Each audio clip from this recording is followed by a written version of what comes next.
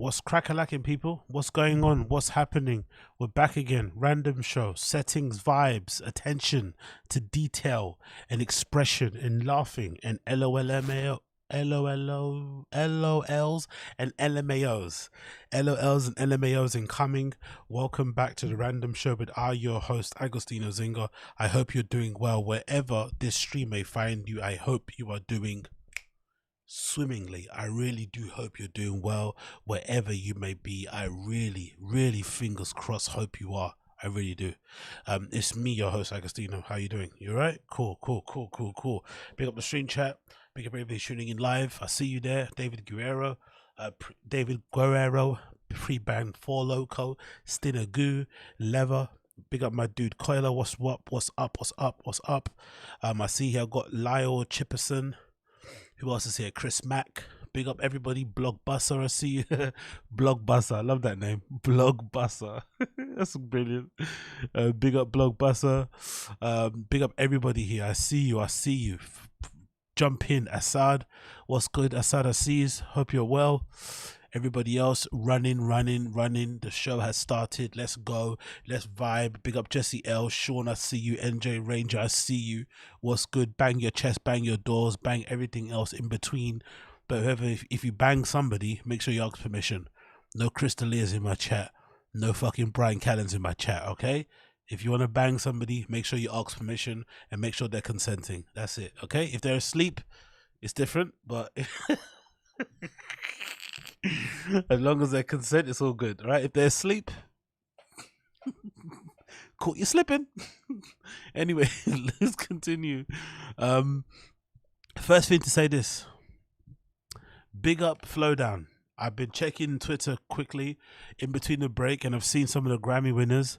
Big up motherfucking Flowdown. Big up Flowdown. Flowdown might be the first person from Newham, the borough in London that I'm fucking from, the borough in London that I'm bloody grew up in, right? Big up Custom House, big up Canning Town, bang your fucking doors, Forest Gate, Stratford, right? Leighton, all them sides there, right? Big up if you're from Newham, you know Wagwan. Big up Flowdown for fucking winning a Grammy. Flowdown won a Grammy. Are you dumb? Do you know how serious of a situation that is? A founding member of Roll Deep Crew, one of the founding members of Roll Deep, has won a fucking Grammy. Do you know how insane that is?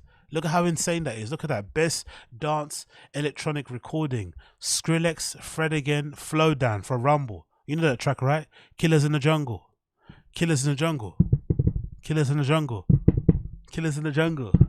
You know that record, right? It's fucking banging. Big up Fred Again. Honestly. Big up fucking Flowdown. Flowdown has won a fucking Grammy.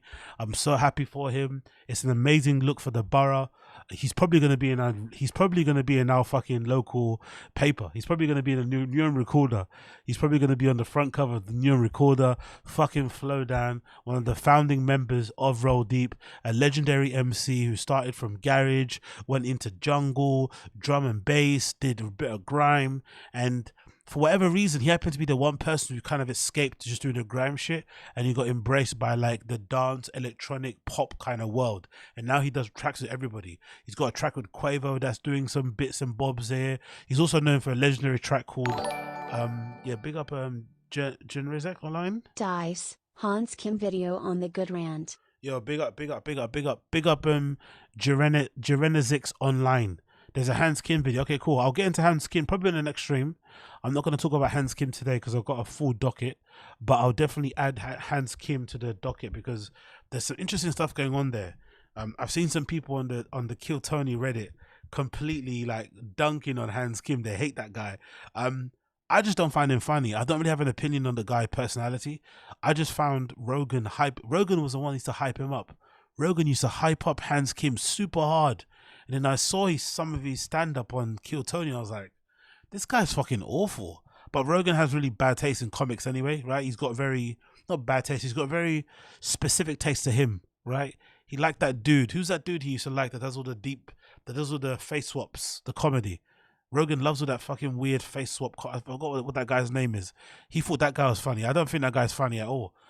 Rogan's got weird taste in comedy, but for whatever reason, Tony Hinchcliffe has now taken Hans Kim under his arm, and he's now become a part of Kill Tony. I think he's one of their touring comics, right? If I'm not mistaken, isn't he one of their like guys that does all the shows? Whatever it may be. He had that battle with that other dude who he said people he lost to, but I don't know. I'm not really too sure anything about him, but I've read a lot online. I see people don't like his personality. They think he's a bit up his own ass, but I don't think, from what I can see so far, Hans Kim, I don't think it's his fault. I think the monster was created because of all the people around him. He had Rogan gassing him up, right, making him seem like he's the most funniest guy on earth.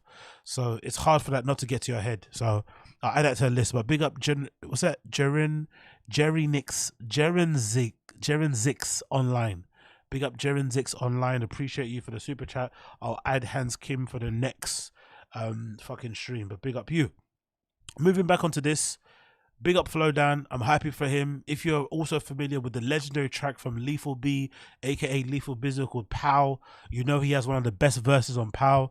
I'd love to actually play it right now, but Pow's a fucking incredible, legendary UK record from the garage/grime scene. If you know anything about that, you know Wagwan. He's paid his dues. He's a fucking OG. He's a fucking legend. Maybe one of our best MCs to ever come from this fucking lowly little island.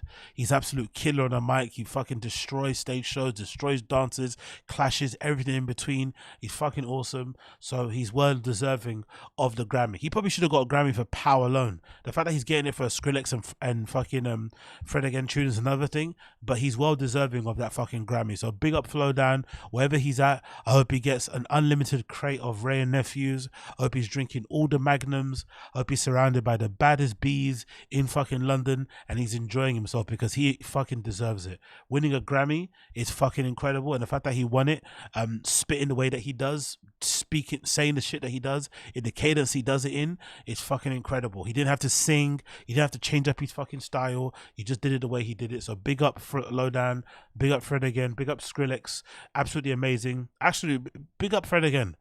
I'm not going to hear another negative word said about Fred Again. Fred Again is my guy. The fact that Fred Again, some posh, uppity, you know, what do you call it, rich white kid, was able to make a tune alongside Skrillex that allowed somebody from the hood, from the ends like Flowdown to win a Grammy, that's maximum ratings. You're always going to be in my good books. I'm going to defend fucking Fred Again until the fucking sun comes down. I'm going to defend him until the sun comes down. The fact that that guy created a tune that allowed somebody from the same place that I'm from the fucking gutter, from the ends, from the fucking ground, right, to win a Grammy, says a lot about that guy. He could have put anybody on that record. He could have put any number of artists, any number of fucking MCs or rappers. The fact that he put someone like Flowdown on there, he allowed him to shine. He gave him that space to do what he did, and he won a Grammy in collaboration with him on that fucking track, says a lot about him. So big up fucking Fred Again, big up Skrillex, two people who will never hear a bad word said about them in my presence. If you chat shit about Skrillex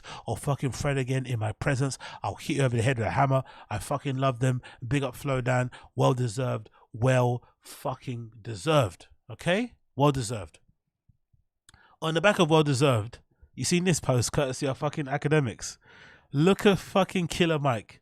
Killer Mike somehow won the Grammy for best rap album. I don't know how, because he raps like fucking toilet water and I don't really enjoy his music. I don't mind it when he does Run the Jewels, but Killer Mike on his own, awful. I think the best track on there is the one that features Andre 3000, but somehow he managed to win Rap Album of the Year, and he also managed to get arrested.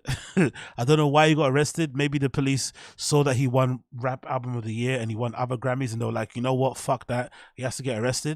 That's one thing, but he did get arrested. One of the things that's funny about him getting arrested, though, which people are not mentioning, is the handcuffs. Look at the handcuffs. Killer Mike is so fat, they couldn't cuff him normally. They had to cuff him with two handcuffs. So they put one set on one arm, one set on the other, and linked them in between because he's too fat to connect his hands behind himself. Do you know how embarrassing that is? Do you know how embarrassing that is? That you are that fat that they can't arrest you normally. They have to basically give you extendo handcuffs. They have to give you extendo cuffs so you can get cuffed. You know what? That's funny, because I've had situations in my life where I've had those inflection points that I'm too fat, Right, it happens every time when I get too big and have to lose weight. I have these little moments where I get reminded of how fat I am. I had a moment where I was in the lift one time, and the lift wouldn't go down because it had like a maximum weight thing, and it started saying the voice was like, weight limit exceeded, and I was like, oh my god. This lift is saying it can't accommodate me to go down. I was like, oh my god. So I started running. I lost a bunch of weight. I was fine. Then I got fat again. Then one time I went to fucking central London to buy some jeans, and I thought I was like a 36 right at the time because I hadn't weighed myself or worn any new jeans. I went to the store to buy some new jeans, and obviously I tried to wear a pair. I went to try on a pair of 36s, and I couldn't even get my one leg through one leg hole. I was like, oh my god, I'm definitely not a 36. That was another reminder. And I think another reminder, if it was me and I was Killer Mike, a reminder or a fucking wake up call for me to lose weight will be me getting escorted out of a Grammy Awards, and I have to have 2 sets of handcuffs put on me because I can't get my hands behind my back like that. That will be a wake up call for me. Do you know what I mean? That would be the wake up call that I would need to be like, you know what? I'm going to go for a run. You know what I mean? That's what I would fucking need. So hopefully Killer Mike does that. I don't think so because he won a Grammy. Again, I think he sucks. I'm not a big fan of his music, but the fact that he was able to win a Grammy for that type of music is probably a good thing for everybody else, artist-wise, because it shows that there are no limits, really. He's kind of an older dude as well. I think he's like in his 40s. He's very conscious, and his music's just not my taste. It's not really popular. I don't think it's like mainstream. No, I won't say it's mainstream popular. It's not like for the kids either, right? He makes music for like adults, and the fact that he was able to win, I think should give people encouragement that, you know, whatever art you create, as long as it resonates with people, they're gonna wanna give you an award. And let's actually check the fucking lineup. I'm curious to see what did he win it ahead of, because I was kind of shocked that I saw him win. So let me actually check the list here, courtesy of The Guardian. Best solo performance, you got Miley. Wow, Miley Cyrus won a Grammy ahead of Doja Cat, Billie Eilish, Olivia Rodrigo, and Taylor Swift. That's fucking crazy. I'm a big fan of Miley, don't get me wrong, but all these people are like heavily backed by their label. These are like proper, not want to say industry plants, but they are like all the main, you know, they're the main stars on their labels. These people are huge. The fact that Miley ran one ahead of them is incredible. Big up Miley. SZA won ahead of Janelle Monáe. Okay, cool. That's cool. Chris Brown obviously is never going to win a Grammy because of the whole Rihanna thing. So big up Coco Jones. She's absolute smoke show as well, Coco Jones. Legitimately, I would, you know, eat some cereal off that body. Fucking phenomenal. Big up Coco Jones. Best folk album, Joni Mitchell. Record, Jack Antonoff. Oh, that Jack Antonoff, I guess that was a very Jewish guy sitting behind Taylor Swift. There's a picture of Taylor Swift sitting down eating dinner, and there's a really Jewish looking dude behind her, and I guess that's Jack Antonoff. Songwriter of the year. Let's see the rap. I want to see who did Killer Mike beat, because that's fucking crazy that he won that fucking R&B album of the year has to be Victoria Monet. I love her. If you don't know anything about Victoria Monet, I recommend you check out the EP Jaguar. Some of the best R&B you'll ever hear. Not like the trendy fucking, you know, dubstep fucking auto-tune R&B. Proper R&B records, proper good vibes, great voice, amazing videos. So yeah, great to see that she won the fucking award, and incredible choreography as well. She's a really good dancer, very good, amazing stage presence. She looks great live. I think she's performing here soon as well in London, so I'm really eager to see her as well. So big up Victoria Monet. So let's see here. I want to see rap album. Where's the rap? Okay, cool. Wow. Killer Mike beat those people. Killer Mike somehow beat Drake and 21 Savage, her loss. He somehow beat Metro Boomin, Heroes and Villains, King's Disease by Nas, and Travis Scott. To be fair though, to be fair, this is not the strongest rap album of the year category, is it? It's not the strongest. What do you guys think? It's not the strongest, really. So I think I take it back. I think Killer Mike might be deserving of it. As much as I don't like him as a rapper, he's not my artist that I go to, I think he's quite deserving. This isn't the strongest rap album list. Metro Boomin, that album, I listened to it once. I didn't replay it. 21 and Drake, Her Loss was never going to win, really, let's be honest. Even though I like the album, it was never going to win. Nas King Disease 3 is probably the worst of the King Disease trilogy. I think 1 and 2 is better than 3, personally for me. I think 3 was a bit shit. I'm glad they ended it, by the way. And Travis Scott Utopia. I don't know about you guys, but I thought Utopia was very underwhelming. And I'm a big Travis Scott fan. I actually like Travis Scott, but I thought Utopia was kind of shit. So I'm surprised to see all the kids online like shocked that Travis Scott Utopia didn't win. It was terrible. There's no real standout record, like apart from what Fiend with fucking Playboy Carti. Fiend. That's only the real standout track that's on the album. Apart from that, not really for me, to be honest. You know what I mean? Like it would have been a bit of a shocker if he would have won. I think Killer Mike is deserving. Honestly, I take it back. As much as I don't like Killer Mike, as much as it's not much for me, like I said, I prefer Run the Jewels. I think the Run the Jewels group, his little duo he has with the other dude, I think is far better than his solo stuff. But I listened to Michael once. I did like it. I think there was a couple tracks on there. I think there's a track with Black Thought on there. There's a track with Andre 3000, obviously, that everyone fucking wanks over. But yeah, I think he's more than deserving for this. I honestly do think so. Country performance, was Jelly Roll here? No Jelly Roll. Okay, no, Jelly Roll wasn't nominated for anything from country. Okay, I was surprised. You got Brad, Zach Bryan, Tyler Childers, Morgan Wallen. Morgan Wallen didn't win. Okay, wow. Chris Stapleton won there. Best global music performance, Shakti. Wow, Tyler won a Grammy as well. That's big. She just started the other day. Imagine winning a Grammy without an album. Tyler won a Grammy without an album. Tyler Walter won a Grammy without a fucking album. That is incredible. So big up Tyler, ahead of Ashake, Burna Boy, Davido, Ira Star. That's incredible that she won. I'm not gonna lie, that's a really big look. So big up Tyler for winning a Grammy there. Who else we got here? Alternative music, fucking Boy Genius. I fucking hate Boy Genius with all my fucking heart. So they can get fucked. Alternative, you got Paramore, cool. Paramore won both alternative music performance and rock album. That's a bit of a travesty, isn't it? But that lineup is fucking horrendous. That Metallica album wasn't that impressive. Queens of Stone Age have fallen off the cliff, really. Their recent stuff isn't that great. Foo Fighters, who's listening to that in 2024? Greta Van Fleet, no, I'll pass. Fucking hell, fair play then. Best rock, Boy Genius. Best rock song. Come on, bro. Imagine Olivia Rodrigo getting a nomination for a rock song. Olivia Rodrigo does not make fucking rock music. She makes really good pop music, but she doesn't make rock music. Why is she even there? That's insane, isn't it? Best metal performance, Metallica. Of course, I had to give it to them. I would have given it to fucking Slipknot, one of my favorite metal bands of all time. Legitimately one of the best metal bands of all time, one of the best live bands of all time, or even Ghost. I saw Ghost perform once as well. They're really good. Best rock performance, Arctic Boy Genius did a sweep in it, this reward ceremony. How they win so many fucking awards? Boy Genius are fucking awful. How they win so many awards? Okay, cool. But yeah, big up everybody that won and I think Dave Chappelle won an award as well, right? Chappelle. Did Chappelle win?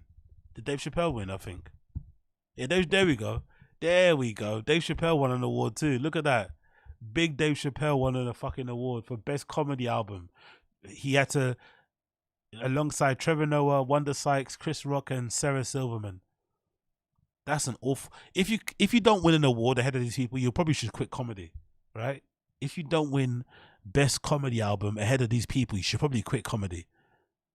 Fucking awful. Although I have heard from people, I don't know if this is correct. What do you guys think? I've heard from people that Trevor Noah is actually quite funny in live. I don't know where I read that somewhere, but somebody said that they were surprised that Trevor Noah was actually way more funnier live than he was when he does his TV show stuff. What do you guys think? People actually said Trevor Noah is actually quite good live. I can't imagine that personally, but people are saying Trevor Noah is actually pretty funny live. I don't know. Quite saying, nah, he's not. He's insufferable. Oh, look. I heard Trevor Noah stealing Russell Peters jokes back in the day. Negatory. Saw him in Detroit. Okay, cool. Quite said saw him in Detroit. Didn't like him. Silverman sucks. Gringo Pappy. Best audio. Jordan Ray. Gringo Pappy. Best audio is King comedy album. The audio is King award goes to Brendan Schwab. legit hate Trevor Noah. Wow, people really hate Trevor Noah. Okay, cool. Fucking hell. The Trevor, no one's backing my opinion about Trevor Noah. Okay, cool. I'm on my own island, as per usual when it comes to this stream and my hot takes. I'm on my own island, okay, and I'm not afraid to stand there by myself. I'm not afraid to die on the fucking Trevor Noah hill. Trevor Noah is my North Star, as Brendan would say. That's my North Star. Trevor Noah is my North Star. Solidarity with my African king, my African brother. Solidarity. I'm doing that thing again where I like people just because they're black, you know? When I was gassing up Malik, I was like, oh shit, I think I'm gassing up Malik because he's black. I think I've got a bias.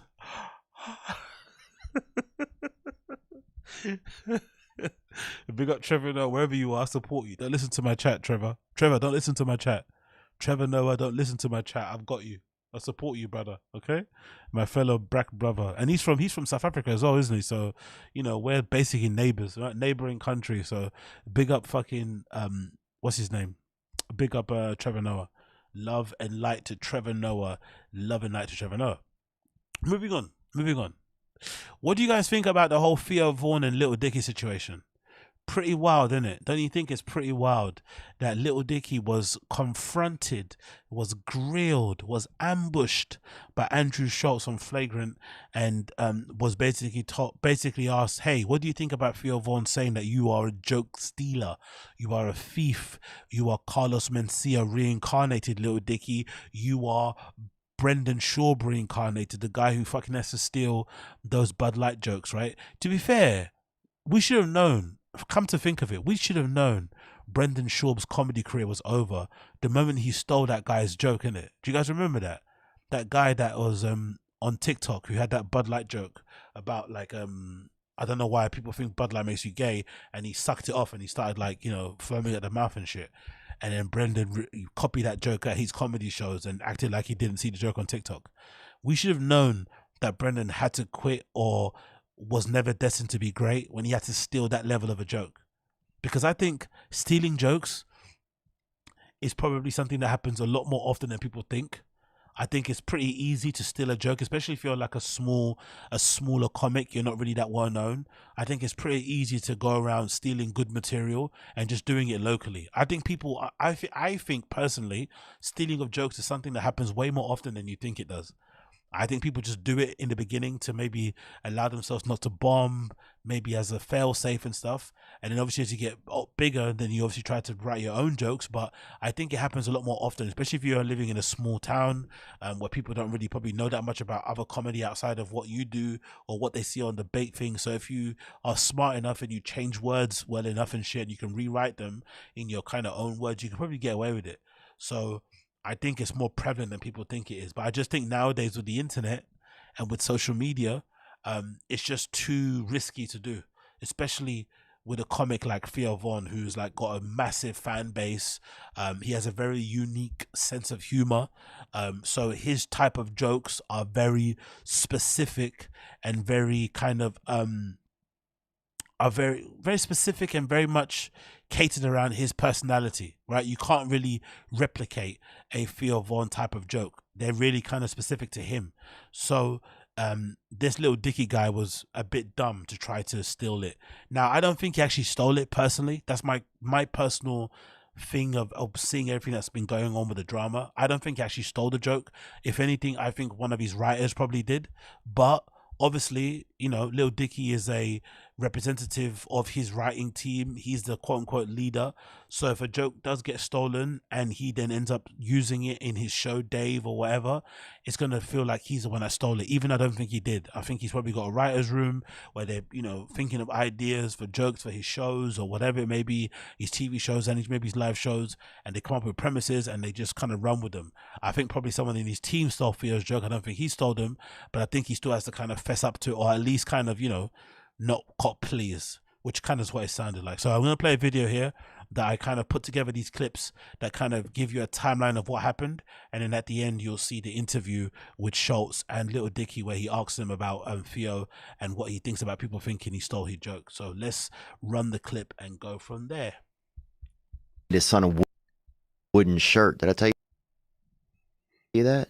A wooden shirt. Yeah, he made his son a shirt out of plywood for Christmas. What? Yeah. He wanted the kid to wear it? Oh yeah, he did. And I remember I was Wait a minute. Is it a stiff shirt, or did he make it like little itty bitty tiny pieces of plywood and weave it all together? Oh no, it was pretty stiff. All these shirts are 100% wood. What a concept. I have never heard of this. This is very innovative. My shit, little Dicky. Yeah, Everybody maybe steals my Shameless. shit. Have you Little told Dicky that steals story? your shit? That Have show you- steals so many of my jokes, man. It's crazy. Like the show, Dave? Actually? yeah. Damn. That's what's fucked up. one joke that you've seen that you're like, that's mine? Too many. All right, fair enough. Wait, that's a Little Dicky show? Yep, Yeah. Dave. He's stealing your jokes.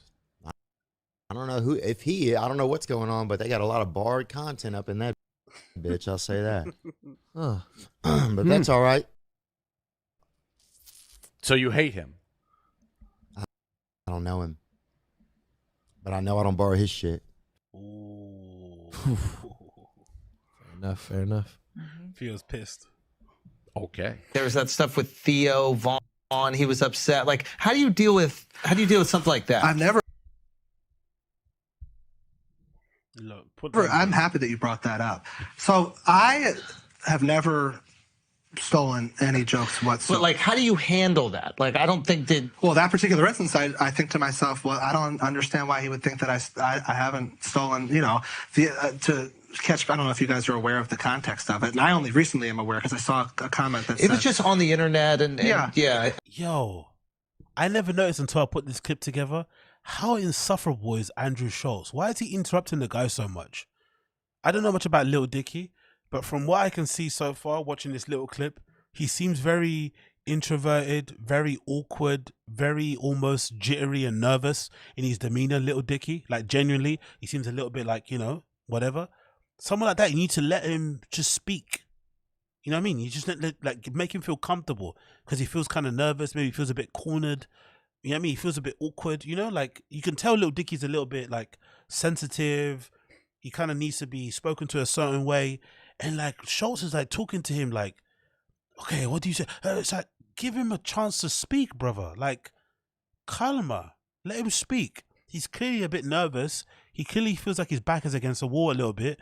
Even if he's lying, whatever, let the guy speak. Please.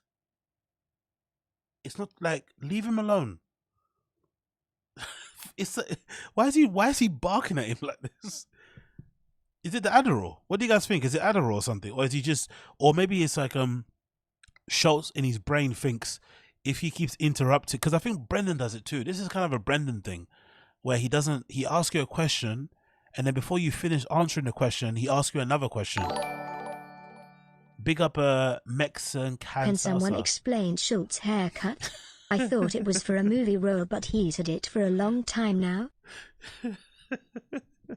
I love the duality of the chat and the fucking donation. Big up Mexican salsa. I can't explain his haircut. I just asked what's wrong with Schulz and his questions, and then Uche is like, no, he's just a prick. What's up with his haircut? He's just a prick. Honestly, Schulz is fucking the worst, isn't it? To be fair, Mexican salsa, I think the haircut is an attention thing. Similar to Bert taking off his t-shirt, I think Schulz just loved the attention. So he just cut his hair in a way where people are going to constantly ask questions. Oh, why do you have your hair that way? So I think it's just an attention-seeking thing. That's it. I don't think he even thinks it looks good. It's just a good way to get attention. That's what I think. I honestly do think so. I don't even think he likes a haircut. It's just attention-seeking. It's like a very clever, subtle, I won't say subtle, but it's a non-like obvious way to look like you're getting attention, you know? It's like the guy that walks around with a big hat, with like a furry hat, or paints his nails and like, oh, like, and acts like it's no big deal. It's like, most people don't really see guys with nails painted. You know why you're doing it. You're peacocking. You're trying to get people to be interested in you and shit, whatever. Anyway, that aside, thank you, Mexican Salsa. Appreciate you. Schulz needs to fucking relax. Let the guy speak. Please, brother. Let him answer the question. I think he was doing like a Barstool show, and you guys both had a similar idea in the show. right? Yeah. Or he had it in I something, and then you said had it it, on I a guess. podcast He said it on about a the pod, wooden and then, shirt thing. Yeah, it was like a wooden shirt, and then you guys had it in the show. Now, I remember when we came up with the wooden stuff in the writer's room, and it was totally built on a different idea that was about like a man whose entire house was made of wood down to the clothing. And then we ended up not going with that storyline. Yeah. Ended up doing one small, really inconsequential scene of my series where a guy. Big up, Crash. Appreciate you, brother. Schultz looks like the Pringles guy if he had hair. Yeah, exactly. Good point, exactly. Big up, Crash. Exactly. Great point. I actually believe him, and I think what he said was very key. They came up with the wooden shirt thing in the writers' room. So I have a feeling most likely somebody from Little Dicky's writers' room is definitely a fan of comedy podcasts, right? And just happened to hear that fucking iconic wooden shirt thing that THEO has said many times on different shows, and obviously had it in the back of his head and whatever. Maybe a bit of parallel thinking involved there. But I don't think Little Dicky sat down and copied THEO's joke. But I think as a leader, as the face of your brand, of your TV show, of your studio, you have to kind of own up to the fact that some of your writers maybe had stolen or got inspired by what THEO has said. The problem with the THEO joke is this. If I remember correctly, THEO didn't say only the wooden t-shirt joke. I think THEO's main issue and why he was so mad, because that clip when he's on that show with Dave Portnoy, right, that podcast on Barstool, I remember that. I think even Coiler mentioned it. He was really on edge on that show. He wasn't in the best of mood, but also he was really angry when they brought it up. I've never really seen THEO like that. He's usually quite chill, laid back kind of guy. He seems like he's non-confrontational, but he seemed really annoyed. And I think I remember him mentioning after the fact that it wasn't only that wooden t-shirt joke, it was other jokes too. So there was other jokes in the series, Dave, that THEO said that most likely they stole from him. So let's be real here. And like I said before, THEO's sense of humor, the way he says things, is very unique. So if you do steal his jokes, it's going to be super obvious. So I believe most likely they did steal it. I just don't think it was Little Dicky that stole it. I think somebody in his writing team did it, but I think Little Dicky should own up to the fact that it happened under his watch and kind of let bygones be bygones, but you can't deny it because it's obvious. Do you know what I mean? Like, where else did you find that inspiration from? Guy was just selling wooden shirts. Yeah. I promise you it wasn't. Whenever I see content of Theo Von's online as I'm scrolling, I totally think it's funny and I respect it. Yeah. I've got no animosity. I've just never met him. We have so many mutual friends. Yeah. I always was under the understanding that like accusing a comedian of stealing jokes is like a major taboo. Oh, I think they don't like each other anyway. If they've got loads of mutual friends, why haven't they met? Why haven't their mutual friends ever put them in touch? I've got a feeling their mutual friends know, or they've had some other beef happen. That seems odd, innit? If you've got a ton of mutual friends, why haven't they put you together in one room to kind of hash it out? I think there's some other beef there. No? There's some other beef there, innit? There's some other beef there. What's big up Uche, what are you saying here? The reason THEO brought it up is because it becomes because someone on Barstool host accused him of stealing a joke from the show Shameless. Ah, okay. So he was defending himself, like, I don't steal jokes. This Little Dicky guy steals jokes. Okay, cool. But yeah, it feels really odd that their friends wouldn't have put them in touch if they've got many friends in common.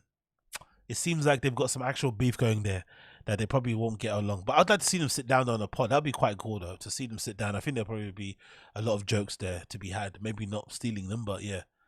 THEO doesn't seem like he's fond of those guys. It's a big the deal. biggest, yeah. It's a big deal. I was like, well, just reach out to me and let's because Yeah. Yeah, exactly, Chris Mack. You're right. Yes, Chris Mack. That's the one.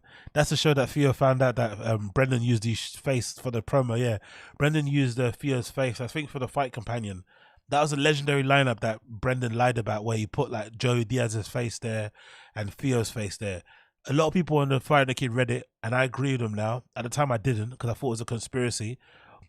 A lot of people on the Fire the Kid subreddit said that they just think Brendan put people's faces on the flyer without asking them, hoping they'd see it, and then just agreed to do it.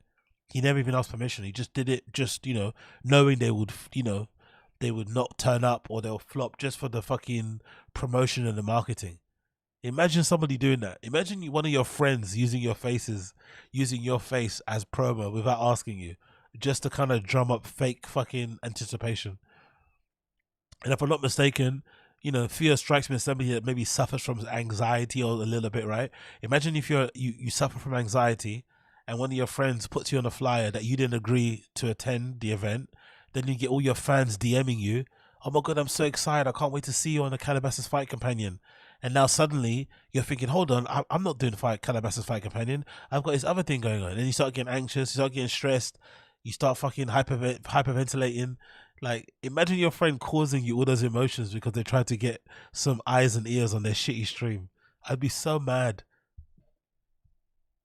Never, and I have nothing but respect from what I see of his content online, but I never have stolen any joke. That's really my immediate reaction. It's not like I'm not hurt by it. I'm just like, why would he be so insistent that when I never would? Right. Two people can't have the same idea. It's a pretty broad idea. It's a broad idea, but it's also very specific. I don't like the fact that he's arguing about it. Maybe it's the comedian in him, it's the artist in him, it's the professional in him that feels slighted, that feels kind of attacked, right? But the way he's arguing it makes it look like he stole the joke, right? The lady doth protest too much. I think he should be okay to be like, hey, I understand why Theo thinks that. I didn't steal the joke. Maybe someone in my writer's room did, which is not good to say because it sounds like you're throwing your fucking team under the bus. But he is arguing about this too profusely for me personally, because that joke is very unique, right? Who else have you heard talk about a fucking wooden t-shirt in the way that he did, right? Most likely it did. It's not a true thing, right? We all know that story probably isn't true about some kid in his area having a wooden t-shirt, but still, it's the premise behind it that's very unique and comes from a very specific point of view, you know. Like the idea of wooden clothing. And also, let's be honest too, as funny as the joke isn't funny because it's funny. The joke is funny because of the way Theo says it. So the fact that he's trying to die and hold on to this is really odd. It's like, come on, it's not even that good of a joke. Like, let's relax, you know? Yeah. I don't know. Like, I'm sure I don't know. See, it's kind of specific to the way you just said it. I mean, yeah, like, but I'm sure it's not men and women are different. Very one-dimensional. Why does he have to laugh like that? Have you ever met anybody that laughs like that in real life at like the slightest bit of a joke? Yeah, like, come on, bro, relax, man. Is it really that funny? Schulz is a bit. Yeah. But yeah, I have you guys spoken at all? No. Why don't you guys just talk? Why not? Yeah, I would. Because I think a lot of times. Oh, you see that? Why don't you guys talk? Yeah. I think there was an attempt to make them talk before, and it didn't go well. That's what I think happened. I think there was an attempt to have them come together and talk, and it didn't go well. See, little Dicky responded, "Why don't you guys talk?" Yeah. They're not gonna talk. They're not cool with each other at all. Zero.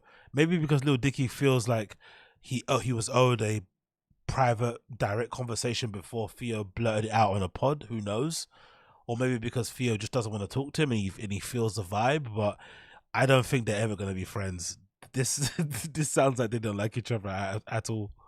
Sometimes what would happen in these situations is, you know, both sides explain their part, and then you go, oh, okay, I see why this, you know, these two different comedians came to this conclusion, and it wasn't somebody that's trying to bite. I'm definitely down to. I have no beef with him whatsoever. I don't like when, you know, if I post something and I see like, stop stealing Theo's jokes. Like, it's just I never have. Oh, Theo's fans are getting to him as well. Theo's fans are getting to him. Interesting, right? Theo's fans are bombing his fucking comments saying, stop stealing Theo's jokes. So he's definitely seeing all the comics and shit. Okay, cool. Again, I don't think he stole it, but he's sounding very guilty. That's the only thing that's odd. Big up NJ Ranger. He's doing an avant-garde, Marina Abramovich style conceptual art bit where he does a realistic interpretation of Waluigi. The performance art of Waluigi is fucking insane. Marina Abramovich cosplaying as Schultz, pretending to be Waluigi is fucking nuts. But bring up NJ Ranger, appreciate you, man. Oh, absolutely legendary. I love that clip of Marina Abramovich speaking about Kim Kardashian. An amazing clip. Where she's like, yeah, I met her once, I don't need to meet her again. Like, it was so fucking brutal, man. I love her, man. She's so cold, so direct, so amazing. Big up NJ Ranger. Done that. Yeah. And I think there's only one joke in question. It's not like I've made like a career, you know what I mean? I don't even know what other jokes were even questioned. Oh, let's be careful about that. Let's not say this on the internet, little Dicky. Let's not say I haven't made a career out of stealing jokes, because you know what the internet's like. The internet will start digging. The internet always wins, and they'll find instances where you stole some other jokes. Don't put out a challenge. Don't put out that challenge. Be careful, little Dicky. Don't put out that challenge. The internet will destroy you. People put together a compilation, a 10-minute compilation of all the fucking jokes you stole. Relax, my friend. Relax. It's not that deep. Relax. In 3 seasons of television. Right. One joke. Yeah, that's the thing. I think like now with the internet, there are so many more people putting things out that the possibility of 2 people having a similar idea is infinitely higher than back in the day where there would be 10 comedy specials a year. Yeah. And you just need to cross over in those 10. Now you have a million pieces of content that are out there in the world, and you're going to see people with similar ideas. You see it happen with memes. You see it happen with, written pieces. You see all these types of... Schultz is saying all of this, but I don't think he'd react very well. Schultz is saying all this stuff, but I think he would react very negatively if he saw somebody copy one of his premises or one of his jokes. I don't believe him. I don't think he's going to be the cool guy if he sees somebody copy something that he said. He would not react well. He looks like he'd react like very angrily. He'd get very fucking snappy. He'd start saying some big words. He'd start threatening people. Like, he doesn't look like a guy that will take it on his chin. So he's talking all this shit now and trying to act like he's, understanding of both sides. But if somebody stole one of his jokes, I think he'd react very, very angrily. thing. So I don't think it like immediately means that one person is stealing from another. All I know is that my soul feels very pure and clean. Like I just think you guys are both. What? My soul feels very pure and clean. He didn't accuse you of raping his sister, you fucking donut. He just said you might have stole a joke. Like, it's not that deep. What the fuck's he talking about? My soul is very pure and clean. Come on, little Dicky. Like, what? Look how he's sitting as well. Oh, bless him, man. Anyway, he seems very precious, but he needs to relax, man. He's taking his too... I don't know. Just chill. Not that deep, bro. Both great, and I would love you guys to both just be like, hey, set it up. You're friends with everybody. Right? I will. Yeah. I will set that up. Yeah, I will. Oh, that was a bit spicy, isn't it? Set it up. You're friends with everybody, right? Oh, that was a little bit. That's a little bit sassy. You're friends with everybody. Little Dicky is sunning fucking shows. What was that about? Ooh. I'll set that up for you. Yeah, I will set that. Oh, that laugh. Clean, like I just think you guys are both great, and I would love you guys to both just be like, hey, set it up. You're friends with everybody. Right? I will. Yeah. I will set that up. Yeah, I will set that up for you. Yeah, I will. That laugh. What? Set that up for you. Yeah, set that up. Yeah, I will set that up for you. Yeah, I will set that up. I will set that up for you. Yeah, yeah, I will set that up for you. Yeah, I will see you. Yeah, I will set that up for you. Yeah, I will set that up for you. Yeah, I will set that up. Let's go for you. Yeah, I will set that up for you. Yeah, I will set that up. Let's go for you. Yeah, I will set that up. Let's go on for you. Yeah, I will set that up. Let's go on for you. Yeah, I will set that up. Let's go on the beach and for you. Yeah, for you. Yeah. For you, yeah, I will set for you, yeah, I will set that up. Let's go.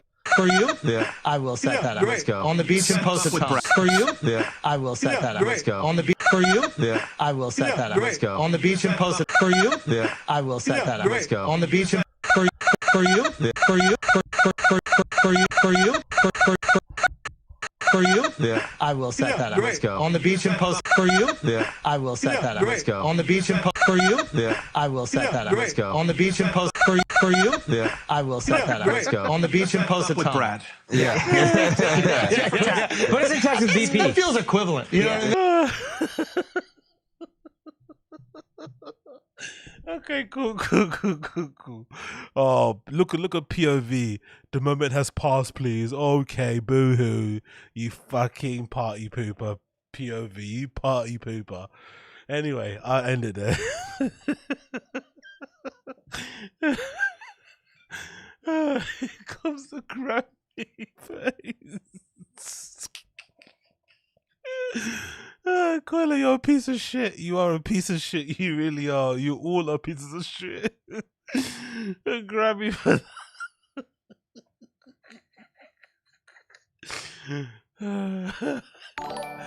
Yo, big up Theodore. Appreciate you. Big up Theodore. It's just that one joke you curb song. It's just the one joke. Exactly, Theodore. You got to be careful. I only stole one joke. I've never stolen any other jokes. I've never stolen a joke. Dun dun dun dun. Yeah, you know what I'm going. AZ gonna need both cups. You guys are fucking stupid. I swear to God.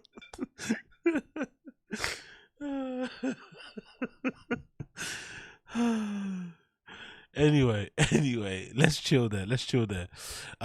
So in conclusion, big up Chief Callum. That shirt made out of wood joke was way too specific.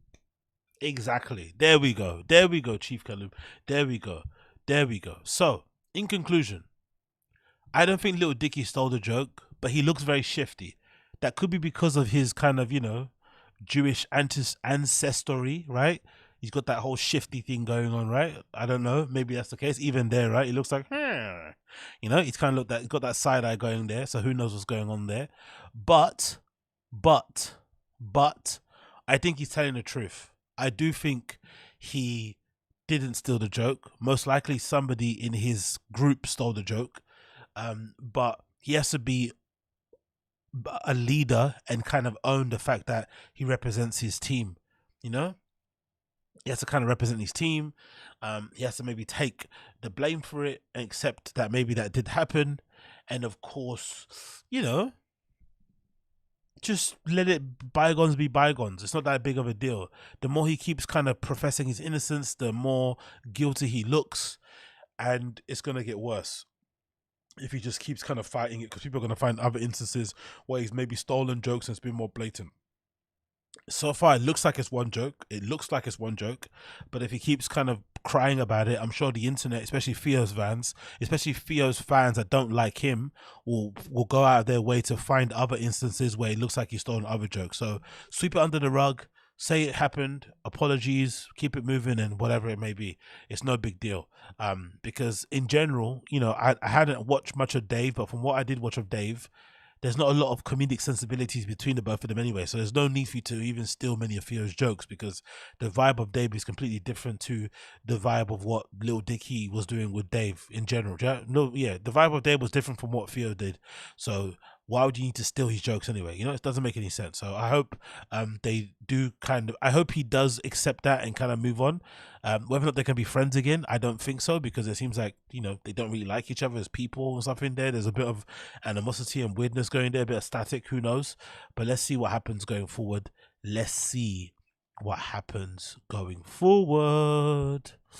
What you guys saying in the chat? Someone in chat says Santino. I have to agree with that. I don't think Santino is that dumb to think that nobody would find out. Yeah, I don't even think it's Santino. It could be anybody. Like, anybody that's a fan of pods might have heard Theo say that fucking t-shirt joke and ran with it. It was iconic, right? You all remember when he originally dropped it on that Rogan show, right? Let me play the start of the clip again. We all remember when it happened. Like, anybody could have heard this. This guy made his son a wooden shirt. Did I tell you that? A wooden shirt? Yeah, he made his son a shirt out of plywood for Christmas. What? Yeah. He wanted the kid to wear it? Oh, yeah, he did. And I remember I was... Wait a minute. Is it a stiff shirt, or did he make it like little itty-bitty tiny pieces of plywood and weave it all together? So dumb. Oh, no, it was pretty stiff. All these shirts are 100% wood. What a concept. I have never heard of this. This is very innovative. Oh, shit, little dick. Yeah, man. So I think we all remember hearing it, so it could have been anybody. I don't think it was just Santino. I know Santino's one of the writers on there, but it could have been completely anybody. Anybody that's a fan of that's a fan of comedy podcasts could have heard that joke and could have maybe internalized it without realizing, did a bit of fucking parallel thinking, right? A bit of parallel thinking there, and then boom, spat it out like it was their own joke. Big up Valdez. Theo already said it was more than one joke. Internet gonna internet. Yeah. Pest cooked. Exactly. Like, I only stole one joke, I promise. It wasn't any more. I promise, it was only one. And then tomorrow you're gonna have an entire compilation up on the fucking THEO Reddit of all these other instances, and they probably, you know what they'll probably end up doing? They'll probably end up doing like a like for like. They'll put like the Dave joke, and then they'll put the THEO joke. The Dave joke, the THEO joke.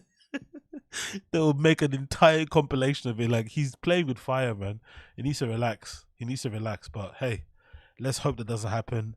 Let's hope that doesn't happen. Okay, let's hope so. Moving on.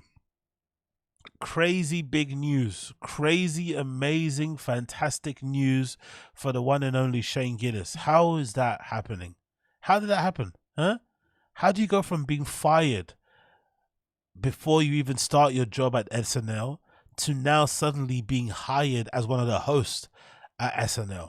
Fucking fantastic turnaround. So most of you guys know, Shane Gillis went through a bit of trouble a few years ago where he auditioned to be a cast member of SNL, and then when it got announced he was hired, the internet cancel culture fucking mob, specifically that guy. Oh wait, yeah, what happened to Seth Simons?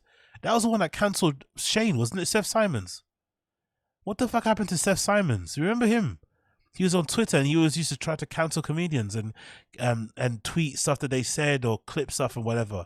That guy was fucking crazy. He was in, especially peak pandemic. He fucking hated stand-up comedy. He probably hated comedians more than Red Bar. Seth Simons was the original Red Bar. Seth Simons was Red Bar before Red Bar. You remember him? Seth Simons, Jake Flores. Remember fucking Jeff Flores? Do you remember? Jeff Flores. Oh man. So anyway, what you call it? What? AZ, read the article Seth Simons wrote in response to this, bro. Really? He wrote a response about. Okay, cool. I'll search it when I finish this then. Big up Chris Mack for that. I appreciate you, brother. So anyway, Shane Gillis got cancelled because they found this really racy joke that he said something about Asians. I think he used the term chink or something in there, right? And then everybody got mad, even though he was just repeating some anecdote of a story. And then he eventually got fired from SNL before he even took the job. At the time, he was super bummed. This is the thing people don't remember. At the time, Shane Gillis was kind of bummed. I would say borderline depressed. I know now everything's worked out for him with My Secret Podcast. It's fucking killing it. It's one of the highest earners, if not the highest earner on Patreon. He gets loads of, he has loads of good episodes that get great numbers on YouTube. He's doing incredibly well. He's part of Rogan's crew. But do you guys remember when he actually got fired from SNL? He was really down. He was really down in the dumps because it was one of his big breaks and obviously it got taken away from him. And do you guys also remember this part of the law? Do you guys remember when all his friends, Ari Shaffir, everybody else was trying to get him on Rogan and Rogan kept like ignoring him? Do you remember that? There was a period when he got fired from SNL and I think he even spoke about it himself. He thought he was going to get on Rogan straight away and Rogan kind of refused to have him on. Do you remember? He kept ignoring whenever they'd bring him up, whenever Ari would bring up Shane's name, Joe would pretend like he didn't hear it or something. You remember that? And now all of a sudden, Shane is like one of Joe's good friends. You see how things change? I don't know. Again, Joe Rogan's a weird guy, man. The kind of people he kind of co-signs are the ones he kind of... and then when Shane went on eventually to Rogan, it was a really awkward conversation too. He kind of bombed the first appearance Shane did on Rogan. He kind of bombed. Rogan didn't really like him too much. He kind of gave him the cold shoulder. He wouldn't let him joke. You know what I mean? It was really strange. But regardless, things have turned around for Shane Gillis. He's going to be performing on SNL as one of the hosts alongside 21 Savage, February 24th. 21 Savage is still performing on SNL, even though he fucking scammed Aiden Ross the other day, which was fucking horrible. But I guess scammers always win, so big up 21 Savage. So this is a news confirmation courtesy of Variety. Let's read the article. It says SNL sets Shane Gillis as host after firing him for racist jokes in 2019. Let's read the article there. There's Shane Gillis there fucking grinning from ear to ear. Shane Gillis has been set as a host of the February 24th episode of Saturday Night Live, a controversial move as the comedian was cast and then swiftly cut from the late night sketch show in 2019. He'll be joined by musical guest 21 Savage. I cannot wait, guys. I cannot wait for the podcast, for the post SNL podcast. I cannot wait because I want to hear so much from Shane. What happens when he meets Bowen Yang for the first time? Because I think Bowen Yang was another person that kind of got him cancelled after the whole Chink thing. He wasn't happy with it.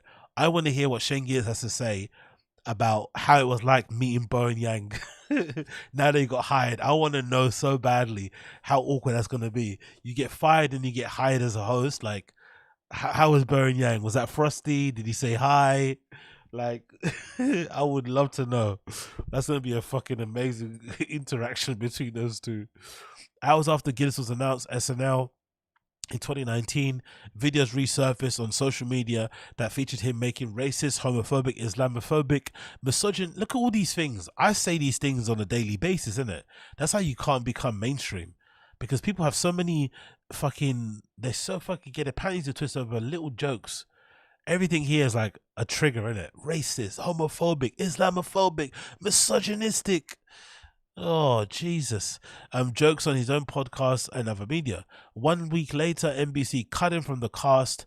The quote, after talking to Shane, we decided that it would not be joining SNL.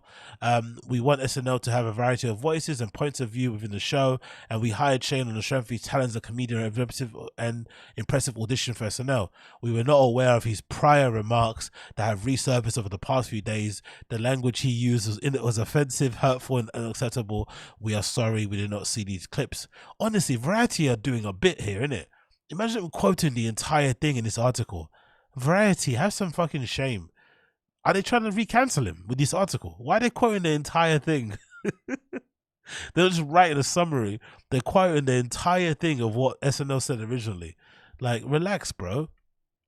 SNL probably needs the ratings anyway. Do you know what I mean? Like, that's why they probably got him on board. It's a good little choice. Like, fuck it. Gillis has also released a statement saying, also released a statement at the time saying it feels ridiculous for comedians to be making serious public statements, but here we are. I'm a comedian who's funny enough to get SNL. That can't be taken away. Of course, I wanted the opportunity to prove myself at SNL, but I understand it would be too much of a distraction. I respect the decision they've made. I'm honestly grateful for the opportunity. I'll always a mad TV guy anyway. That's a really good line at the end, isn't it? I was always a mad TV guy at the end anyway. But yeah, big up Shane Gillis. Amazing fucking turnaround that he's been able to get cast or be a host at SNL. Not even cast, he's a host. That's even a better prestigious role as being a cast member. Fucked up cast member shit. The fact that you're a host on SNL and you get this iconic fucking post-it note thing on the corkboard advert that everyone gets when you're on there is the best validation ever. Way more than fucking getting cast as a cast member on there, because who actually remembers the cast members on SNL apart from the bait ones? So the fact that he's made a big career for himself outside of that is fucking amazing. One person who won't be happy, one person who's not going to be happy that Shane Gillis got that fucking role or he's got that gig, guess who's not going to be happy? Bitch, you guessed it, Brendan Papa Schaub. He is not going to be happy that Shane Gillis got that role, because he's been wanting to get that role at SNL for all his fucking life, right? That's the one thing he's always wanted. Brendan's always wanted to be on SNL. Listen to this. Someone said, would you rather win the Super Bowl, be MVP, or be on Saturday Night Live? I'd pick Saturday Night Live. Wow, really? I just but my heart and my passion was Saturday Night Live. I was obsessed with SNL. Robin, my mom would every Saturday we'd watch SNL, and she always had me watch Robin Williams. So she loved comedy. She loved it. That's where I got my humor from. My mom always gravitated towards me doing, acting and comedy, and Saturday Night Live was like our North Star. Still is. Still my goal to host. Like that young, she was that young. It was Robin Williams. My heroes growing up were Jim Carrey, Adam Sandler, and then on. It's not the. It's all right. It's fine. I never like thought I'd get SNL or like wanted it. Right. So it wasn't like, oh, my dreams are destroyed. Right. It was a surprise. It was just like, oh shit, nice, I got something. They're like, no, you don't. I was like, all right, back to what I was doing. Yeah, he kind of doubled down. If anything, he should, and I've said this from the jump, he should have been fired for having a bad podcast. The problem is it wasn't funny, and it was like reckless, and I get it just wasn't funny. But that was the problem with that, where you don't see like very many good comedians defending him because it's not funny. Yeah.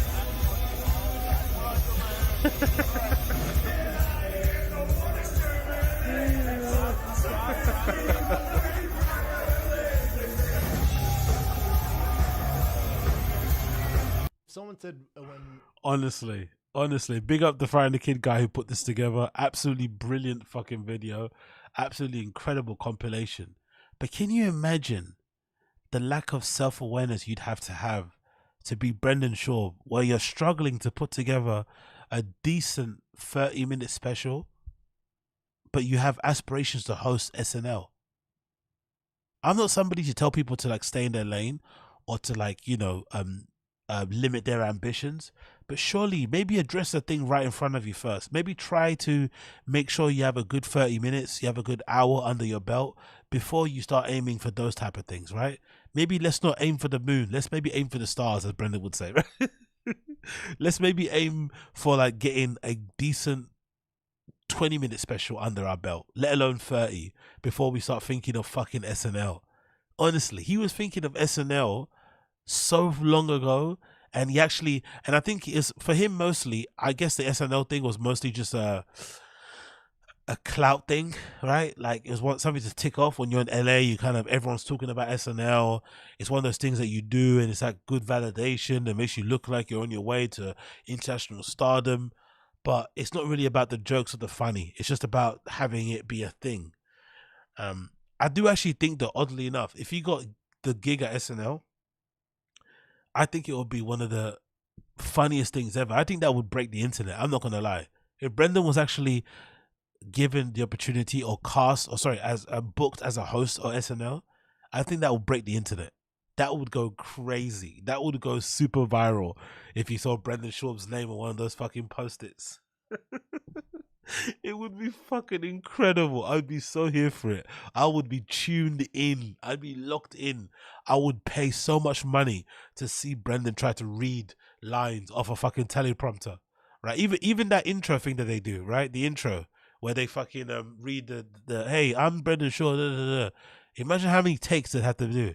I'd kill to watch the fucking all the takes that he had to do, try to read lines off of a certain sketch. It would be so funny to hear him marble mouth his way through a fucking monologue or something. Imagine Brendan Shaw's monologue. He comes out in his skinny jeans and his Jordans. What's up, New York?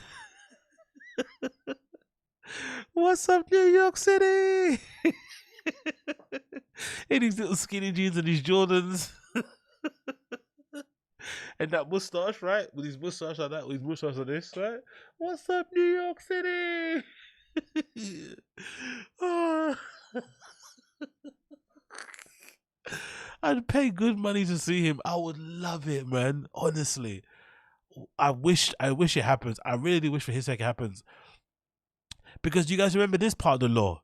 Do you guys remember the part of the law where Brennan was pretending to be a comedian? Like he was building up his like lie, doing his fucking imagined nostalgia about growing up on stand-up comedy. And I think he bought that book. Do you remember that book? I think it came out a while ago. It's like a coffee table book about SNL or the history of SNL. Do you guys remember that? It came out a few years ago. They brought out this amazing book basically detailing the history of SNL, how it started, all the amazing people that came from there, blah blah blah blah blah.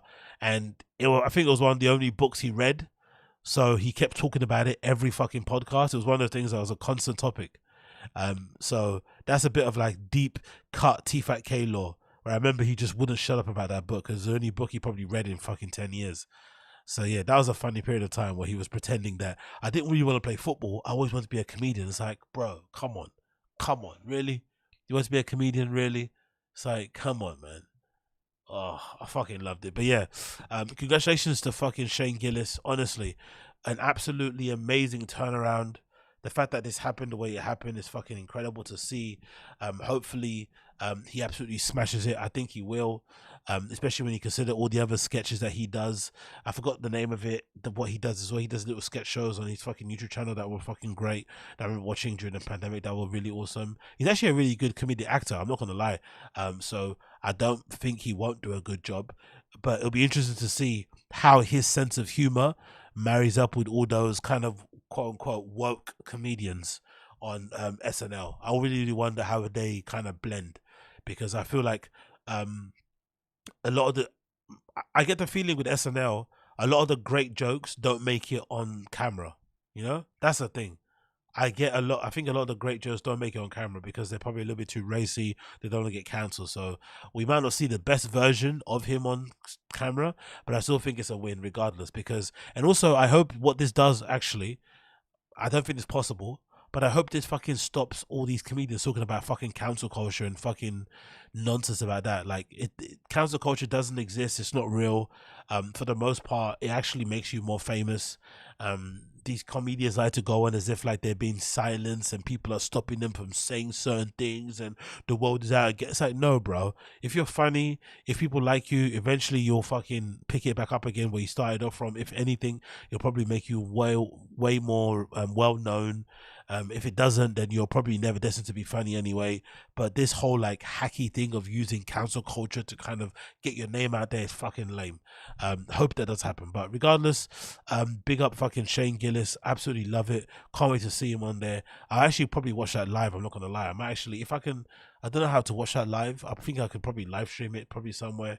There'll definitely be a legal live stream I can probably check it out on, but I'll definitely watch that live. Or if anything, I'll probably rip the whole entire thing on pirate the whole thing from a torrent site or something the next day and probably try and do a reaction for it. And maybe because I can't put that up on fucking YouTube, so I'll probably have to upload it on fucking Patreon. So I'll definitely be checking it out. Can't wait to see what that's like. Seeing him fucking do some comedic acting alongside what's his name, alongside 21 Savage is going to be fucking hilarious. But I really am here for it. I really am here for it. I cannot wait to see more of it when it does eventually happen. I cannot wait to see more of it when it does eventually happen. Okay, so moving on.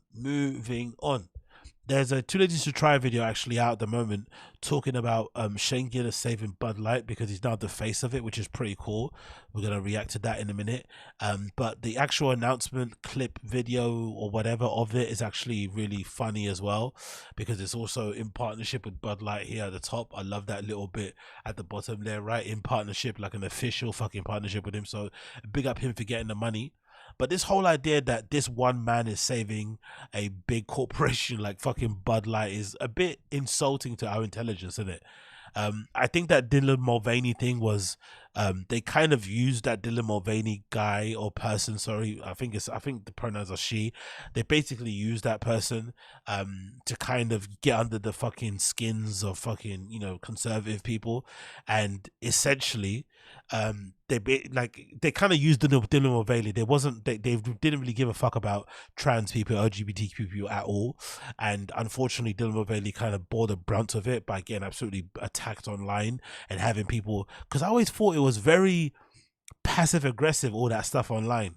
You remember those guys like literally taking out like AR-15s and spraying entire crates of Bud Light with bullets? It almost felt like they were trying to send a message like they wanted to kill all trans people. Like Bud Light, like a bullshit company, bro. Like they actually did some real bullshit there. Like they put Dylan Mulvaney up on the can, didn't offer any protection, any explanation, let all these crazy conservatives spray bullets and shit, like literally declaring war on trans people, right? And then when obviously it wasn't beneficial for them, they just kind of dumped Dylan Mulvaney, you know, throw him under the bus like trash, and then now replace him with fucking Shane Gillis, or replace them with Shane Gillis. But in general, it's all marketing. Nothing really happened to their stocks or whatever. Don't believe all that nonsense. It's all bullshit.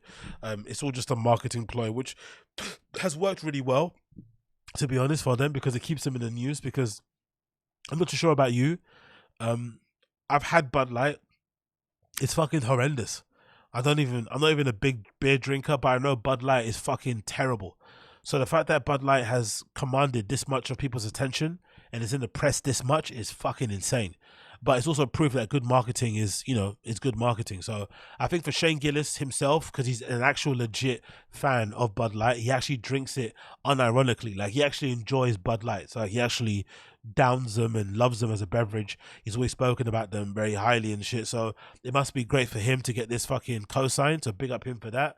But in terms of it being a savior of fucking Bud Light, like, come on. It's not the case, mate. Like, it's all a big marketing ploy. They basically used Dylan Mulvaney to get loads of free engagement online. Used Dylan Mulvaney as fucking trans rage bait. It worked amazingly well, but they also put that person in harm's way because they had all these fucking crazy delusional nutcases of conservative people get out guns and basically threatened to basically shoot trans people off the back of it. But now they are running with Shane. So congrats to Shane. Anyway, he deserves this. It's great to see. But it's a bit dumb to suggest that this one guy is going to suddenly save a company that didn't need saving in the first place. I don't believe the hype. It's all fucking bullshit, in my personal opinion anyway. But let's check out the video regardless, courtesy of to Try, where he speaks about Shane Gillis signing on as an ambassador with fucking Bud Light. We're not too sure what the deal is actually. It hasn't really been spoken about, whether or not it's going to be him on a can, whether we're going to get some promo material, bits and stuff out of the back of it. I don't really know what the deal is, whether it's going to be a special flavor. Is he going to fucking, I don't know what he's going to do, but he's partnered up with them. He went to their factories and shit, and obviously he's loving it because he's an actual Bud Light fan himself. So let's see what To Try had to say about it himself here. Let's see what he had to say. Oops. Probably mostly Shane Gillis announced that he's partnering with Bud Light, which I think is a genius move from Bud Light, because just take a look at some of these articles. Their headlines are hilarious. I don't know if these people will ever learn. Like this one says, Bud Light partners with right-wing comic fired for racist comments, and he also made homophobic comments and jokes. Another one says, Bud Light abandons trans folks and partners with anti-gay comic. Another one says, Bud Light trades Dylan Mulvaney for a conservative comedian who also has made racist and homophobic comments. I love that nowadays you can be anti-gay and not just be homophobic. Imagine, isn't it? Imagine you can just be anti-gay or anti, like, imagine being labeled as anti-gay. That's wild, bro. Comments.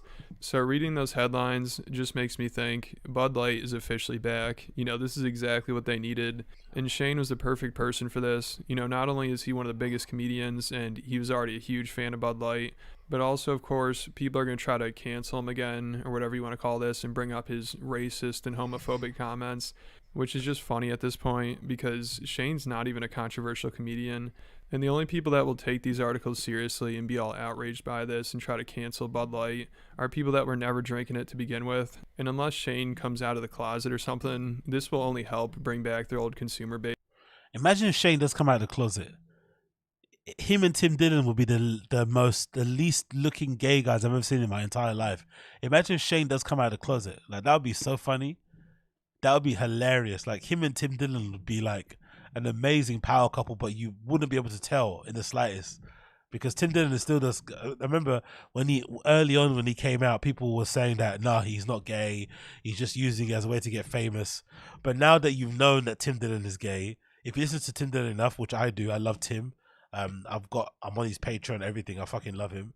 You listen to Tim enough, you see the gay sensibilities, right? You see I think just in terms of how dramatic and how fucking bitchy he is in general, I think those are sometimes his gay sensibilities come out there. The fact that he's very, very, very, very dramatic, he's very much a chatty patty, is hilarious. But I always love the parts. I don't know if you guys notice, if you're fans of Tim Dillon, there's bits of sometimes when he's talking where he'll be like, oh, I was talking to somebody, right?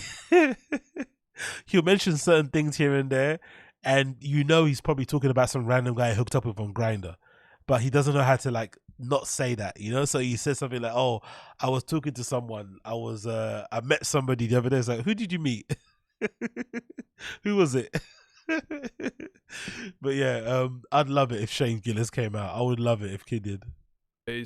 Because these headlines are perfect for them. You know, Bud Light hiring a conservative-friendly comedian who's made homophobic comments. I mean, that's the exact opposite of Dylan Mulvaney. So the people that were boycotting over that, they're probably gonna be like, oh shit, Bud Light's doing something right here. And I doubt Shane cares about the headlines. You know, he's probably more worried about his comment section because, of course, people are gonna be making gay jokes about it. And that's just what you expect. You know, nobody's really pissed that he partnered with them. People, they understand. Like, he's been drinking Bud Light the whole time. He never boycotted them. He's always been a fan. And people know this was a partnership he wanted. Like, he's mentioned a few times how he wanted to get sponsored by Bud Light, but he actually thought he drank too much Bud Light for them to sponsor him. Bud Light would be furious to know that you're not enjoying the products responsibly like they're asking you to. Yeah, I know. Actually, yeah. People are like, how come he's not sponsored? It's like, because I drink 20 beers every time I'm on camera. They can't be like nice. I'm surprised, actually, thinking about people that drink. What happened to Bert Kreischer and Tito's? Why didn't Tito's ever sponsor Bert Kreischer? Do you remember he was always fucking talking about THEOs? What happened there? Do you guys know about the law about that? Why didn't Tito's ever officially sponsor Bert? Or any drink company, actually. Come to think of it. He's never had even like a Pabst Blue Ribbon sponsor. Why doesn't Bert, that drinks a lot and is a proud alcoholic, why haven't beverage companies, alcohol companies, beer companies ever linked up with him? People would drink it if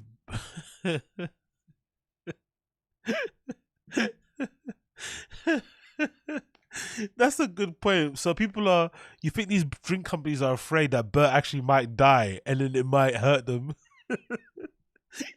Imagine Tito's give him a sponsorship and then give him a crate and then he dies the next week. Okay, fair enough. That's a good point. Because I think if anybody deserves a drink sponsorship, it's Bert. He actually deserves one because he actually drinks, like actually for real drinks. I always had the feeling like, much as I love Rogan talks about Buffalo Trace, but I always feel like he talks about Buffalo Trace because he gets a bit of money in a brown envelope. Big up Mexican salsa. Bernd Kreisler is the worst. Also, Red Bar is watching. Yeah. Big up my guy Red Bar. Big up Mexican salsa. Big up. I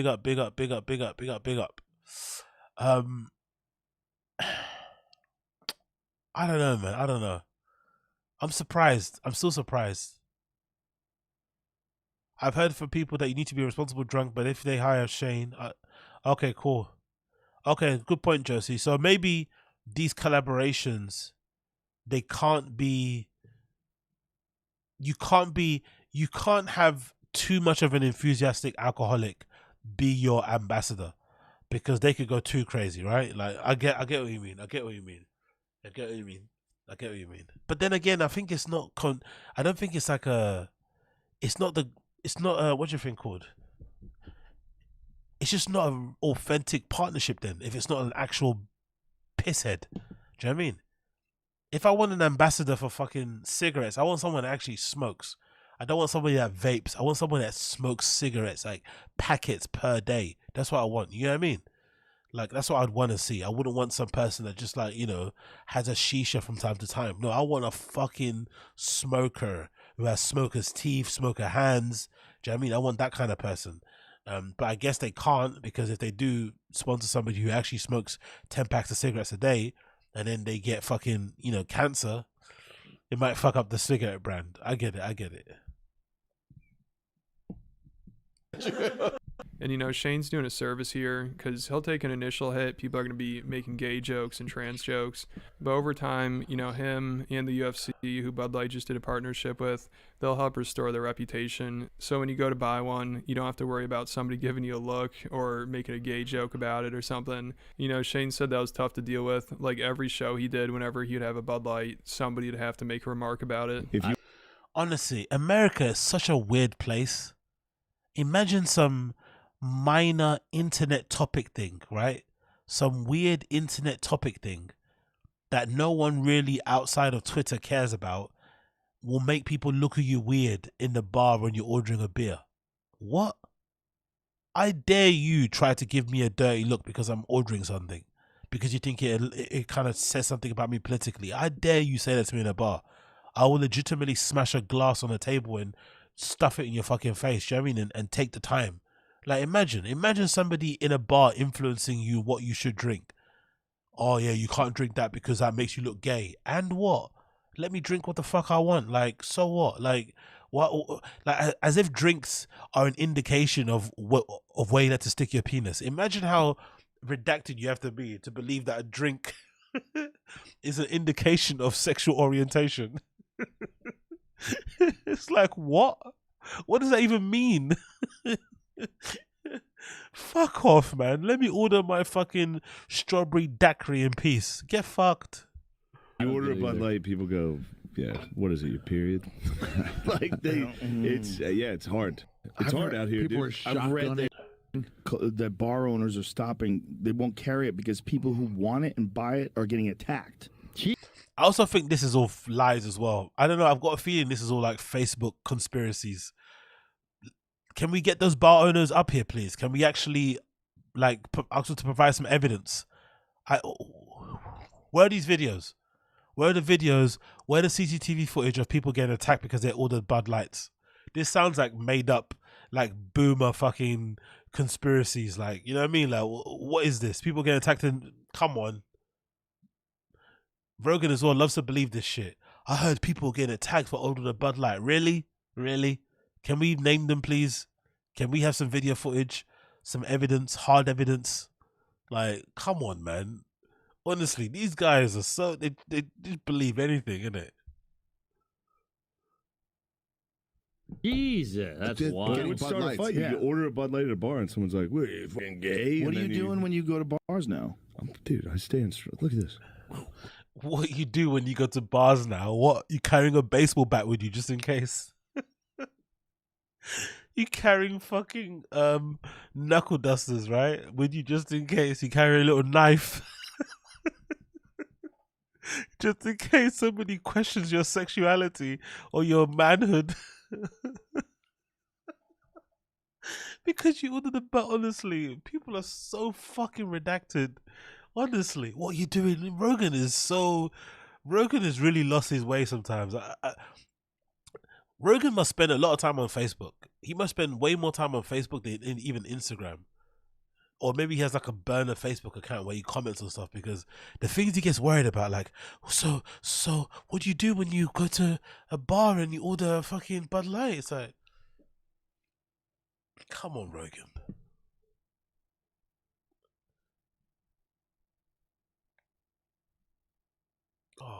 No one's gonna beat up somebody for supporting trans in New York. But on stage, yeah, it's tough. Yeah, bringing a Bud Light on stage, now somebody's gonna yell. Yeah, it's gonna be a subject. And it's funny because also during this podcast, Joe said that Shane should be the new spokesperson for Bud Light, and said he's somebody who could help turn it around. And it looks like they took his advice. There's nothing. Honestly, to is a try. I like you, but come on, brother. To is a try. Come on. To is a try. Come on, brother. I love Shane Gillis too, but let's relax. Shane Gillis isn't fucking Will Smith. Do you know what I mean? Let's chill out. He's not the Rock. They're acting as if like this guy is gonna be increasing the fucking Shane Gillis is not gonna increase the sales of fucking Bud Light. Let's chill out a little bit, okay? The sales weren't bad when Dylan Mulvaney was on the front of them. They're not gonna be bad when Shane Gillis is on the front of them. It doesn't matter. It was all a big marketing ploy. Nothing bad happened. They're perfectly fine. They still sell loads of fucking tins. You know what I mean? Like, come on, man. Shane Gillis is gonna turn around the brand. They're talking as if Bud Light is some like independent startup brewery somewhere, like as if it's moonshine. Fuck it. Like, who fucking owns? Isn't it a conglomerate? Like, what's the conglomerate that owns Bud Light? Let's see. Who owns Bud Light? What's the conglomerate that owns it? Bud Light and Budweiser. Who owns it? And was it Anheuser and Busch? Anheuser and Busch, since 2008, has wholly owned American beverage company. What do they own? They also own Budweiser, Michelob, Stella Artois, and Beck's.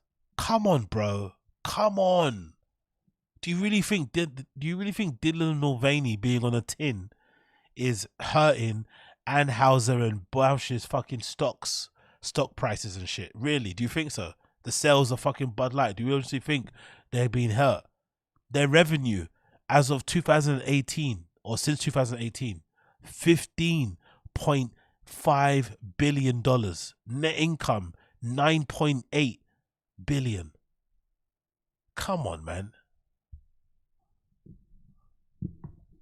Jesus Christ.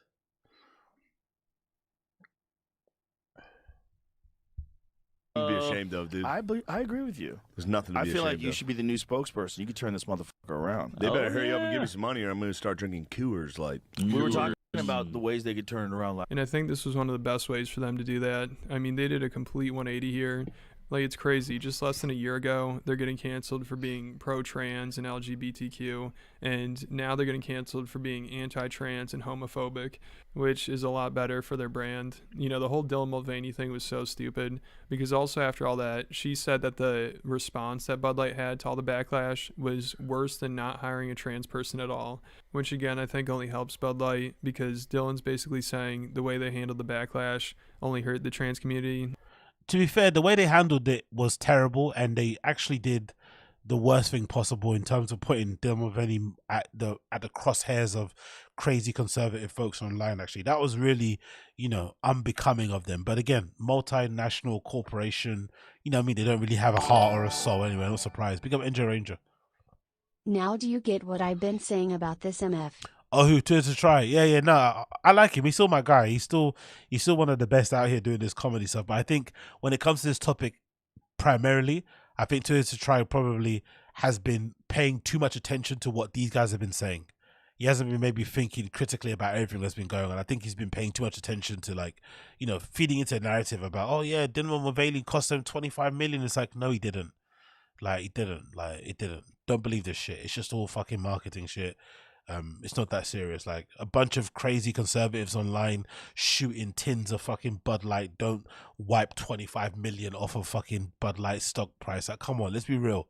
Come on, bro, let's be real. This is a very small demographic of people out there. Like, I know they're very vocal, I know they're very loud, I know they're very visible, but they don't account for the majority of people who drink Bud Light every fucking single day.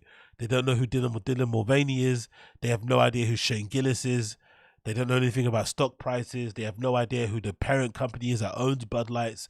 They just like the fucking beer. They drink it. They keep it moving.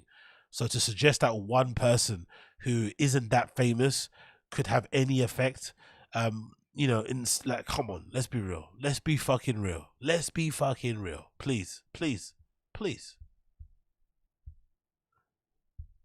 So now the people boycotting could look at it like, oh, Bud Light actually handled the backlash pretty well, and hiring Dylan ended up being bad for the trans community, so maybe they did the right thing here. And now with Shane Gillis and the UFC deal, I think it's safe to say the Bud Light boycott is over. I mean, the fact that they're sponsoring UFC, I'd say most of the fighters don't agree with any of the trans stuff. Like Sean Strickland, one of the biggest names in the UFC, this is what he has to say about it. Are you a gay man? I'm an ally of the community. Okay. If you had a son, then he was you had a son, he was gay, you'd be like, oh man, you don't want a grandkid? No problem with it. Oh man, well, dude, you're a weak man, dude. You're part of the problem. You elected Justin Trudeau. Here's the thing about Bud Light. 10 years ago, to be trans was a mental fucking illness, and now all of a sudden, people like you weaseled your way in the world. You are an infection. You are the definition of weakness. Everything that is wrong with the world is because of you. Yeah, so it's why. How does Kanye lose his Adidas deal for saying that he loves Hitler, and Sean Strickland could sell that shit? I think there's a bit. What's going on there? Kanye just says he loves Hitler and he likes some of his songs, and Sean Strickland essentially is calling on jihad on all gay people, and he's okay. How is that possible? I love the world. I love the world we live in. I love the fucking world where you can question the Holocaust and people can want to get you fucking thrown off a building, But when you literally call for the extermination of people based on their sexual orientation, you're perfectly fine. Okay, cool, man. Wild that in less than a year, Bud Light went from sponsoring Dylan Mulvaney to sponsoring UFC events. Like, those could not get further apart from each other. And the boycott was probably good for the UFC and Shane Gillis, because I'm sure Bud Light paid them a ton of money. Like, this was something they needed to do. You know, like this comment says, Shane... Did Tweezer try to say them for Shane? Did he use a pronoun them, they and them? I'm sure they paid them. That's hilarious. Shane is going to single-handedly make Bud Light not gay again. And then there's some other funny comments. Somebody said, shout out to Bud Light for working with the disabled. That's hilarious. And yeah, why can't people see the positive in this? You know, instead of those article headlines reading, Bud Light teams up with anti-gay comedian, how about Bud Light teams up with pro-Down syndrome comedian? Down syndrome! Down syndrome? I'll do that. That was not my suggestion. But I will say this. I like it. I'm pro it. I have family members that have it. It's fun. Yeah, so I think people should look at the positive here. You know, Bud Light with this deal, they're also helping bring awareness to people with disabilities. So overall, I think this was a really smart move for Bud Light. And obviously for Shane, this was like his dream partnership. I mean, he was already doing a lot of free promotion for them. Like, whenever he's on Joe's podcast, he's usually drinking Bud Light. And like I said, he never stopped drinking through the boycott. So honestly, I wish my insides could handle this much beer. On the table, he's got 1, 2, 3, 4, 5, 6, 7, 8, 9, 10, 11, 12, 13, 14, 15 cans of beer. There was a time in my life where I could drink loads of beer. I can't drink beer anymore. That's why I usually stick to liquor. But there was a time where I could drink like a whole case of beer to myself. Now I can't get through like 1 tin. I wish I could go back to those times. I wish my body could handle that much fucking wheat and shit and barley. But for some reason, anytime I try to drink loads of beer, I get really constipated, or I get a really hard stomach, or I start farting all everywhere, or the bottom of my ass just starts leaking profusely. You know, I can't drink beer anymore, unfortunately. I wish I could. I really do wish I could. I really fucking wish I could. But you know, what can we do? Big up to try. Big up Shane Gillis. Big up Bud Light. Big up Dylan Mulvaney, wherever you are. Solidarity with my trans community. Don't listen to fucking Anne Hirsch and Bausch and their stupidness, right? They threw you under the bus. It's nonsense. Stand fucking strong, right? Stand strong, Dylan Mulvaney, wherever you are. Fuck them. Cash your money. Keep it moving. I wonder if Bert's going to be jealous, though. I wonder if deep down Bert is going to be jealous. Being the fucking career alcoholic, using booze as a personality trait, I wonder if Bert's going to be jealous. Deep down, it's going to be like, fuck, that should have been me. I wonder if he's actually going to be jealous. I think he will be. I think deep down he'll be fucking furious that he didn't get the deal, you know? Exactly. Yeah, exactly. Thoughts on Mexicans post today? Ryan Joseph, I've got no opinion on that. After that whole debacle with fucking Brendan's daughter going to surgery, I've made it a rule: no more conversational talk regarding the wife or the children on here ever again. I'm not going to talk about them anymore. Zero. Done. Zilch. I have zero opinions on Joanna Zanella Schaub. Zero opinions on the kids. I do not care. All focus will be on Bappa only. Now it's getting a bit dead because he quit comedy and he's getting a bit boring, but no more conversations about that woman or the kids, because even though I have my very level-headed, chill, normal observations, some of the comments some of the conversation around it were dicey. Some people actually believed that Brendan made it up. Like, honestly, people were saying that he made up his daughter being in hospital getting surgery. Like, oh, it's all a lie. He's just doing it for ticket sales. Like, yo, you guys are playing. You guys are too invested. You need to relax. It's not that deep. Like, what? He made it? Oh yeah, he made it up. His daughter's not ill. She's perfectly fine. Like, there's some people out there who believed that Brendan even faked that his kid had seizures. You remember that kid that had seizures, and he gave the kid CBD. That's how he got the CBD deal. Some people think that was fake. Some people think he lied about the CBD. He lied about his kid having seizures. Sorry, like, I know the guy's redacted. I know he lies a lot, but he wouldn't lie about something like that. I don't think he'd lie about that. That's insane. So yeah, no more talk about his wife or the kids, unfortunately. So if you want to hear me speak about that, that's not going to happen, unfortunately, my friend. None of my business. Wish them all the best and everything in between, but you know, I don't want any of that. I don't want any of those fucking problems. I don't want any of those problems. Moving on. Let's do a little bit of Chin, and then we're going to Andrew Schulz. So Chin, for some reason, is in Austin, Texas, or was in Austin, Texas. If I'm not mistaken, he's there because he was meant to go there to see actually Brendan perform, right? And I think he made it into a trip to see his friends because he's originally from there, he keeps saying. And everyone used to mistake him as being white and from Texas and shit. So he actually booked a trip where he was going to go and see Brendan perform at the step mothership that he keeps referring it to, the Vulcan, and obviously hang out. But then Brendan had a family emergency, couldn't do it. Then he quit comedy, now he couldn't do it anymore. So Chin just went there anyway. And I think during that trip, he also met up with George, which was cool to see. So great to see Chin still be friends with George and hold him down. But he also did this really interesting post on his Instagram that I pulled on to put on Streamable. The caption's the interesting thing because he says it twice. In both captions, he keeps saying, AKA my hometown, AKA my hometown. I'm wondering now, seriously now, I think Chin is actually on the spectrum because it's a weird thing to put in your caption. AKA my hometown, AKA my hometown. Like, why does he keep fucking putting those weird things on his captions? So I'm actually starting to believe what you guys say, that Chin is actually a little bit, you know, because it's a strange thing to kind of focus on. But anyway, let's play the clip regardless of Chin talking about his Airbnb while he's in Austin, and then we can continue. Here's the kitchen area. Let's put it down 640.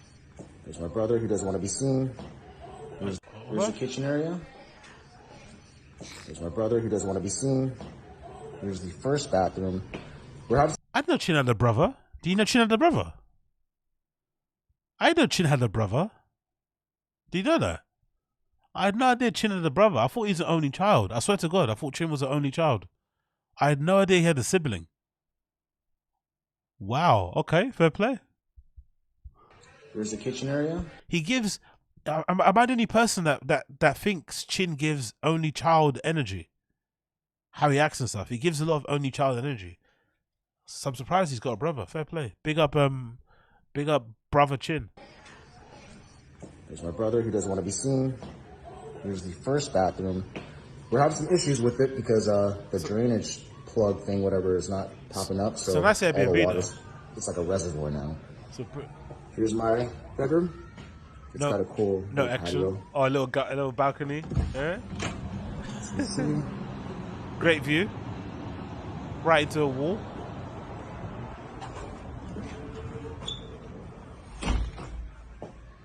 It's a nice Airbnb though. It's fucking lovely. Here. They don't make Airbnbs like this anymore, man. Airbnb now is fucking terrible. That's why usually whenever I'm on vacation, I just book hotels. Airbnbs now in most cities is super expensive, or there aren't many options available anyway. So I just usually tend to go for hotels, unfortunately, because Airbnbs back in the day used to look like this. Little workspace. Here's the living area. I'm watching Jessica Lee on YouTube. Of course There's you a are. huge window. Wow. With a beautiful view of the Look parking at lot. that. That's a fucking. And another patio. And this Two is what I love balconies. the most about this place. Two balconies. You can see the river right over there. And I saw some people fishing there earlier. Of course you did. All right, let's keep moving along.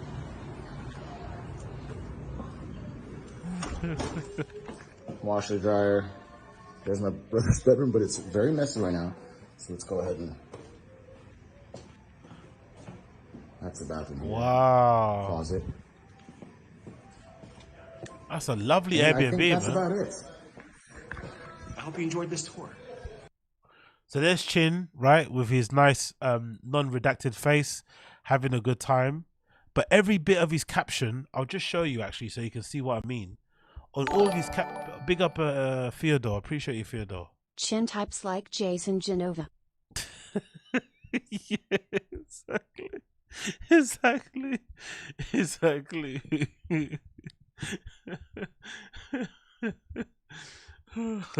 Big up Theodore. But let me just show you, honestly, I swear to God, like, maybe I'm naive and maybe I'm fucking redacted, I understand, but I didn't realize that Chin might actually be on the spectrum, like, legitimately, because that's the first thing I noticed. I was like, why does he keep saying my AK, my hometown? Like, so if you go to his actual Instagram, right? This is his Instagram account. Go on the post. Look at the captions. My Airbnb in Austin, aka my hometown. Next clip. Beautiful time with the fam and friends in Texas, aka my hometown. Like, hometown, like, we get it, bro. We know it's your hometown. Why do you keep repeating it a million times? So that's what made me think immediately, okay, cool. He must be a little bit spectrumy. Maybe I'm reading too much into it, but it's a weird thing to keep saying, my hometown, my hometown, my hometown, my hometown. It's like, oh, actually, who's got that song? Is it Adele? In my hometown. Is it Adele? Adele. Hometown lyrics. Why do I keep thinking about that? In my hometown. Yeah, there we go. Yeah, I knew it's a song called by Adele, isn't it? Hometown Glory. I've been walking in the same way as I did, missing out on the cracks in the pavement and turning my heel and shutting my feet. Is there anything I can do for you, dear? Is there anyone I can call? No and thank you, please, madame. I ain't lost, I'm wondering. Round my hometown, memories are fresh round my hometown. Oh, the people I've met around the world are the wonders of the world, are the wonders of my world, are the wonders of this world, are the wonders of now. Round my hometown. He's white heritage. Yeah, it's like, what's happening with Chin? Why is he so like hometown? Anyway, the other clip in that one was actually, where's the other clip in there? Actually, there's another clip in there too that I want to show you before I continue. There's another clip in there, but yeah, look at that face, bro. Look at that face. He's an interesting guy, isn't it? Look at that face. He's a funny dude, man. He's a funny guy. Look at that face. His brother just sitting there like staring into space. Look, his brother's in the back staring into space. Like, can you imagine Chin and his brother fucking on the strip in Austin, right? Like, trying to fucking get some poon. Fucking hell, mate. Lock up your daughters. Lock up your 7-year-olds, right? Lock up your cats and dogs.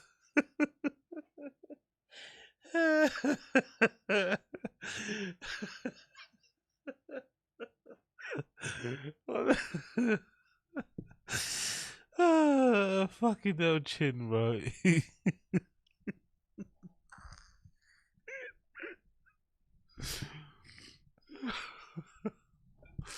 Anyway, I'm not gonna say nothing more.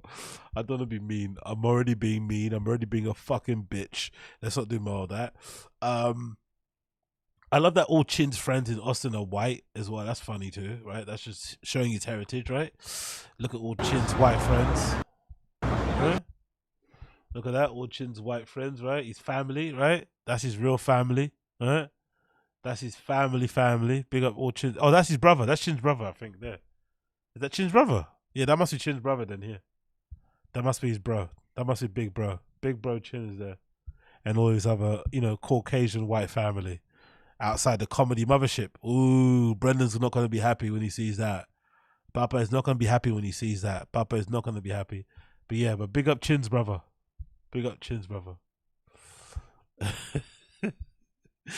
That Chin's Stevie.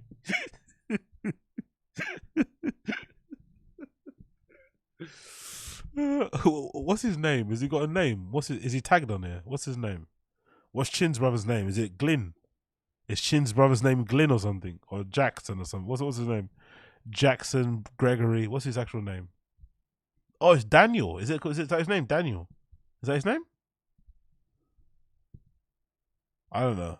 Or is it that Chonga? I don't know which one it is. Who's fucking Chin's brother here? It's not going to be this guy, right?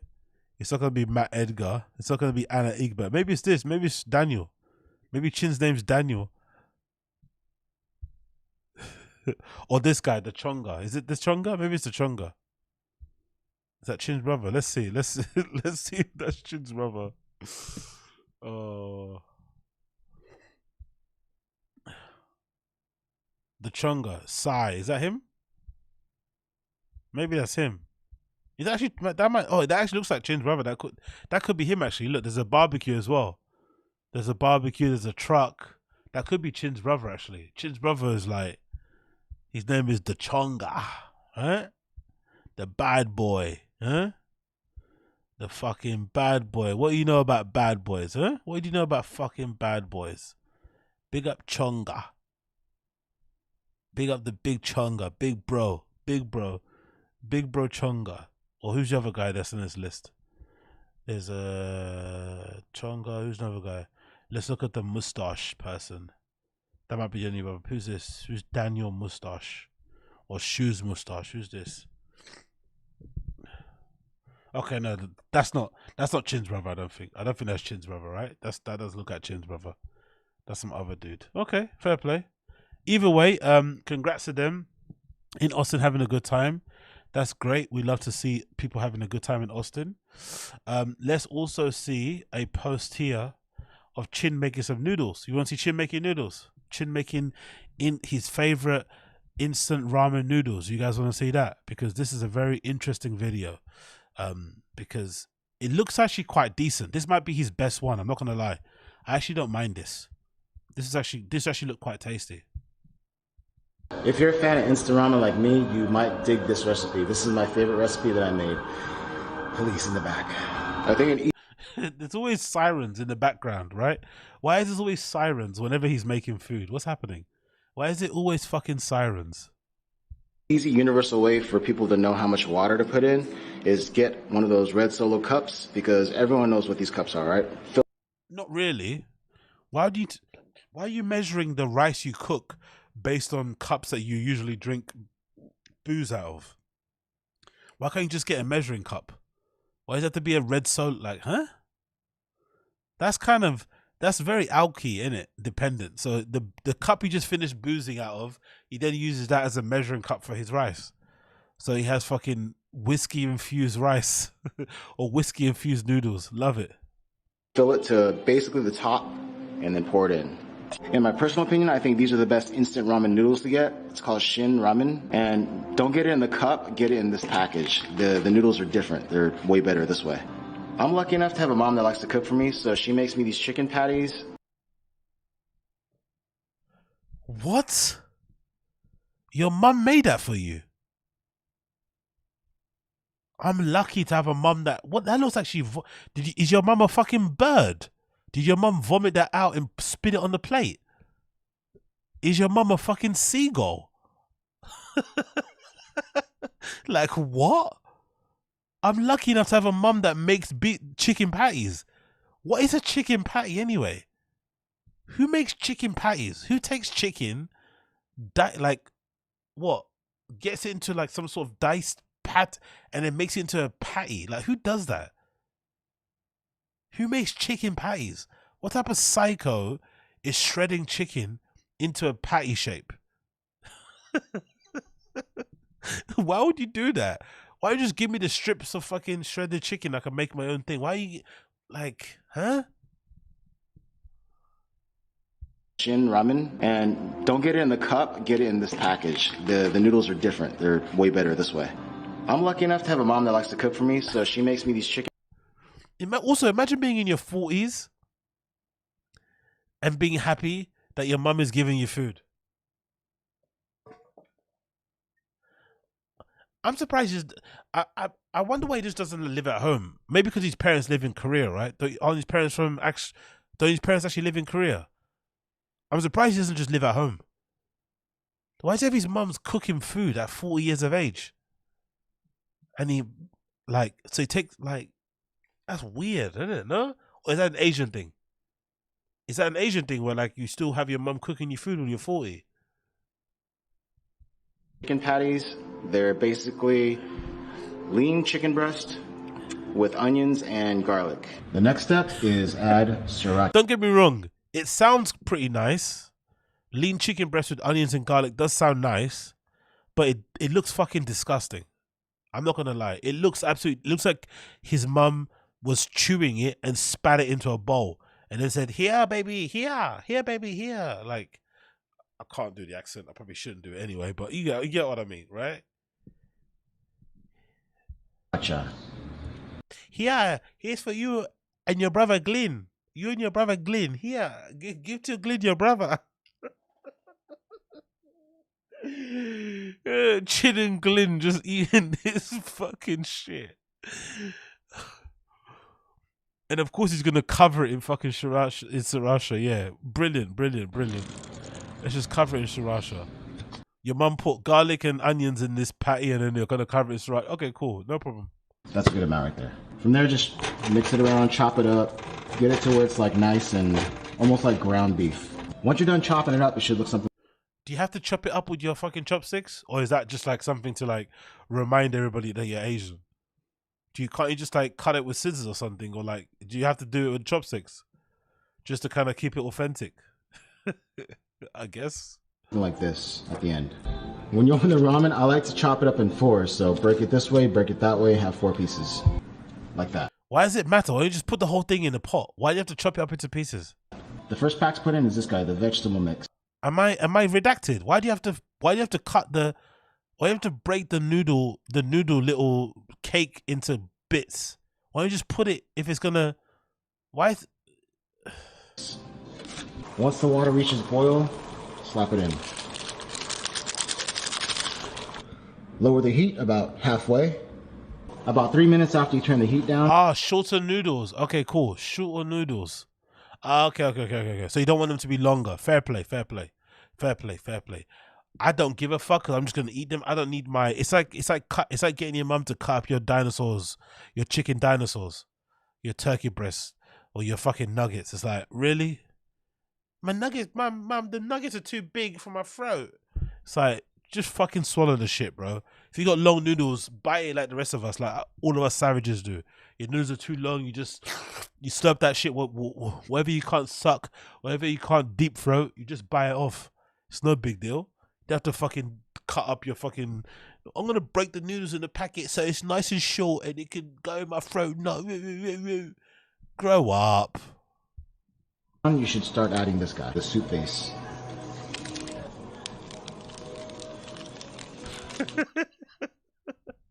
Why does he eat so poor? This isn't poor, but why does he eat so poor? He probably makes more money than me. He probably makes more money than maybe some of you in the chat. Why does he eat like this? Why does he eat like he's in a trap? Like he's fucking down bad. Like, why does he eat like this? Can somebody explain to me why he looks so like poor when he eats? Why does he look so poor? Like, look at this. Look at this.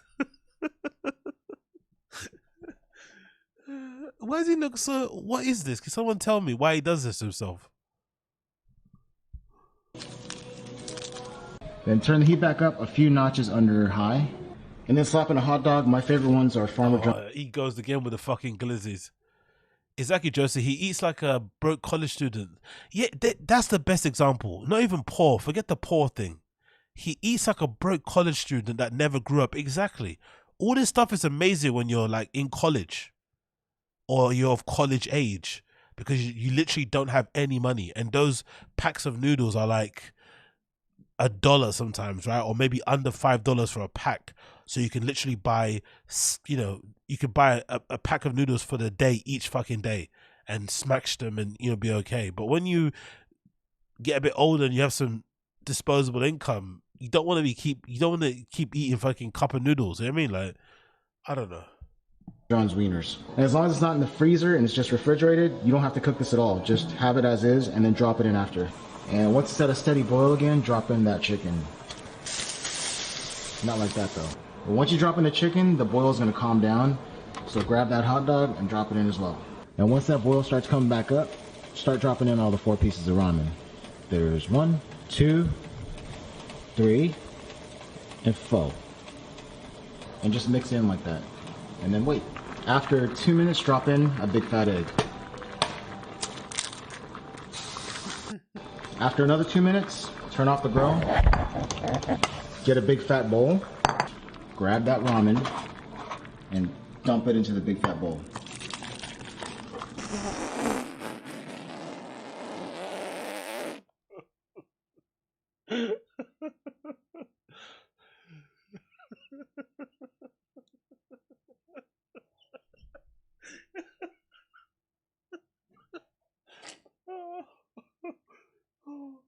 I had to blow my nose. That looks like pure shit. That looks like it came out the back of his ass, mate. Fucking hell. Turn off the grill. Get a big fat bowl. Grab that ramen and dump it into the big fat bowl.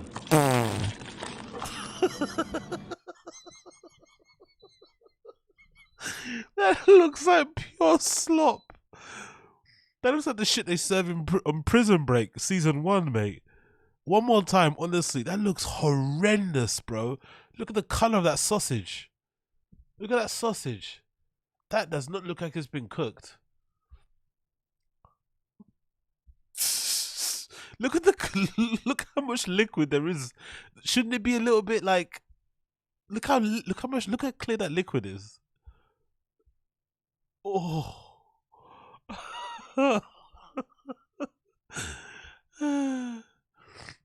All that money on equipment, and he's got the same bowls he probably found in the apartment when he moved in. He's got 10 grand worth of fucking cameras, but no bowls he bought himself, right? Just the bowls he kind of found in the apartment for the previous tenants. Lovely. Love it, love it, love it, love it.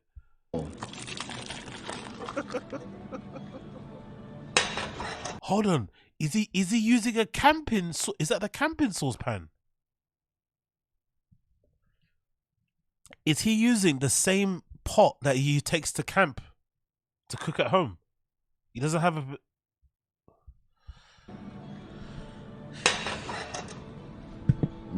Now grab another big fat egg and drop it in. But don't do it like that. Since I messed that up, let's drop in another big fat egg. You want it to be whole with the yolk. There you go, like that. Now that we have a fresh egg with an unbroken yolk, take a pan and cover it up.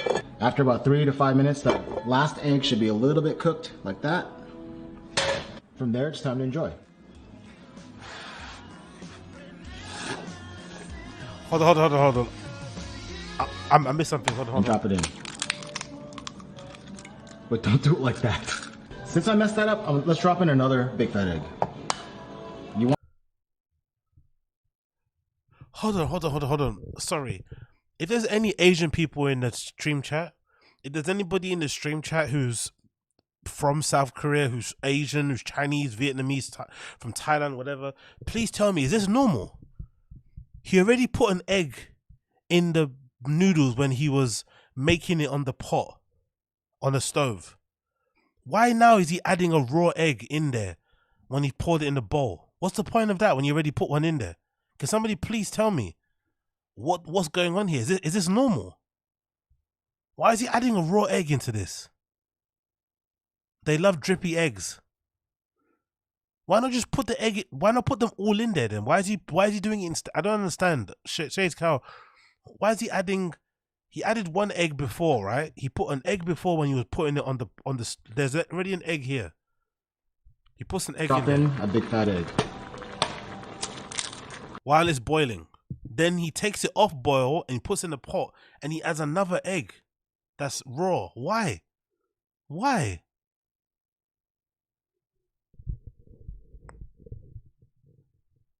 Severe design. It's like he's disconnected from his real heritage and he tries hard to be Korean.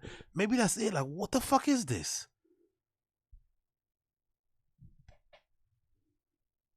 Oh my god, bro. Exactly, Theodore. Sorry, Matty boy. He has a gut made of steel. Because I don't know about you guys, but when I'm making fried eggs, especially sunny side up, if the whites of the egg haven't been cooked correctly or cooked well through, and it's still a bit runny, it can make me barf. Just the texture of it. Like if I'm running my fingers across the eggs and I notice the whites are a little bit undercooked and they're a little bit runny, it can literally make me barf. Like I can't eat it. Like if I taste that like sliminess of it, it can make me throw up. The fact that he can eat this, he must have like intestines made out of fucking, I don't know, like aluminium or some shit. Because that is incredible, brother. He can eat this egg that's literally raw in his pot like this. Like, what does that do for the flavor? Like, why are you like? And it's not like he's using like organic eggs from like a free range farm or something. These are just like factory farm eggs. You know what I mean? Factory farm eggs. I don't know. Drop it in. He's probably got loads of shells in there as well now. You can't even crack an egg properly. He's probably cracking loads of shells in that fucking noodles. But don't do it like that. Since I messed that up, let's drop in another big fat egg. You want it? And why is he saying big fat egg? Does he feel like a badass when he says that? Big fat egg, big fat bowl. Is that like is he trying to be edgy? Like what is that all about? To be whole with the yolk. There you go, like that. Now that we have a fresh egg with an unbroken yolk, take a pan and cover it up. After about 3 to 5 minutes, the last egg should be a little bit cooked, like that. From there, it's time to enjoy. And I hate that he doesn't. Why don't you just sit down on the table, Rolly? You don't have a chair. You have 1,000 SLR cameras, thousands of equipment, thousands of dollars worth of audio equipment, and you don't have a chair, like a little stool to sit on. You have to stand up like a fucking savage. Sit down, bro. Have your meal. Enjoy it. He's literally standing up next to the door, eating his food. He's so busy. He can't just like sit down. He has to kind of like eat on the go. Like sit the fuck down, bro. Like honestly.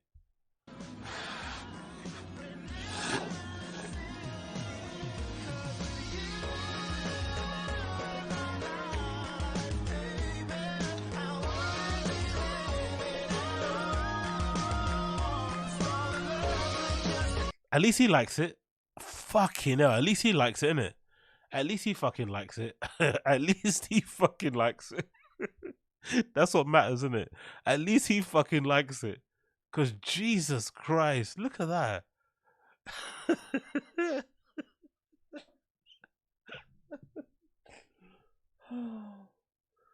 Fucking hell, Chin. Honestly, brother. Wow. Yeah, that music is fucking trouble. Obviously, music by me, right? He's gonna have it in the end, right? Music by me, edited by me, filmed by me. It's like, bro, we know, we get it. You don't need to put it in the credits. Like, music by me, edited by me, soundtrack by me, vocals me, beat me, mastering me, distributed by Thick Boy Records. Like, fucking.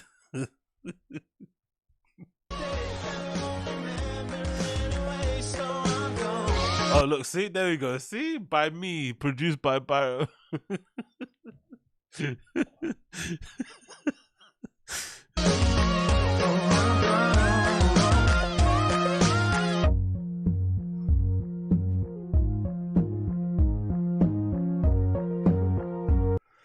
Chin's the kind of guy when you have like dinner at your house and you want people to bring food, he's one person you don't ask to bring food. You tell him, hey, bring some drinks or like bring some snacks. Do you know what I mean? You don't want them to bring any food. You just have to instruct them clearly, hey, don't worry, we got enough food, just bring some drinks. Because fucking hell, bro. Imagine if he tried to bring that shit to like a party of yours, a dinner party. He tried to bring a bowl of his noodles con glizzy, right? Noodles con glizzy. Noodles e glizzy.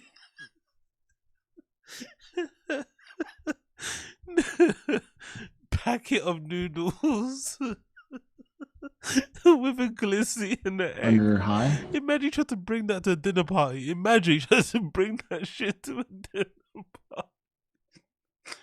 Holy shit, bro. Honestly, Chin is fucking tapped, man. He's not all there in the right. He's not all right in the head. I swear to God, there's something wrong with Chin. There's literally something wrong with him. I don't care what anyone says. There's something wrong with Chin. There's literally something wrong with that guy. He's not normal. He's not fucking normal. Like, he cuts up the little noodles into 4 little bite-sized bits to make it easier to eat, and then he ends up fucking taking it straight to the face like he is anyway, right? Talk about easy to eat, right? How easy to eat you want it when you're fucking, you know, swallowing the whole fucking bag in your face. Look at that. Look.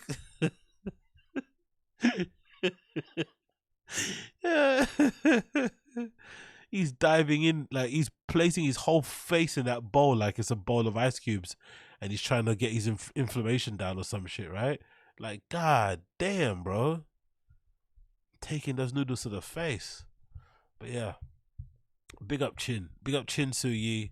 Absolute fucking legend. Absolute fucking legend. That guy, man, he's fucking incredible. So, let's move on and let's talk about this video. This is a video from a YouTube channel called Tell Us More regarding Andrew Schulz. It's called Schulz is Losing His Mind. I'm sure some of you guys will appreciate it because I think I've got in the chat some people that aren't fans of Andrew Schulz and who think he's a bit insufferable and annoying. So let's see if this guy thinks the same thing. I haven't watched the video myself, so we're going to react to it live and direct with you guys. It's called Andrew Schulz is Losing His Mind. Let's check it out and let's see what this guy has to say about Andrew Schulz-y. Schulz-y with the meltsy. Let's see what he has to say. Come on, play, bro. It was a great year for Andrew Schulz. It was the first full year since he released his comedy special Infamous, and his career reached heights few comedians will ever experience. He sold out and performed shows for his tour all across the world, in venues like the Royal Albert Hall in London, the Aware Super Theatre in Sydney, and the Etihad Arena in Abu Dhabi. But most impressive of all, he sold out Madison Square Garden in New York, not once, but twice. Headlining MSG has been a dream of Andrew since he first started comedy, a dream only he and his father believed in. So for him to sell it out twice on the same weekend was something special. If that were all he'd achieved in 2023, the year would have been a huge success. But he also had a great year for his podcast Flagrant. From a viewership perspective, the podcast did better than ever in 2023, raking in 160 million views on YouTube, and that's not to mention all the listens it gets on audio platforms. Andrew also appeared in 2 movies, starring in New People with Jonah Hill and Lauren London, and White Men Can't Jump with Cinqua Walls and Jack Harlow. Those aren't the best credits, are they? Because I haven't seen either of these movies. They're not the best credits ever, are they? White Man Can't Jump remake and You People with Jonah Hill and Lauren London. Those are tough roles. I'm surprised that Schulz hasn't got a Spotify deal. What do you guys think? I know some of you don't like his pod, but his pod does get hundreds of thousands of views, if not millions. I'm surprised he hasn't been offered a deal. I'm actually surprised, I'm not gonna lie. By every metric, it looks like he's killing it. But as his fame has grown, something else has grown alongside with it. His ego. Yes, Booth McGee, they remade White Man Can't Jump, and I think the white kid in it is Jack Harlow. They cast Jack Harlow as the other guy. Yeah, they remade it. Don't ask me why. I don't know why. I remember seeing the trailer, and the trailer's fucking awful. So I imagine the movie's pretty terrible. But yeah, they remade White Man Can't Jump. How much longer before Schulz becomes irrelevant? He has become so unable with his narcissistic personality, lol. Nah, I don't. You know what, Mexican Salsa? I think Schulz is fine. I think. How can I say this? I've known of Schulz for a while, and he's always been like this. He's always been a cunt since the day dot. Since Brilliant Idiots with fucking Charlemagne. Early doors when Charlemagne used to tell Schulz to chill out and he was getting a little bit too, you know, high on his own supply. Schulz has been a cunt from the beginning. This is the thing people don't realize. So I don't think he's gonna die. He's gonna lose relevance. I think his fans like him despite his personality quirks and how, you know, insufferable he is. So I think his fans are in it for the long term. I don't think he's going anywhere anytime soon. I think he's done it the right way. He built up his fan base slowly by himself without Rogan's help and shit. And then when he needed Rogan cosign, he got it. But he built his fan base up like slowly and surely over the years. So I think his fans know how much of it can't. Like, if you go on a Flagrant subreddit, you'll see people complain about Schulz all the time, interrupting guests, being fucking combative, not wanting to ever admit when he's wrong. People say that all the time about him on his Reddit, but they stick by him because, you know, they know he's a prick and he's like their prick, you know? Like, I think some of you like are surprised by how he is, but I swear to God, from the content I remember watching of Schulz with Charlemagne, he's always been like this. It maybe got worse when he's got with more money and fame, but he's always been this personality. He's always been a bit of a pisshead, to be honest. Over the past year or so, there have been countless moments caught on camera where Schulz has been patronizing, dismissive of others' opinions, or just plain rude. He often comes across like he thinks he's the smartest person in the room and that everyone else is 2 steps behind. Most examples of this can be seen on the Flagrant podcast, where Andrew has made a number of his guests feel extremely uncomfortable. And judging by some of Flagrant's more recent episodes, this doesn't seem to be getting any better. Before we get into it, it's important to understand the dynamic on the podcast. Andrew is the central... I've always found it interesting how people can have such big egos from just speaking into a microphone for a living. It's one thing having an ego like that when you've created a product or a service that millions of people are using that change people's life. I can understand that. Like, I've worked in startups for the majority of my employment career. I'm currently working for one now. It's a bit shit, but you know, it is what it is. And the ego of startup founders is somewhat justifiable and understandable when they come in and they create the Uber of whatever product sector they're in, right? And it raises a bunch of money and they sell it for a bunch of money and blah, blah, blah. The ego of a startup founder is almost understandable. You can get why they walk around like they're fucking Jesus. But having an ego or having that high opinion of yourself when you're a podcaster, when you're a stand-up comedian, is insane, really, when you think about it. Like, you literally think you're that intelligent, that smart, because what? You have people watching your videos, you get tons of views. All of a sudden you think views equate intelligence, like views equate intellect, views equate like smarts, IQ. It's like, what?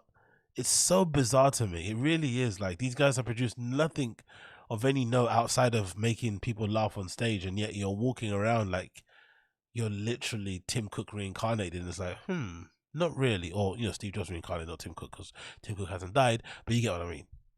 Figure on the show and directs most of the questions and conversation. Akash, who typically sits beside Andrew, is also a comedian and essentially fills the role of Schulz's sidekick. He laughs at almost all his jokes, no matter how outrageous, and constantly agrees with everything he says. Mark is also a comedian and is not too dissimilar to Akash in his dynamic with Andrew. I'm not gonna lie, a little tip. Mark Gagon's podcast, I forgot what it's called. I watched an interview he did with Ari Shafir. Mark's podcast is actually really good.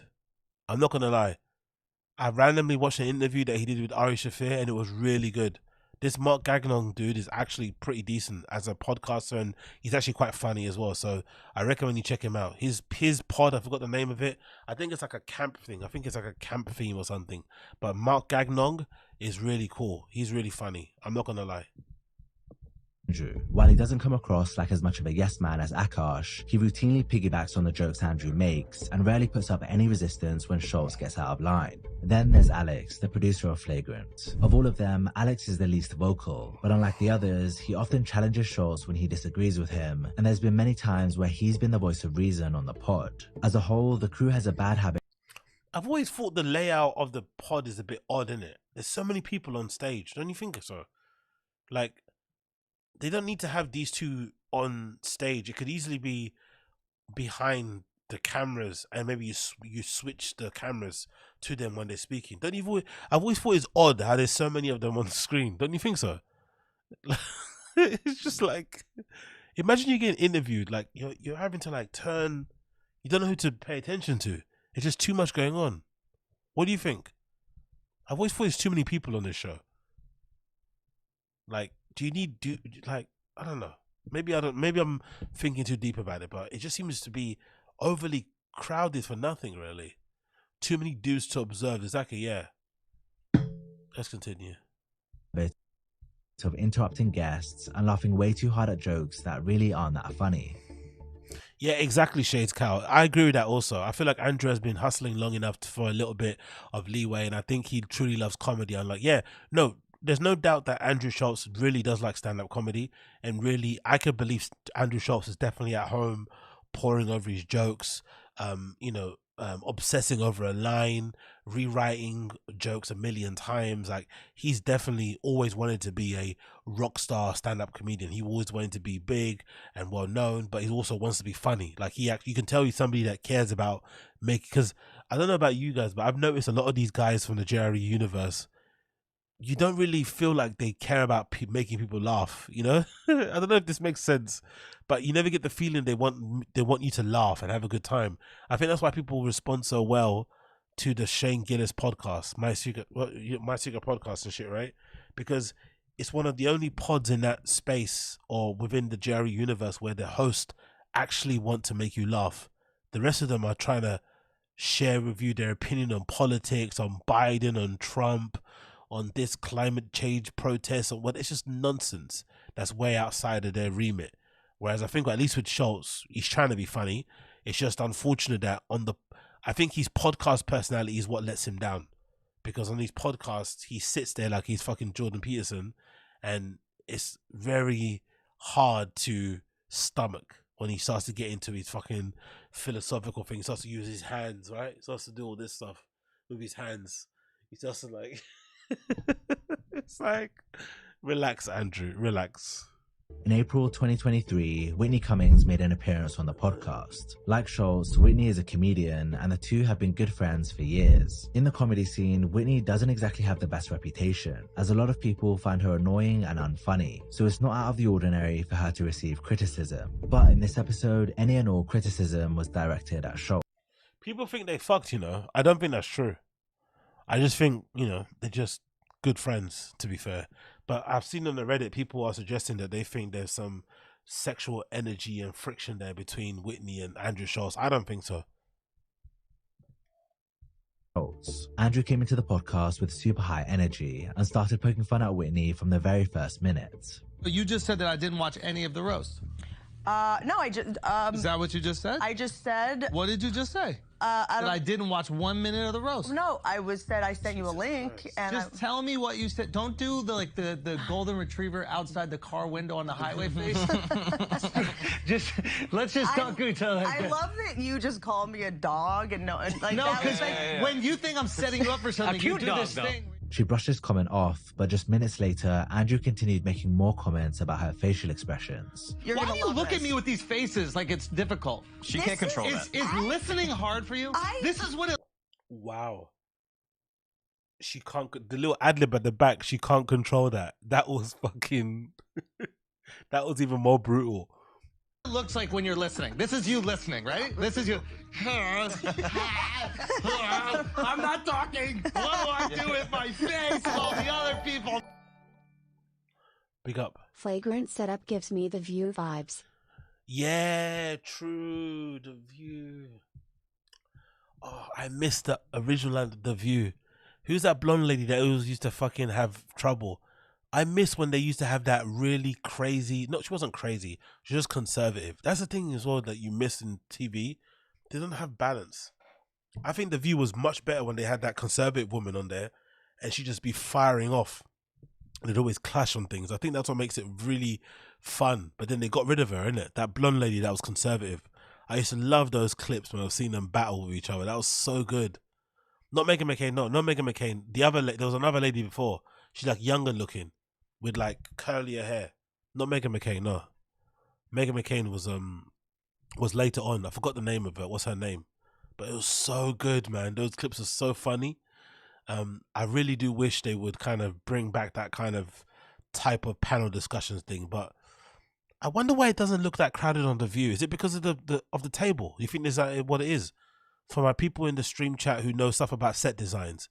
Yeah, that's Elizabeth Hasselbeck. That's a lady. Exactly. There we go, Jared Melarek. Thank you for that. Elizabeth Hasselbeck. That's a woman. Do we think The View works because they have a table? Is that why it doesn't look crowded?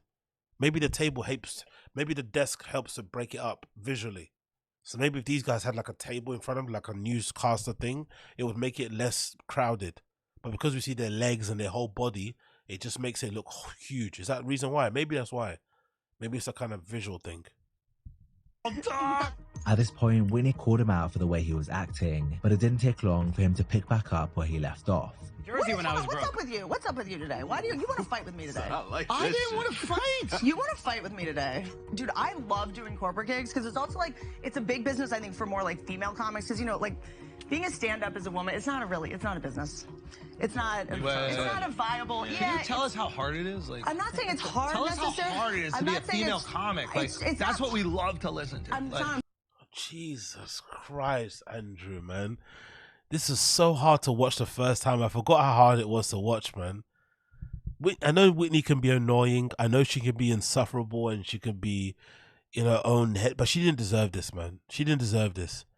This is some mean girl shit, bro. Like, I don't know what happened before when they fucking filmed, but this was so unnecessary, so uncalled for, so mean. Like, literally ganging up on her. It's so horrible, man. Bumbarati. I think it's hard to be It's so tough on the road. No, it's not what I fucking said. What are you Guys doing? trying to tell you to go back to the hotel. No one, This is so different than being a woman anywhere else in life. How is being a comic on the road any different than just going out to a bar? I always hear this from female comics. They're like, guys always trying to go back to your hotel. And it's like, look at the face again. You're listening again. You put on your listening face. I'd rather you look at me and just think about like a dog bone. Just think about a bone. Just think about a bone. Think about your happy face, and then look like this when I'm talking about. It's safe to say it was starting to get awkward. I don't think anybody could talk to me that way. I don't think there's a single person that could ever talk to me in that way. I don't care how much money you make, how famous you are. There's a level of disrespect that you just should never ever let somebody. There's a level of disrespect that you can never let somebody do to you, and this is one of them. I don't know how Whitney put up with this, man. I would have walked out time ago. This is fucking obscene.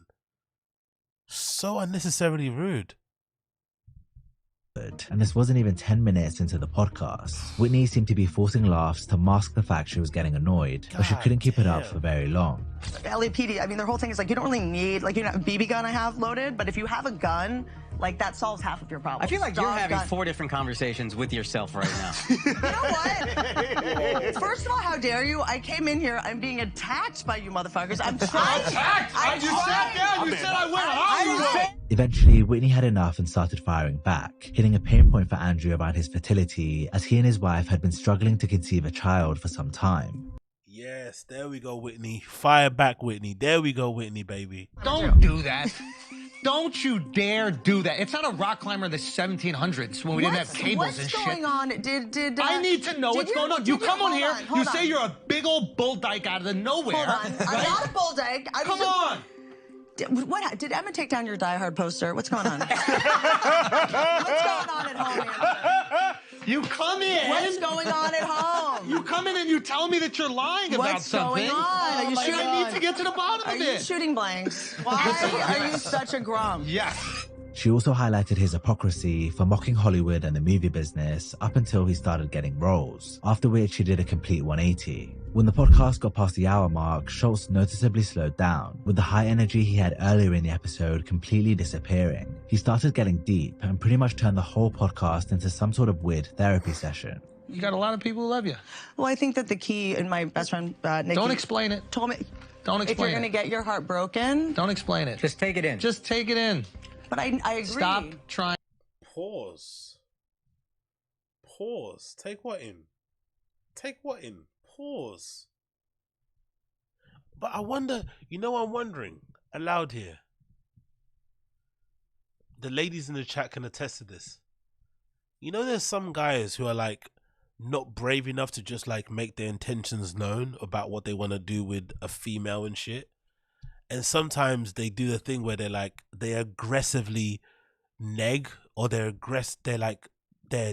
aggressively rude, but underneath it's because they just really like the person. I wonder if that's the thing. Do you think that's what's going on here? Do you think everybody in that room secretly wants to bang Whitney, but they're too afraid to admit it, so they all side like dogpiling her and shit? Do you think that's what happened? I wonder if that was the case. Because it seemed very unnecessary.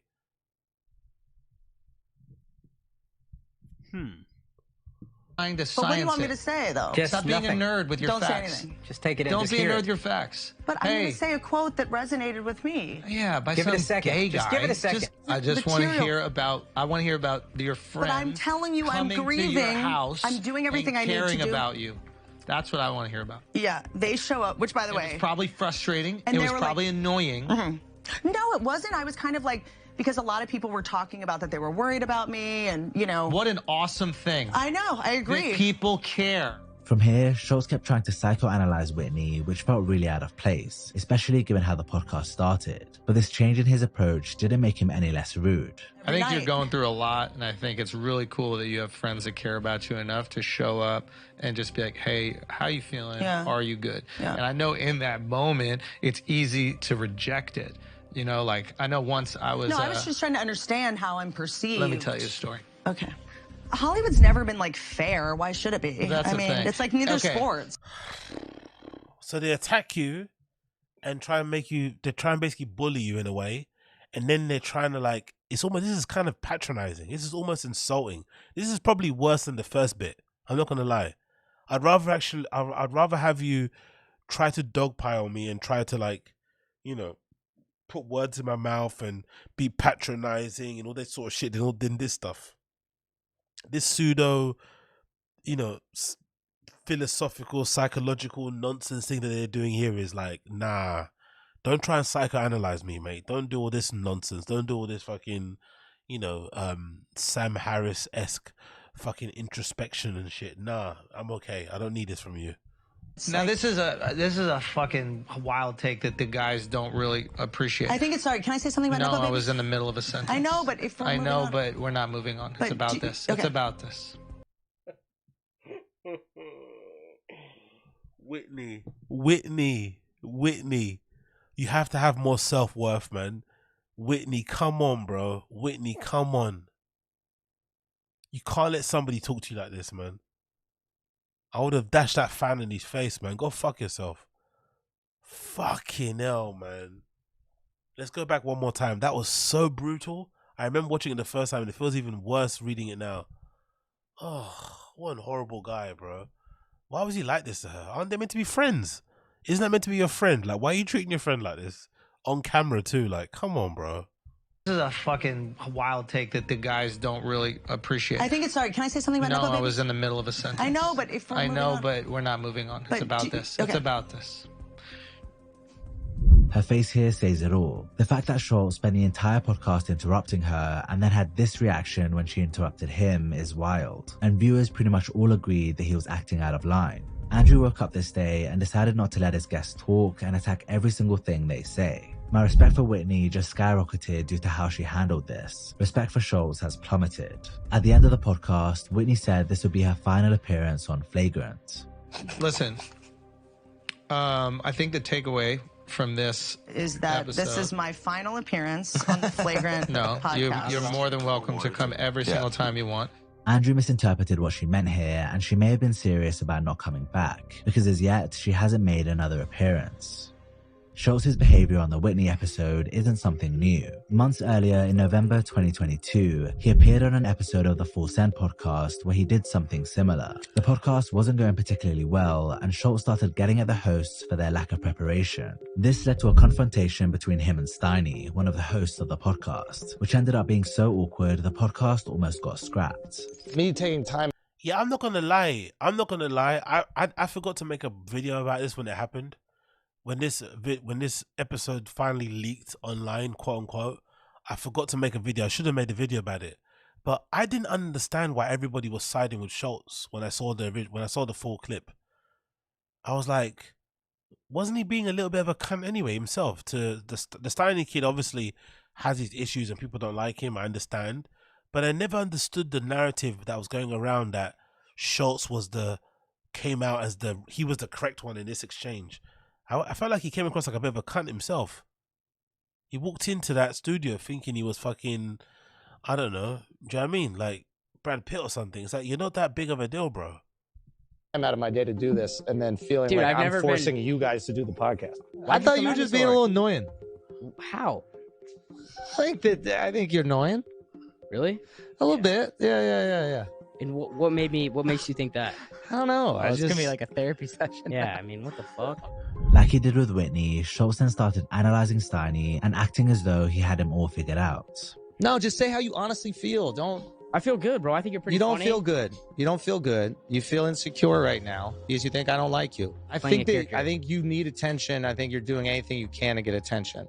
And right now you're making this podcast about you, which is the most boring part of the conversation.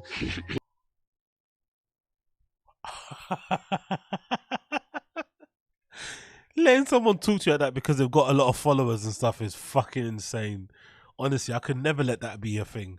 Letting somebody speak to you like that because they've got followers is fucking wild. You're the boring part of the conversation. Oh, he's such a bitch.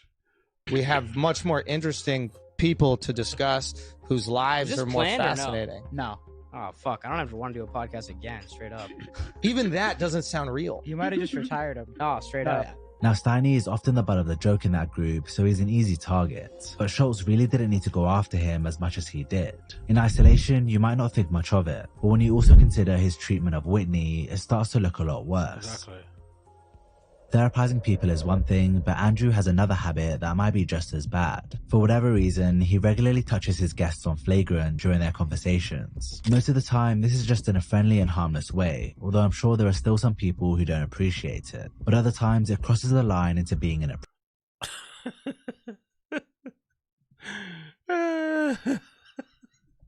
He just grabbed his hand. What's he doing? You know what though, to be fair to him, I think he probably does that as a technique to try to like foster fake familiarity. I think a lot of those guys do that. They want to like be bros, and I think a lot of these guys like Schultz, they want to speed up the relationship. They want to speed up the getting to know each other thing. So they want you to be friends straight away. So I have you on my show. Yeah, that's my boy. We're boys. I've known him. He's my friend. We're boys. And one way to make somebody your boy by force is to just be overly familiar with them. And like loads of touching. You know what I mean? So I think that's what these guys do. Because I think everybody in that kind of space does it. That whole overly touching thing. So I think that's where he gets it from. It's still annoying. Don't get me wrong. I wouldn't want him to touch me. But I think that's why they do it. It's like a tactic to like foster or to fast forward the friendship making process or something. appropriate. There's no better example of this than when Logan Paul was on the podcast in August 2023. Schultz spent the majority of the podcast cozying up to Logan, which is strange given how controversial. Yeah, he was sucking off Logan, boy. Schultz loves Logan Paul. He loves Logan Paul. I've never seen Schultz so like this. Actually, I watched that full interview. I was like, wow, man, Schultz really fucking likes this guy, innit? He gave him a real easy ride. Special a character he is. But what was more weird was how Schultz kept groping him. He was squeezing Logan's thighs, chest, arms, really anywhere he could reach, all while commenting on how buff he is. I love you guys. Welcome it's always back. a good time kicking out with the boys. You're doing great. Thanks. Yeah, bro, I wasn't engaged. Now I'm engaged. Yo, you are, dude. I'm fucking engaged. What are you doing? I'm putting the gay in engaged right now. Dude, he got D's, bro.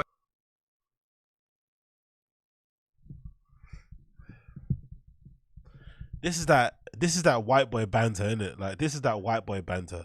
If you touch me like that and I get hard, we just have to fuck. You know what I mean? You can't be touching me like that. This is that white boy banter, because if I get a hard on and you keep touching me like this, I might have to turn off the lights. We have to turn off the lights and close the fucking blinds. Don't touch me like that and make me excited, okay? If you get me excited, I can't be responsible for what happens next, okay? We're both in this together. So don't touch me like that and get me happy. Because when I'm happy and, you know, you'll say, oh, start screaming. Like, don't scream when I'm happy. You touch me, I didn't tell you to touch me, now you're touching me. And now I'm turned on and now you're getting upset that all my clothes are off. Don't touch me like that because I might take off all my clothes. And if I take off all my clothes, I'm not putting them back on until I bust. Okay? I'm not gonna put on my clothes again until I bust. So don't touch me. Don't get me excited. Just keep our distance. Wait, did he? Dude. This happened literally 2 minutes into the pod, and it didn't stop there. Be serious, bro. Be serious. Come on, let me squeeze your arms again. Be serious, bro. Come on. Honestly, I didn't notice how much he was touching him until this. I didn't notice. And he's grabbing both of you. Like, he's literally like he's trying to get a feel of his bicep. Like, actually trying to, like, you know, get some tactile memories of it, of like how it feels around his arms, inside his hands. Sorry. Jesus Christ, Schultz, what the fuck are you doing? Feel that though. Feel that. Feel that. I've been trying to size him up, and I'm like, yo, he's kind of big. He might got you. Stress between us. Andrew. Come on, bro. I'm insulting the guest. Come on, bro. Serious, dude. Bro, I had to make sure the legs are also getting worked out. You know what I mean? He's trying to be serious. Chill, don't do that to me. Don't do that to me. Are you concerned? Do you think he's on stuff? Do you think Schultz is on stuff? What's the theory online? Because you guys read it better than I do. Do you think he's on stuff? Do you think Schultz is on stuff? Do you think he's on pills and stuff? What do you think? It's a bit much, the touching, isn't it? It's a bit much. Do you think he's like on something? I don't know what. Like maybe an addy. Like big up Billy Bats. Oh, lols. For the cocaine fund. Yeah, big up Billy Bats. Big up Billy Bats. These days with the prices nowadays, this ain't $3 ain't gonna go far. But you know, it's all, every penny counts, my friend. But big up Billy Bats. Maybe I have to go to Colombia. Actually, I can get some good gear for $3. But big up Billy Bats. But what do you guys think? Do you think he's on something? Do you think he's just a weirdo? Do you think he's trying to do that overly familiar thing? Somebody mentioned in the stream chat that it's a power move. Do you think it's a power move? I don't know, man. Part of me thinks he's just trying to suck up to Logan. Maybe it's not that deep. Maybe he's just trying to suck up to him. And he wants him to know, hey, we're friends, we're friends, we're friends, we're friends, we're friends. I don't think there's nothing sexual, of course. I don't think there's even drugs. I just think he's desperate for the clout. He's like literally trying to rub the clout off of him. He's trying to, absorb some of his clout. Maybe that's what's going on there. Maybe.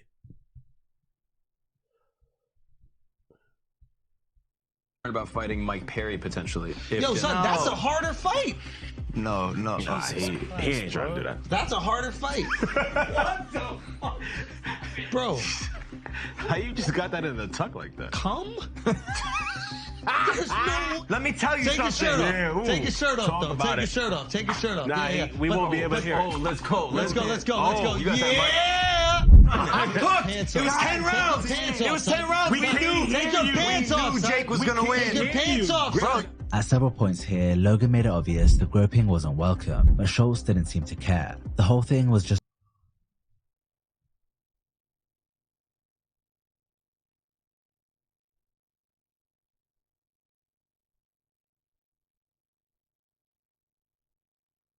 bizarre, and another guest might have been far less forgiving than Logan.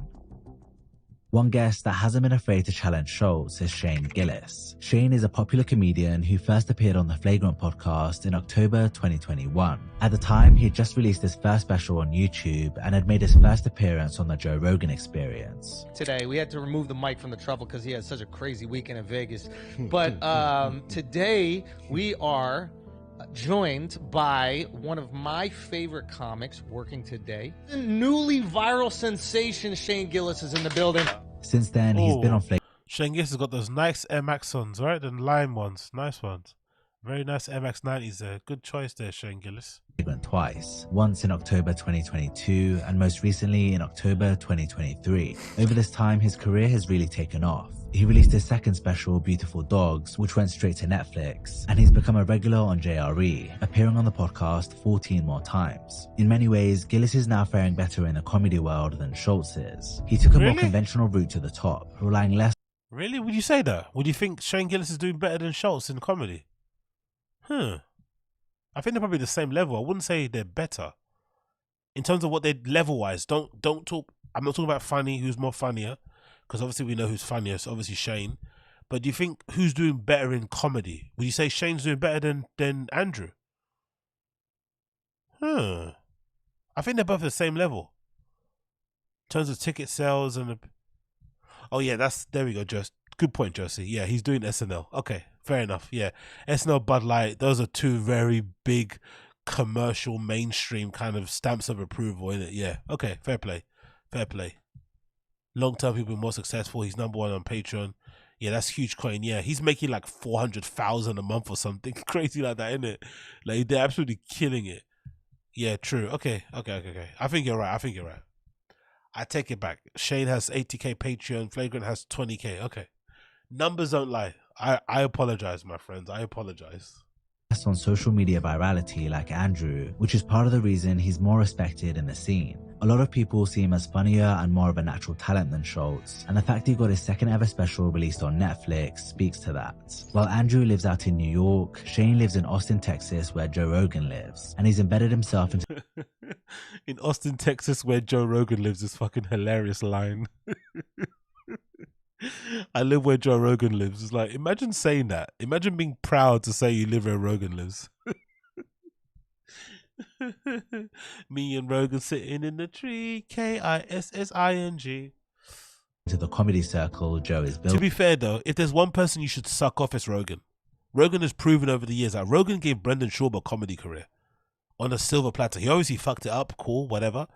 But Rogan has proved that he is a literal king and queen maker. So if there's one person in your life, I don't really believe in sucking anybody off personally, unless you want to make them bust and shit. You shouldn't suck off anybody. I think you should just try and make it on your own and do your own thing. And if somebody big and influential wants to co-sign you, fair enough. But if you should suck off somebody, if you should go face down, ass up on somebody, it's definitely Rogan. Building there. In his last 2 appearances on Flagrant, there's been this weird, almost competitive energy between them, mostly coming from Schulz. And many viewers believe this is because Schulz is insecure around Gillis. Oh, wow, I never thought of that. That makes so much sense. That makes so much sense now. Now I get it. Now you understand why Schulz was being such a cunt to Shane, the recent episode, when he kept asking him, hey, what do you spend your money on? What do you do? All this sort of stuff. He tried to make it seem like, no, we're the same. Oh, this makes so much sense now. Yeah, well, thank you for giving us the energy for the question we didn't ask. No, I'm excited about it. Yeah. Excited What's about your SNL? fucking problem, dude? Excited you had a bad about attitude SNL? when I called you today. You were grumpy when I Yeah, called I you. did have a bad attitude. Why were you being grumpy? Because you faked the whole I don't know what's going on thing, and I didn't didn't. like. Oh, you did. You called me the day of the pod. You're like, I said, we had that shit. today. I said, oh shit, are we doing the pod today? How often do you call me? And I wanted to call you. I wanted to talk to you. Yeah, right before the pod. Yeah, I want to say, You oh were shit. being fake. By the way, That's foul. These guys are Really? awesome. Yeah. They're having fun. Yeah. For you guys to sit here and be like, wait a minute. Let's bring it up and mock them. That's fucked up, dude. That's We're that's mocking a dude. you? We're mocking by you, yeah, by yeah. using them as an insult. Using? Yeah. We're using you. So you're insulting them by saying I look like them? Or We're you're insulting me you. by saying I look like them? This is you back in your victim thing. No, I'm not being a victim. I'm saying the jokes you're...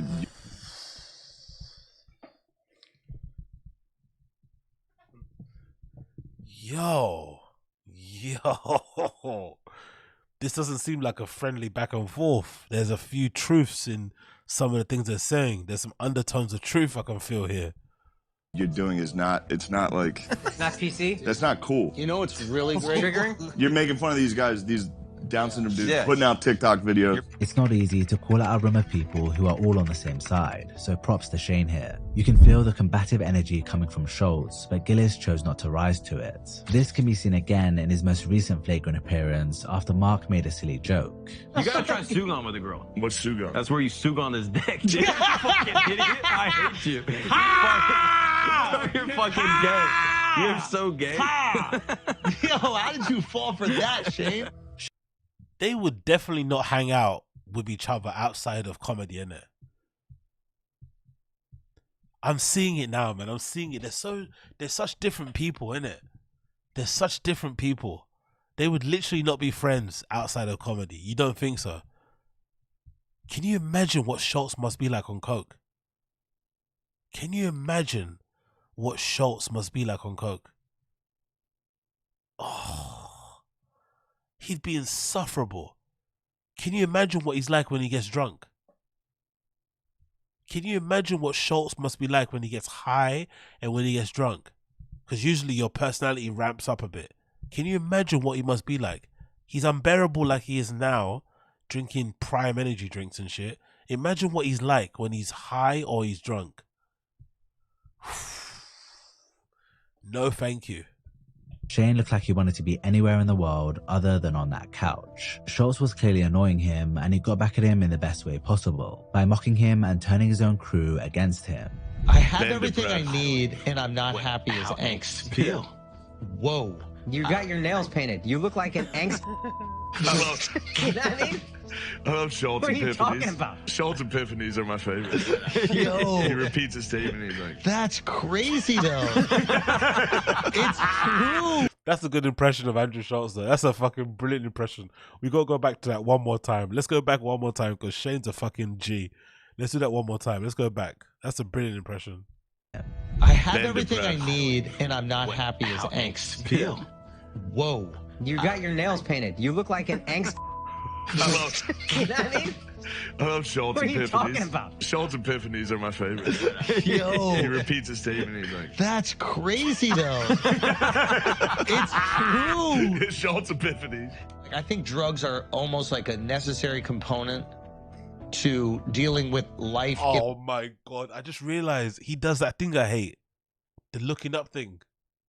Schulz does that thing. I just realized now. Schulz does that looking up thing that I hate. Like the fake fucking looking for my words in this concept of space and time, trying to grasp the sentences and pluck them from the urethra. I'm trying to understand the meaning of life through the words that I'm saying. Like piecing together I think Jordan Peterson even does it too. Like trying to piece the things, synesthesia through words synesthesia. Like, put your fucking head down, man. Like, fuck off, bro. Looking up at the stars, ass nigga. In the way we have to live it. You know what I mean? Like, I don't think you need to do drugs if you're fucking in Alaska. Yeah. I think if you're in Alaska, oh my God, you need drugs.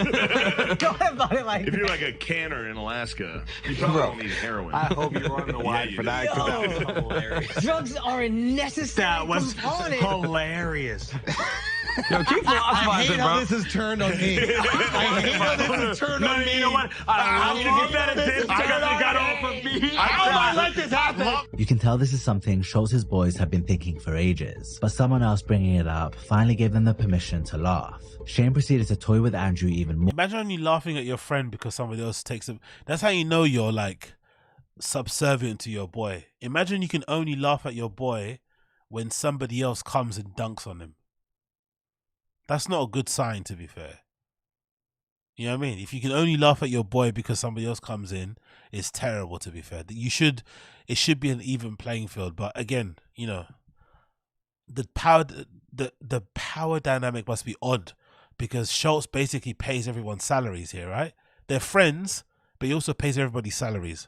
So it must be a weird dynamic because he's basically in charge of everybody's mortgage, right? He basically is the one that keeps a roof on everybody's head, over everyone's head. You know, it's a strange place to be in.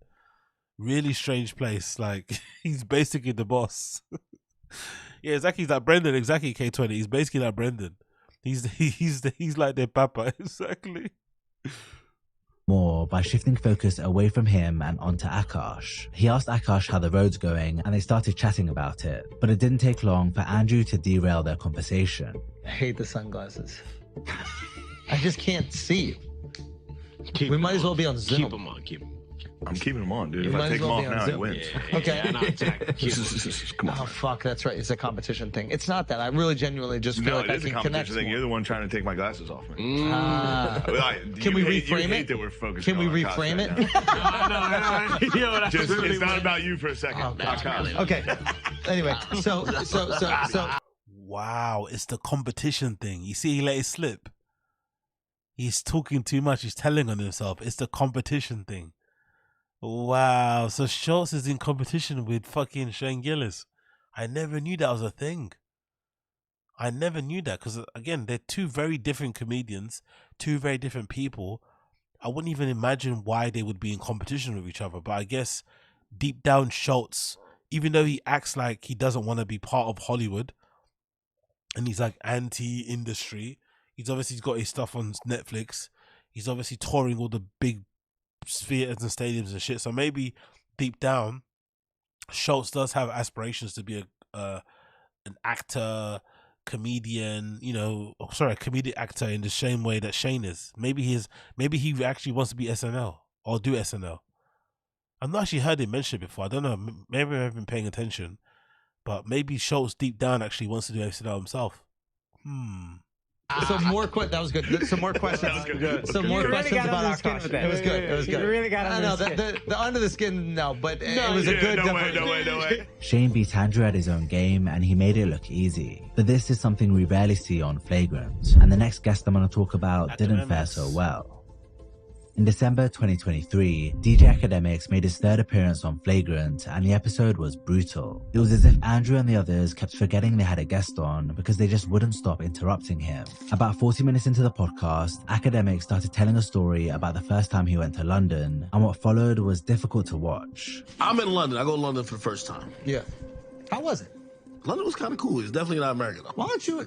No, shit. God damn. Yo, Ack, you on it. Ack, sometimes you're the most brilliant person that I've ever met. Thank you. And sometimes you be saying some shit. Anyway. So I'm in London. Diddy had previously hit me up to say, hey, listen, stop fucking with my side chick. Basketball nicknames. Earl Monroe, Earl the Pearl, Black. This is so rude, bro. This is so fucking rude. They're just not even paying attention to him. They're just like, holy shit. This is like when Brendan was on fucking Impulsive. This is like when Brendan was on Impulsive, innit? This feels the same thing. Oh, bless Academics, man. He didn't deserve this either.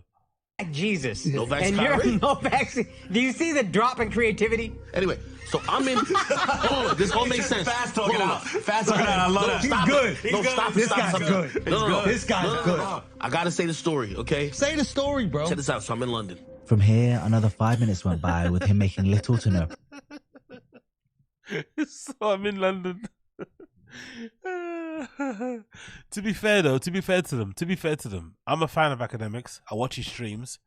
If you guys in the stream chat watch Academics, you'll know he fucking meanders. Academics can, what should be a 5-minute, 10-minute story, he can make it into half an hour to an hour. He takes long to tell stories. He meanders, like he goes on tangents, like it's hard to kind of, whatever. It's hard to get the story out of him. So I don't blame them for kind of, interrupting and getting bored and restless, because if you let Academics talk long enough, he could talk for hours. Like he's really good at talking. That's the thing that I realized when I watched a lot of his content. Say what you want about his opinions, but Academics is brilliant at just like sitting in front of a microphone and talking for hours. He could probably stream for like a week straight if he wanted to. Like he's really good at that, just like talking. So maybe that's why. Progress with the story, after which he tried to put his foot down. Young M.A. That is a dude, but you wouldn't fight him. Yo, Young M.A. is this shit. I ain't gonna lie. Young M.A. is this shit. You gotta tell my fucking story. Yeah, bruh. God damn it. Tell me your story. You'd think that at this point they'd let him speak, but the conversation got sidetracked once again, and Academics was forced to shout over them before they finally allowed him to tell the story. Hey, could I tell my fucking London story? Yeah, tell your story. Now, DJ Academics might be the most patient person I've ever seen, because he was dealing with this throughout the entire extra-long 4-hour podcast. At one point, as he was telling a different story, Schulz reached across him and grabbed a pack of Zins from Mark. Zins are a brand of nicotine pouches which are highly addictive, and Schulz began pressuring Academics to take one, continuing even after he refused. Apparently one of them is... Academics is like black. He's not going to do any Zins. So he's the kind of black person that thinks if you smoke bongs, you're basically a crackhead. Do you know what I mean? Academics is like black. You know what I mean? Like anything outside of weed and booze is basically heroin. So he's never going to do a nicotine patch ever. He's never going to do that. He's not that guy. So they wasted their time on that one. Honestly, he's definitely one of the type of dudes. He thinks if you're smoking a bong, you might as well be smoking a crack pipe. He's not about that life. He's old school black. About to be passed out. Try one of these. What is this? That's a weed shit. I'm good. It's not weed. It's a Zin. That's a weed shit. He's scared of a nicotine pouch. That's that weed shit. That's that edible shit. That's that THC shit. Is that nah, man? Oh, Hell no. Oh really, Biff McGee? Them Zins will fuck you up. I had 6 milligrams, and the room was spinning. Oh really? Okay, cool. The Zins are really aggressive. Be hooked. I'm good. It's not about a hook. You won't get hooked. Hell no. I'm good. It's like a dip. Just try it. No. Will you just try it? I got addictive personality for real. Just try it. Nah, I can't do it, brother. You can literally take it out a second afterwards. You're not gonna feel it. Somebody says they've got addictive personality, and you keep trying, you keep pressuring them to try something that's highly addictive. Isn't that kind of irresponsible? Isn't that terrible to do? If somebody says, hey, I've got addictive personality, I shouldn't be doing this, and you keep pressuring them to do it. Isn't that a bad thing? Wow. Yeah, Zach Coiler, yeah. 6 mgs will give you so much anxiety you'll start confessing to crimes you never did. Yeah, I can't do that. I'm the kind of person that still gets a bit of a head rush when I take a pull on the cigarette. If I take a little pull of a cigarette, like I could get a bit of a head rush, so I should probably stay away from the Zins. Hell no. Just try one. No, I can't do it, brother. I can't do it.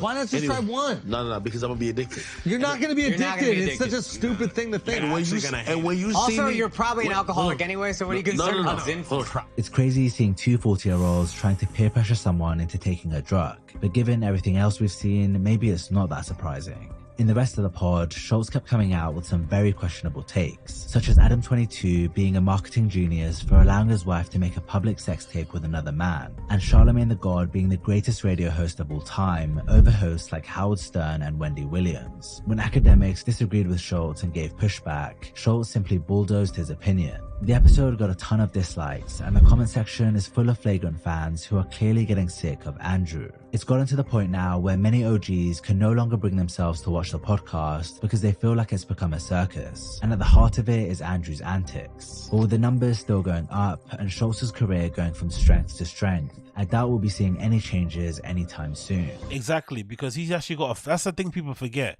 He's actually got a fan base. And like I said before, I think the fan base are well aware of how much of a cunt he is, and he just put up with it. So he'll be completely fine. Unless he goes super off the reservation and he goes completely unhinged and he starts to directly, insult his fans, he'll be fine. I think he'll be more than fine. I honestly do think he'll be fine. And he also does a good job of not addressing things as well. He kind of ignores everything. So after the Whitney Cummings things happened, he didn't address it. He didn't talk about it on camera. So he does well in terms of what's that thing called? Blocking out all of that stuff. He doesn't really address stuff that happens online. He kind of leaves it and kind of pretends like it didn't happen. So I think that helps him as well going forward. But yeah, Schulz is a fucking wild boy. Schulz is a wild fucking boy. Really is a wild boy. Like, I could never imagine putting up with some of that shit. But like I said before, having watched a lot of Fragrant before, having watched a lot of Brilliant Idiots before in the past, he's the only compliment I can give the guy is that he's always been like that. He's always been a fucking cunt. So it's no surprise that now he's more famous, and now that he's got more money, and now that he has more clout, and now that he's more well connected, he's even more of a cunt than he was previously. It's no surprise to me in the slightest. I swear to God, it's no surprise. It really isn't. If you've been paying attention, you know that's been him from minute one. He's always secretly wanted to be that guy, and now you can be that guy, and he's absolutely loving it, flexing on people and stuff. But honestly, like, my heart goes out to academics, man. So I was in London, right? Like, fucking hell, how many times did you have to say that before they let him fucking finish his sentence? Like, give the guy some space to say what he wants to say, man. Like, damn, man, niggas, damn. Anyways, what you guys saying?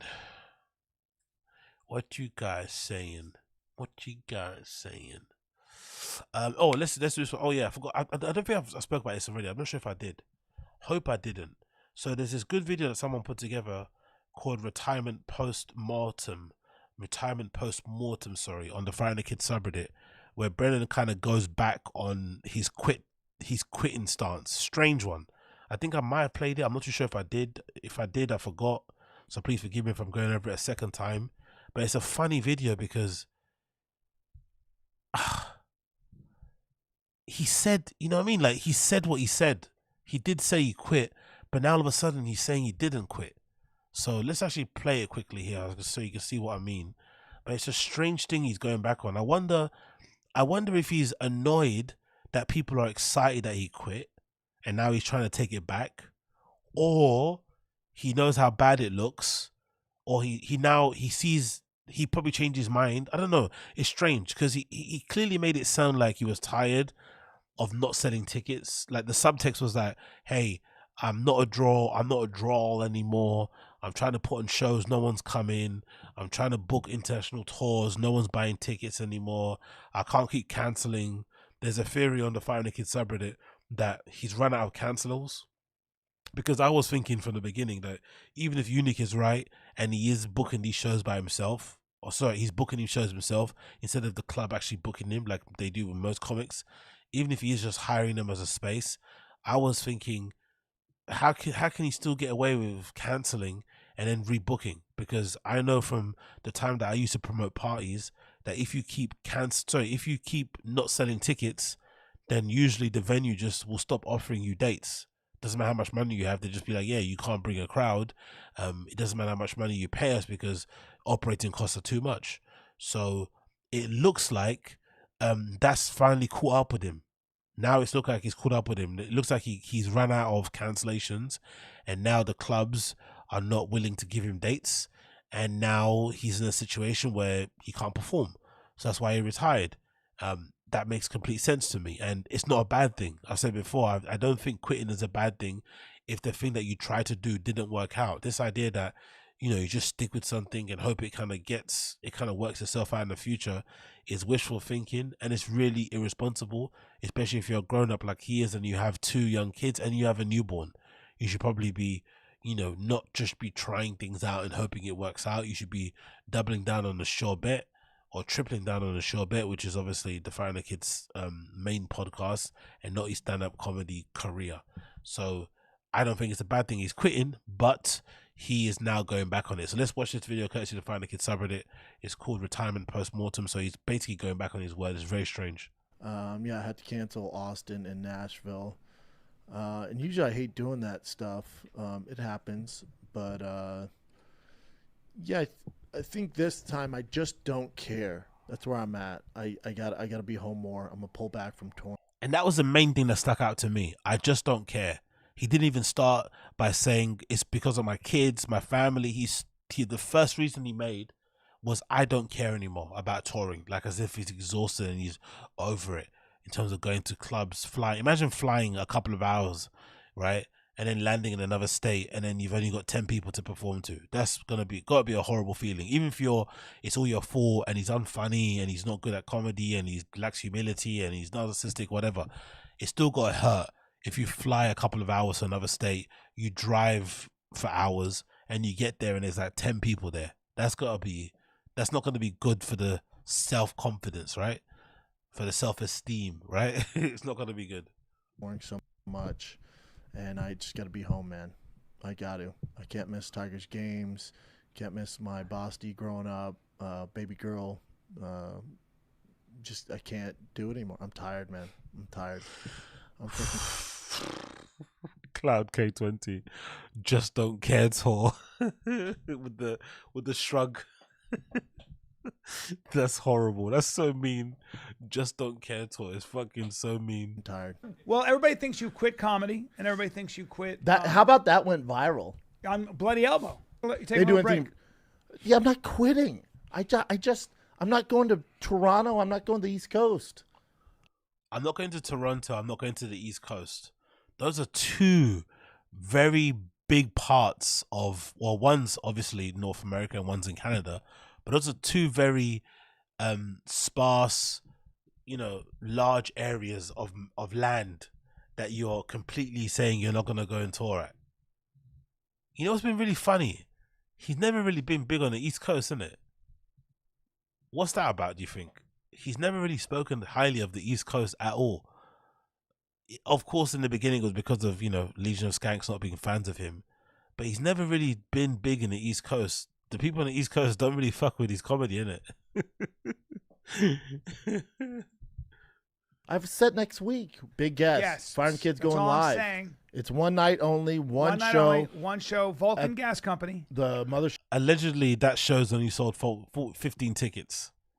So my theory or my hypothesis that if they join their fan bases together, they can make more money is not looking to be that accurate. According to the Firing Kids subreddit people, that joint show they're doing together, TFATK Live, has only sold 15 tickets to date. It's looking dicey out there for both of these guys. Both of these guys. Stepmom. Yeah. We're at the Vulcan Gas Company at 10 p.m. One show only. Firing Kid live. 10 p.m. One show. We have a residency only. there. We have. I have a set next week. Yeah, we want to start once doing a month. this once a month. Firing Kid. They say too many. They just share too much information. Now they're saying they have a residency.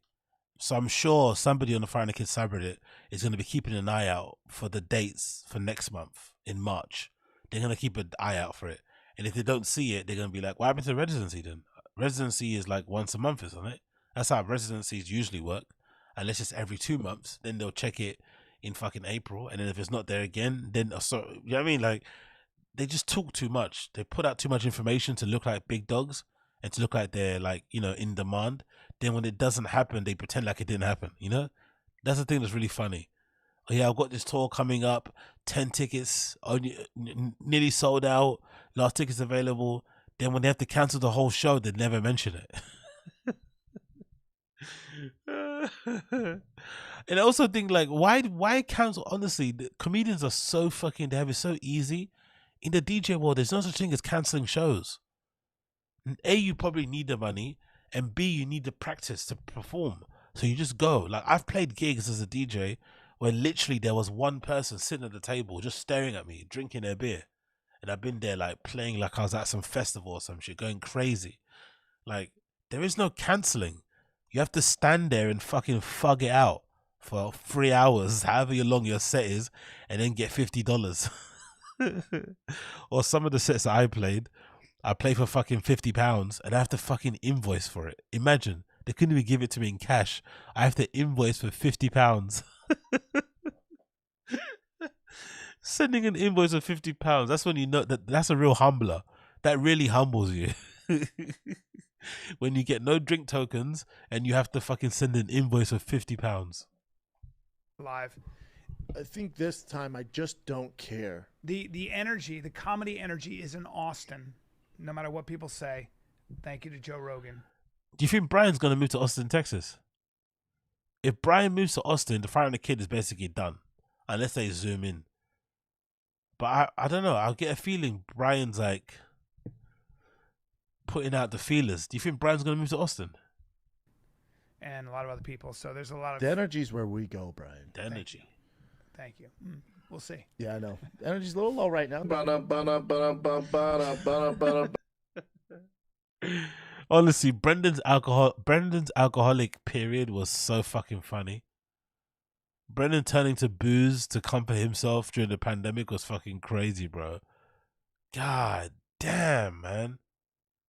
He looks rough, innit? He looked so rough. Thank God he stopped drinking alcohol to that level, because he was taking bottles of Jameson to the face at like 9 a.m. in the morning. Wild dude. I'm surprised he didn't get involved in a... That's the thing that's funny. Don't you find this funny? He's now... doesn't drink as much because he's on Ozempic, even though he lies and say he's not. He's on Ozempic, which means that you don't eat, and sometimes it has like side effects of like making you stop some of your addictive, you know, personalities, whatever, your traits, or the things that you did, your sort of addictions in general. I think I've seen some reports or an article of people that are on Ozempic who suddenly quit smoking and shit. So he's not drinking as much, and he's clearly looks like he's lost a lot more weight. So he's quote unquote more healthy. Don't you find it funny that he allegedly crashed his TRX truck? He wrecked his truck, but he's not drinking anymore. But back then when he was drinking a lot, he never crashed his car. I was always surprised. Thank God he didn't, but I was always surprised he never totaled his Porsche or the Ferrari or something when he was really drinking heavily, you know? That's a really funny part, because he was on Adderall, he was drinking a bunch, tons of fucking energy drinks, nicotine pouches everywhere, whiskey, and somehow he didn't have one crash that we know of anyway. But then he gets on Ozempic and, you know, he drives his TRX somewhere and flips it. Wild. What are you guys saying here? He would do a lot of stimulus to balance out the drinking. Now he's just amped up and probably driving crazy. Oh, look at you people, man. You guys are so smart. That makes so much sense, Assad. Yeah. The stimulus to balance out the drinking. Yes, very, very true. That's a very good point. Now the booze is gone, it's just pure fucking amphetamines and methamphetamines and all those other things in between. So he's wired, juice to the fucking gills, as they say. A very, very astute there. Very astute observation. But you're older, so I'll take it. Couple of old guys. Yeah. Getting But old. the quitting the I don't even see how that makes the rounds. Because if you listen to the Chin was there. Chin, did you ever hear me say I quit comedy? I can't do it anymore. I'm tired, man. I'm tired. I'm freaking tired. No. I said I'm taking a break. I'm juggling too many things and the road beats. When he says a break, though, it's 5 years. As far as the stand-up and all that stuff goes, I just juggle a million things. And the road you got to... So honestly, that mustache, man, I know I say it every episode. I know it's boring. I know it's almost a bit hacky. But I just can't understand why it's like that. Why it's so long. There are times where I sometimes fuck up my mustache because, you know, you just fuck it up by doing too much. But it's just crazy how he doesn't notice how much longer it is on one side compared to the other. That's the thing that's funny. I'm not saying you should have it perfect, but it's just so much longer on that side compared to the other side. Can't you see?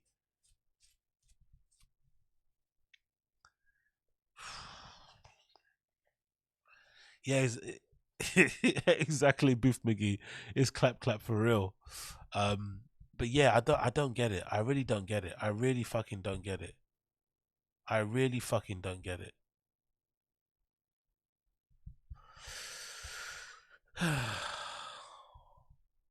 I mean, you understand this, and a lot of the viewers understand this, but when you're doing stand-up, like you're doing sets at night during the week, Monday through Wednesday, and then you're on tour Thursday, Friday, Saturday, then you're home Sunday. Yeah.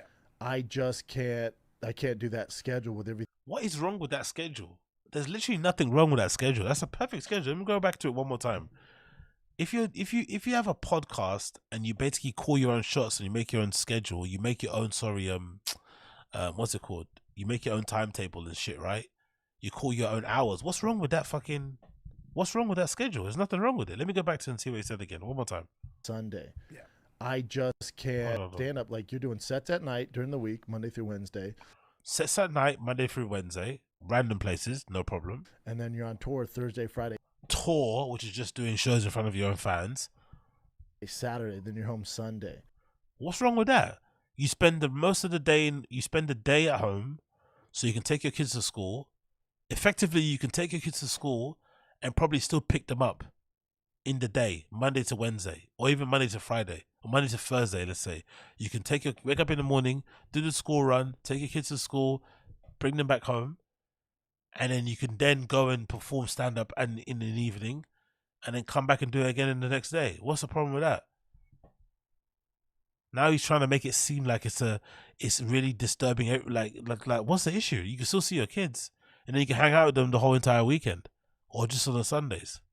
Yeah, I just can't. I can't do that schedule with everything I have going on. Well, I can't. and then also, hold on, B. Yeah. And then also, I'm my son's football coach, baseball coach. That to me is the real reason you love coaching your. I despise this side of Brian where he goes out of his way to jump in front of the bullets and be a human shield for Brendan. Let him say what he's saying. And also, this isn't a busy schedule. You're coaching your kid, not the team. You're coaching one person, and you're not really coaching him. You're just shouting at him from the sidelines while he's training with his fucking other teammates. It's just, again, this is unnecessary, because if he quit just because he's tired and he's bored and he's over it, no problem. But these excuses are odd, strange excuses. Just, hey, I'm over it. It's long. I don't want to travel anymore. No problem. Kids. Love it. Absolutely love it. Hate missing it. Can't miss that. But then also I just got a lot going on. And it's okay to step back from one thing, do this thing, step back. I can go. I find it interesting that he's not trying to get funny. Like, just do stand up for the sake of it, just to be funny. No, I'm going to quit it because I can't sell tickets. So I'm going to quit. It shows you where he's at with comedy, though, innit? In general, how he views it. Just a money maker. Because he could easily do spots randomly still during the week just to kind of get his sets and reps up, but he doesn't want to do it because it doesn't make money. If it doesn't make money, it doesn't make sense. Go in and out. I've been hustling for over 12 years now. Not that I'm gonna stop doing the pods, but as far as the plane life and stuff like that, I gotta chill out. Going international or going across the freaking United States ain't happening right now. So I'm gonna take a break from that and just focus on family and do my thing, man. That's the sad thing, is that this isn't from a real place. That's the really sad thing. So the benefit of this is that his family gets to have their dad back, right? His wife gets to have her husband back. His kids get to have their dad back. But it's not from a real place. It's not from an authentic place. It's from a place of, necessity, because the road has so told him no, and the clubs don't want to book him anymore. That's a sad reality of it. It's like, it's not even as if like he made this decision because he's actually a beast of a dad. Like he legitimately cannot bear to be away from his kids too long, because he realized when he went to hospital and he was there with his daughter that the only thing that matters is family, like in some Fast and Furious way. Nah. The actual reason why he did this is because he hasn't selling tickets. Because if he was selling tickets, he would probably be in Europe somewhere while his kid's having surgery. God forbid, if he was doing that without a care in the world. So now he's acting as if like family means everything to me. It's like, come on, bro. Let's call a spade a spade. You know what I mean? Like, you're quitting because it's not going well. This is fine, but let's not try and flip it into something else. But that's what he's saying. That's what the guy there is saying. So he's went back on his flipping retirement. He's probably still retired. I still think so. I don't think it'll change anytime soon. A part of me feels like the mothership situation was the final nail in the coffin. I think he's never been able to get over that, and I wouldn't get over it if I was him either, because I still think it's one of the most fucked up things that Rogan has done to Brendan. Maybe that was his final payback for Brendan saying that Rogan slangs dick, because most likely Rogan is still paying for that now, right? Most likely Rogan's wife from time to time gives him evil looks, and pierces him in the back of the head with her eyes. So maybe Rogan's ultimate revenge in the end was saying no to Brendan when he asked to perform at the Comedy Mothership. But if I was Brendan, I'd be so pissed if Rogan did that to me. Rogan gave me a set at the Comedy Store. He brought me in at the Laugh Factory. He let me play at the Ice House with him. And then suddenly he moves to another state. He opens his own club. And now all of a sudden I'm not good enough to play there. It's like, I'd be furious. I'd be like, hold on. You had me performing at the Comedy Store when I was like 2 years in. Remember that? Rogan and them lot let him play at their Rogan and Friends shows. And I would bet Brendan Schaub's sets at the Comedy Store were probably similar to what we saw on fucking You'd Be Surprised. So all those guys saw how terrible Brendan was before we did, right? All of those people, that's a funny thing. Everybody in the JRE-verse saw how bad Brendan was at stand-up before we did. We saw the "You'd Be Surprised" much later on. So the fact that they let him perform at the Comedy Mothership, at the Comedy Store, and then they said, no, you're not performing the Mothership, I would have been so mad if I was Brendan. I would have been so angry. And I think that's part of the reason why he ended up retiring. I really do think so. Or like, you know, stepping away from stand-up. Because that's kind of hard to swallow, you know what I mean? Definitely hard to swallow. But hey, what do I know? What do I know? Not much. Not bloody much. So, what's the time now? It's 5:20. Do I have time to play anything else? Let's do one. Let's do a little bit of Chin here, and then we'll finish this. Let's play one more. A little bit of this. I'm not gonna play the whole entire. Let's maybe play 20 minutes of it. Now I've got to bounce. I've got to head off to the gym. I'm gonna try. Should I try and get a gym session in now and then go sleep and then go work, or should I do one? I'll figure it out. Let's do one more Chin, and then we'll figure, and then we'll continue. This one's called "My First Catch and Cook." Let's see this one. Just arrived to K-Town. It's a Scala, and then I'm gonna walk in there. That's where we're going, toe bag.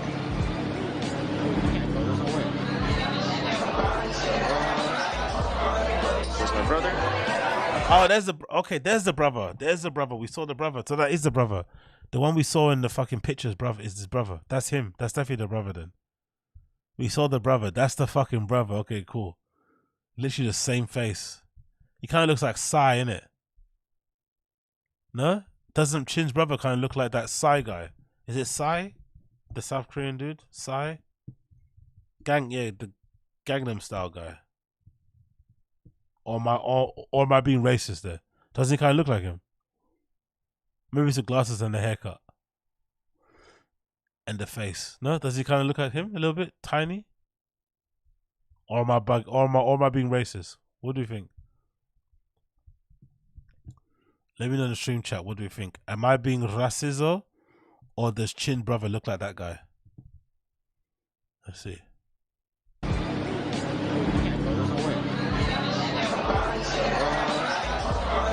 There's my brother. There's my brother. What do you think? Chin's brother, Gangnam Style guy. What do you think? What's the verdict in the stream chat? Race? Oh, but extremely racist. Both. Okay, that's fair. Darcy look extremely racist. Okay, that's fair. That's fair. That's fair. Booth McGee, they all. No, I'm not doing the poll. No way am I doing the poll. I'm not having evidence of my racism in the poll available there. No evidence of my racism available. None. I don't want fucking hard evidence of me comparing fucking Asian people faces or like skull sizes and stuff. We're not going to start doing that. No way. No way we're doing race science. We're not doing race science on my stream. No way. Corn cheese, chicken wings, brother, my little cousin. This is radish that goes great with these chicken wings. For instance. There's all these, they're in this amazing restaurant, loads of people buzzing around, loads of voices, probably a ton of slurs, right? Probably wall to wall full of fucking whores in that space, and he's just sitting there with his SLR recording his fucking eating fucking radish and shit. It's like, put the camera down and go chat up some fucking bartenders, man. Come on, bro.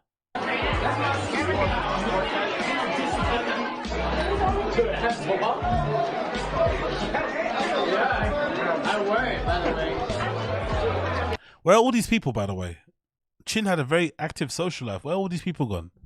Did they move away or something? Or did they die during COVID? Like, what happened? Where are all these people? Chin has a really cool group of a real big social circle here. Loads of fun, loads of smiles. Everyone's happy. Where's everybody? Where do they all go? With your face on it.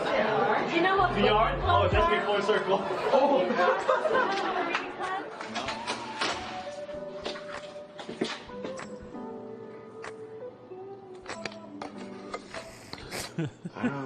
Yeah, you're all right, actually. If Assad even said it, they all got married. Yeah, exactly. They all started families. Chin's the only one left.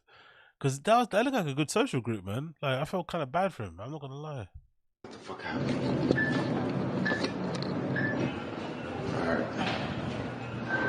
6 in the morning. That's the thing. You guys are all saying the same thing. I used to be that guy in my group that always had a camera. And I look back at it now and I love it because all the pictures are amazing of all my friends when we were growing up and stuff. Like, you know, when I was like, I don't know, 19, 18 and shit. But I have to admit, like, I could remember there were times that people would be a bit annoyed when I'd always pull out my camera, you know, when I was taking the pictures. So I can only, and that was taking pictures. I wasn't recording videos. So I can only imagine what it must be like when you got a friend that's always vlogging. It must be so infuriating. You're just hanging out, just chilling, catching up, wanting to chat shit with your friends, and here comes your other friend vlogging with the fucking, you know, with a tripod in their hand and a fucking ring light. It's just like, oh, come on, man. I just had a long night with my family, my cousins, my cousin Ungi, my brother, my cousin Gina, Ungi's girlfriend. It was a long night, and it's 6 in the morning now, and I'm going fishing. Wow. I'm just like on the edge of making it. The boat leaves at 7:30, and it is 7:22 right now. Wish me luck. And speeding in the and I'm never late. I don't get late. I'm not someone who's late. Damn it. And as you can see, freaking made it on the boat. Barely. Such a stressful moment. We're here now. We're always friends. And there's the rest of the You got so many friends here. What happened to all these people? How many people do you think are on this boat already? There's the other guy now I haven't seen before. What? But they said 90-ish if it was full. Oh, okay. There's the rest. All right. Thank God. We're here. We're gonna fish. This actually looks like a nicer version of our harbor. Yeah, right? I feel like you can just like cruise around here and walk around and just throw a line in. Yeah. And it looks way more calm. At least the water looks calm right now. Let's take a look around this boat. See all the goodies. Hi.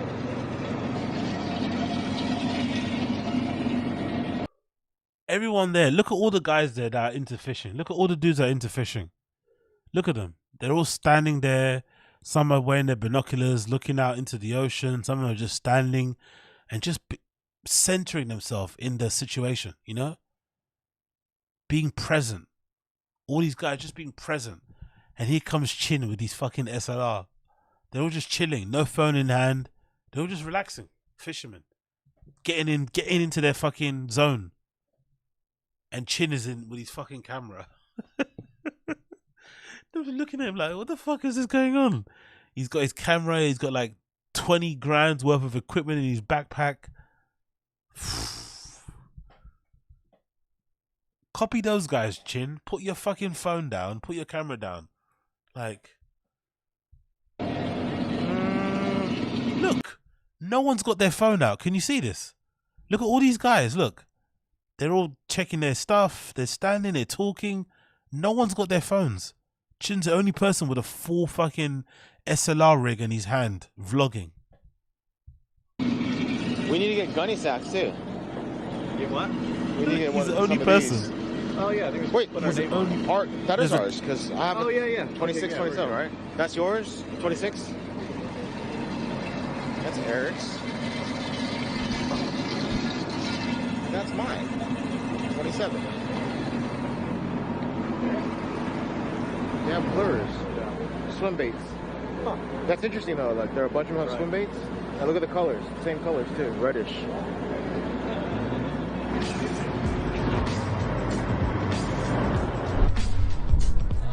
Is that all right? Yeah, I don't know if you're gonna have enough line on there, man. 250 feet. I do have extra line, so I can probably put some line on there real quick. Yeah. Cool. I'll do it. Yeah. Let's do it real quick.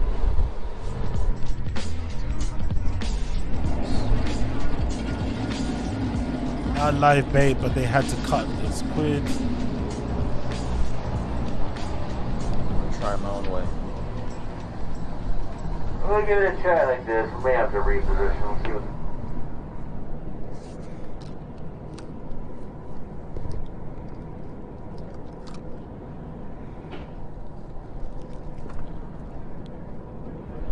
Damn it.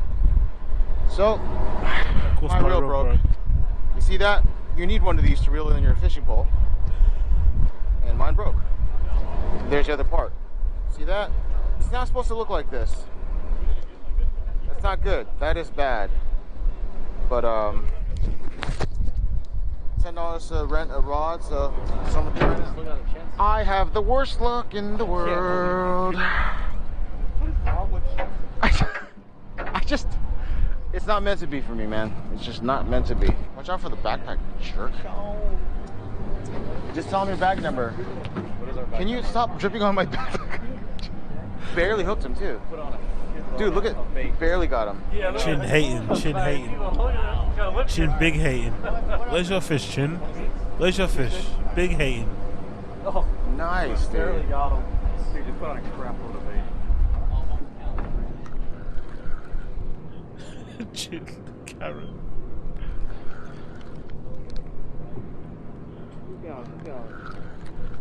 My arm is giving out. Oh, yeah. Nice. You see it? Yeah. Oh, sweet. Lift this up. Oh, it's just stuck on someone. Oh, oops, sorry about that. You're... It's on my hook, yeah. But it's stuck to someone else. Chin can't even reel it in. Chin has to get another man to reel in his fish for him. That's embarrassing, isn't it? Is this sucker big enough? Yeah, it's good. What number? 27? Yeah, thank you, man. Appreciate it. Yes! Just to close off the night, the day. Yes! Woohoo! Oh, yes. One more. Nice, bro. Is she big enough? Yeah. Here, lady, grab that for you. Thank you. Is that big enough? Probably not. Okay. Yo, big up horror movie Mutt Hustle. Watches Casey Neistat once. Exactly. At least Casey Neistat, he cuts it, edits it aggressively. Usually under 15 minutes or something. This is just so much filler. Like, it's like 33 minutes long. I'm not watching the whole fucking thing. 33 minutes long of this shit. What's he doing? Big up horror movie Hustle. Appreciate it, brother. Take your rod. Thank you, man. How much you catch? 5 fish. Do you really? Yeah. Oh no, I recognize him. He's from a barbecue. He's not barbecue. He's from a camping trip, right? He looks a bit different now, but I recognize this guy. So this is an old friend. How many did you keep? 3. What happened? I don't know. Oh, they're weighing. Oh, they're doing the... Are they doing the shark? Because, I mean, that's going to win everything. Yeah. No, I don't think it's going to count. Check this out.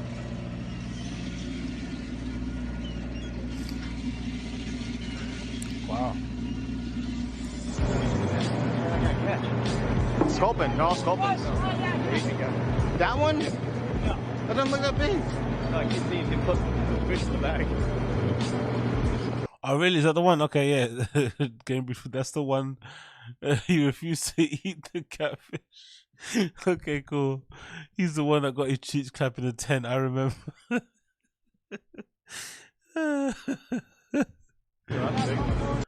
But look at all these guys, though. Don't you think this is quite what fishing should be about? All these older dudes who are just like in the moment, doing older dude dad shit, you know, fighting over fucking fish, you know, haggling each other for money and shit. Probably doing a little bit of side gambling, bets and stuff going on. You know, that's what it should be at, like.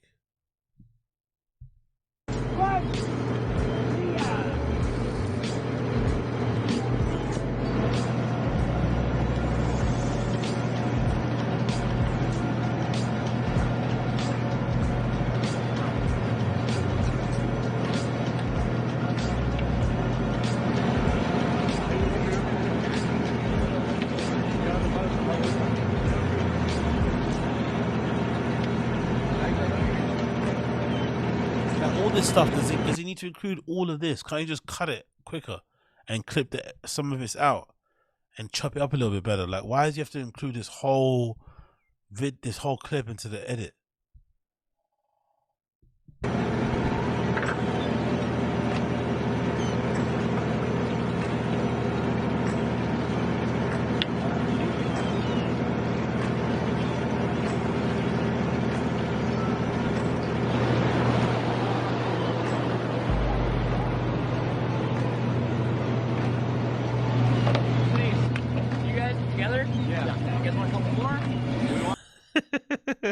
You guys together. Yeah. One more time. They love that question, didn't it? They fucking love that one.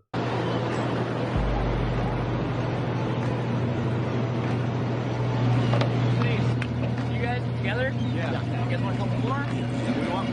Sure, I don't care. Yeah.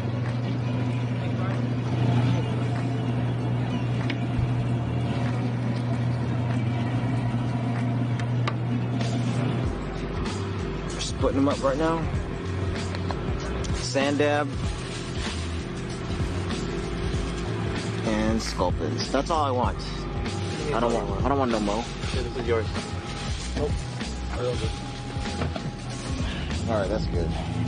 Can you imagine what Chin's apartment must smell like? Can you imagine what Chin's apartment must smell like? He doesn't really prep his food well. He doesn't cook it well.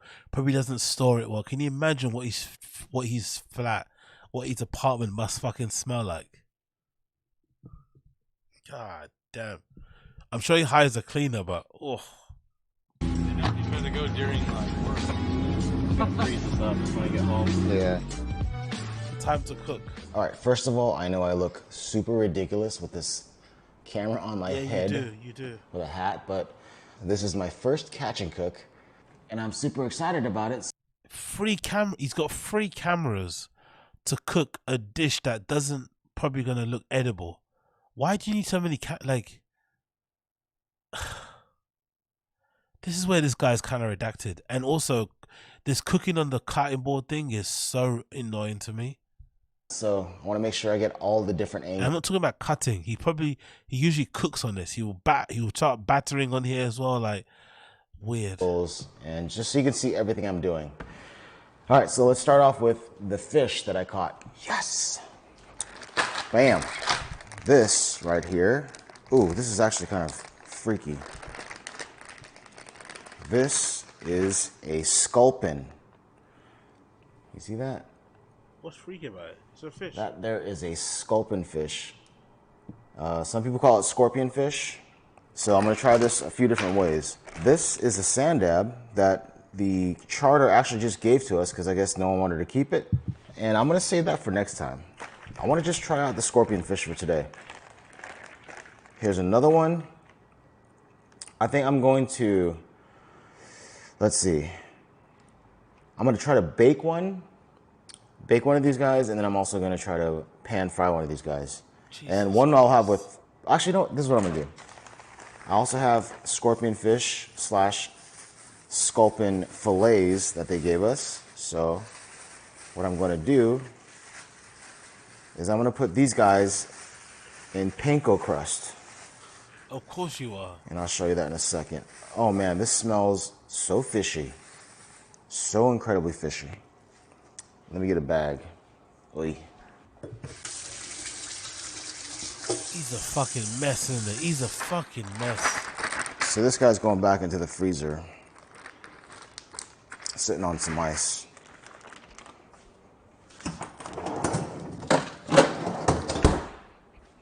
And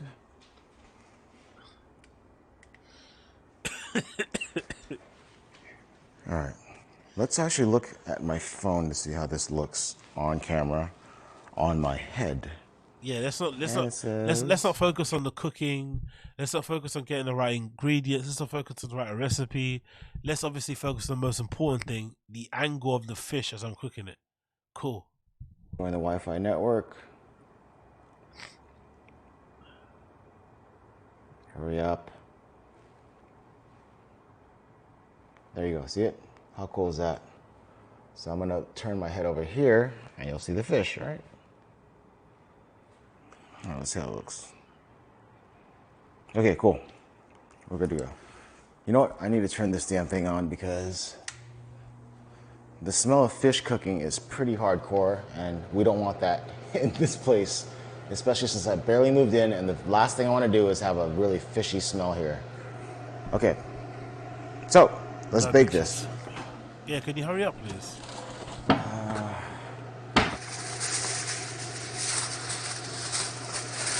I'll bake the bigger one because I've always wondered that too myself, King Bayo. Why doesn't he ever follow a recipe? I don't know. I think he thinks he can cook in his head, but he obviously can't. So I'm really confused why he doesn't follow a recipe either. Of course he didn't wash it, Z. Of course. This is Chin to you we're talking about. There's so he believes in that whole thing of like, oh, I'm not gonna, why wash it if I just put it into the oven at a certain temperature, it's gonna get rid of all the. Okay, cool. You carry on doing that. much meat on here. I think it's not gonna fry that evenly or that well, so I'll wrap this here with like some butter, lemon, some seasoning, Of course, butter. and I'll score it as well. This is a Rapala fillet knife that I got on Amazon. Of course you did. It's actually really sharp. They give you a little sharpener with it. I'd rather have those stone sharpeners because they're better, but I'll take what I can get. So I'll first start by scoring it like this.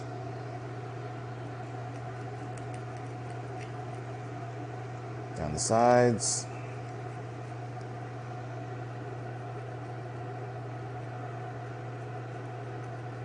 All right, that's one side. Right behind this Oh, fin. excruciating nonsense details of this. Score is it up. just God almighty, bro.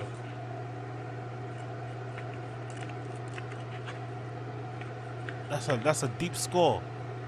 That's a deep scoring. Is just like a little slice, isn't it? He must have cut Wash through my the whole entire hands. thing. As you know, aluminum foil you can like put in the middle and it heats all sort of evenly around it, especially when you bake it. And I bought a couple of fresh lemons earlier today. So all I need is just one. And what I want to do with the lemon is just, let's move this to the side for a second. Just smash it down like that and roll it around. What is this shit, man? Hopefully this freaking fan isn't too loud. It is It loud, sounds bro. super loud. It's super loud. So roll the lemon around and I'm gonna wash it real quick. And then we'll just cut this guy a few slices.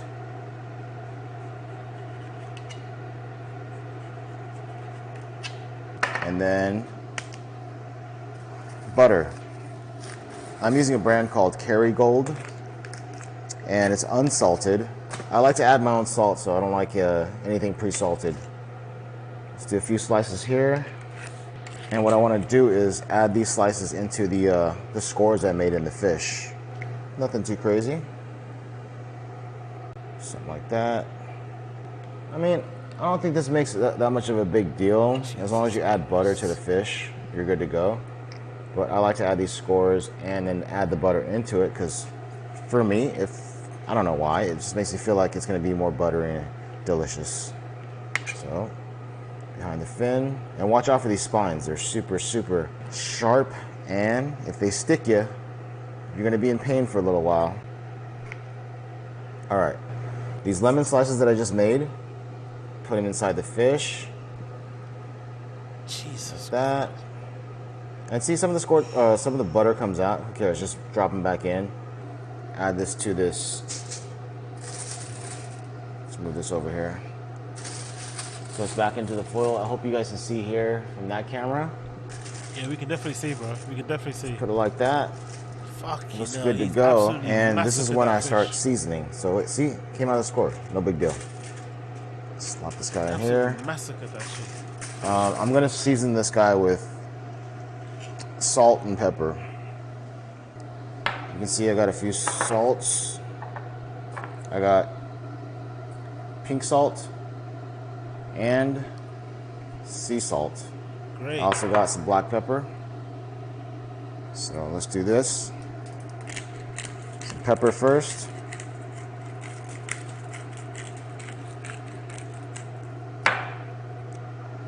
Then some sea salt.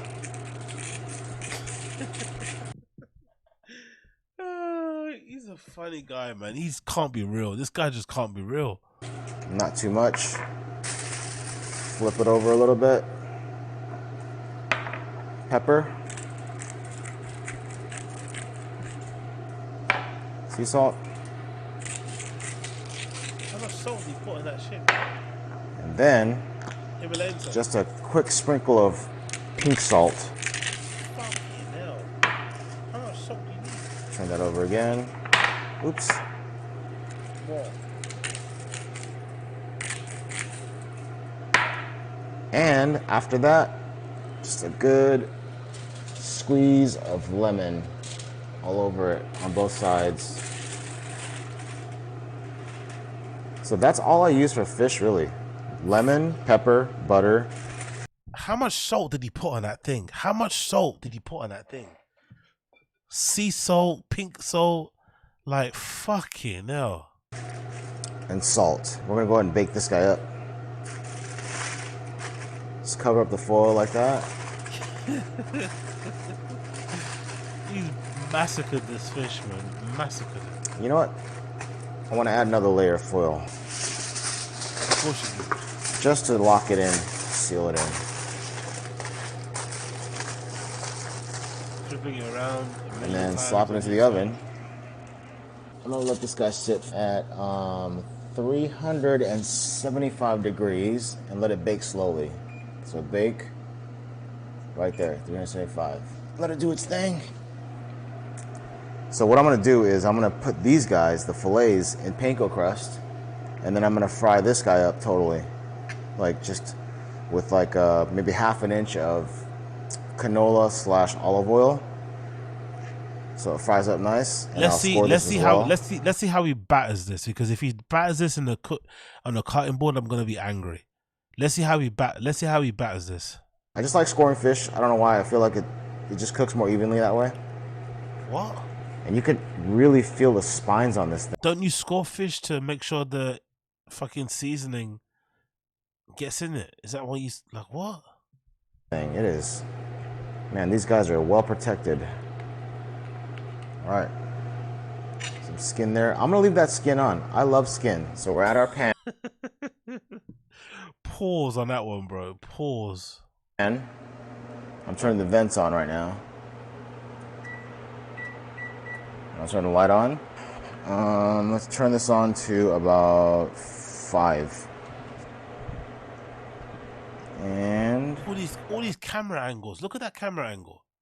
Look at that fucking camera angle. Look how much of his hand covers the fucking perspective of him. Like, Jesus.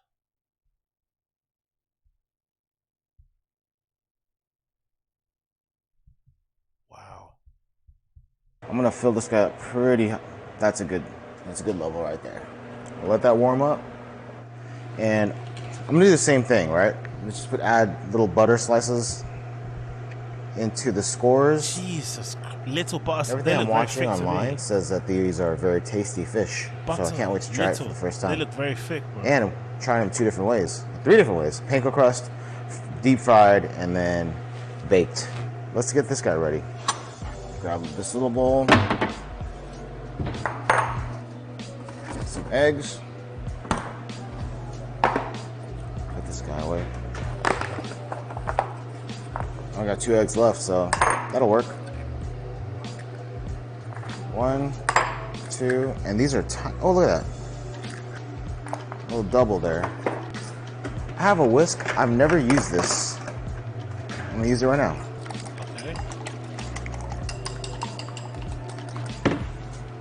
So this is the crust I bought. I'm not sure if it's good or not. It's called that. Let's try it out.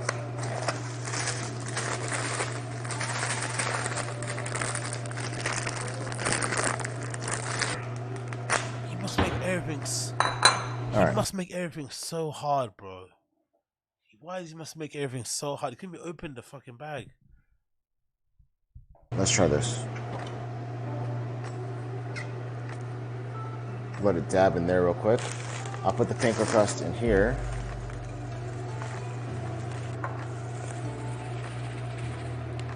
Oh, finally.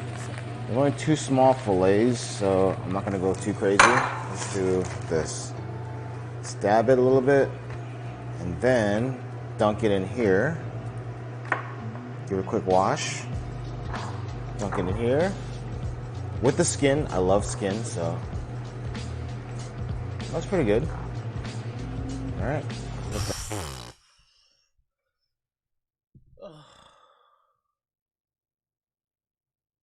God almighty, bro. Hope this food tastes better than what it looks, because right now it looks rancid. That's it. Dunk this guy. Dunk it back in here. Oh, he doesn't see this. All right, let's dunk this guy in here now. Definitely not hot enough. You can't even preheat a fucking frying pan to a good enough temperature to fucking fry his little chicken cut. I don't know. This is so useless, bro. Let's go high. I can't believe I forgot one of the most important ingredients as my microphone wire gets caught there. Garlic. All right. Definitely don't need that much, so I'll break off a few.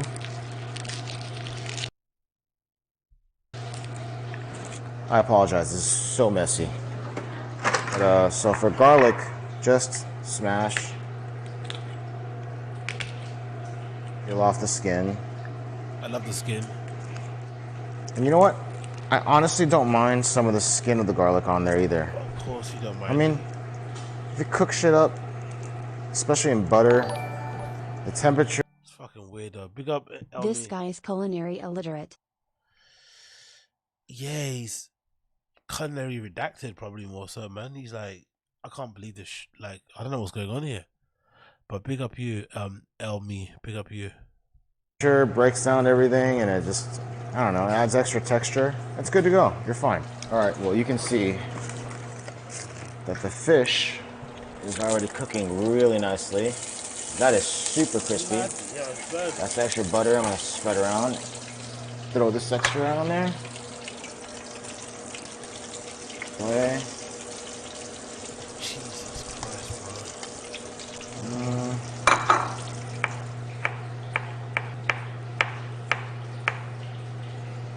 Garlic cloves, just chopped up a little bit. And these are older. These are not as fresh as I would like them to be. But you know what? It's all good. It's just garlic, bro. So what I'm gonna do is add this to that. Have you ever seen this before? Have you ever seen this? What's he doing?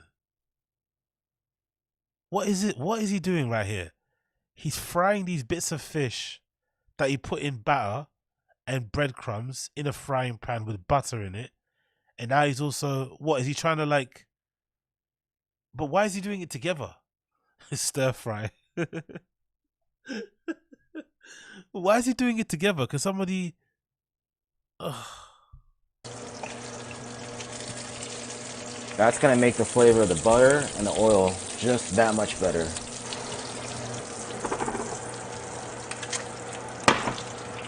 I mean, that guy should be good to go. Turn this guy around. I mean, that's a little early flip, but damn. All right, this guy's good to go. You see here, I'm gonna add a little towel, paper towel. Slap this guy in here. I don't know. Is this garlic? Yeah, it's garlic. But look at that guy right now. That guy looks good. I'm gonna use all this sauce for the fish that I'm gonna fry up right after. So all the juices, all the garlic getting nice and browned up and cooked up. All that flavor's getting locked in there. You need to get locked up, mate. Talk about locking flavors. You need to get fucking locked up. You need to get locked up. And of course, I'm gonna add some lemons. What is this? What is it? Is you making up along the way? What is this? He's frying fish cutlets in a frying pan but then he's also adding garlic that hasn't been diced correctly into the same frying pan, and then adding lemon slices. Turn down the heat just a tad to 5. Super Jello, it's too late. You can't say that to me. I'm gonna cry. I grew up on fried citrus.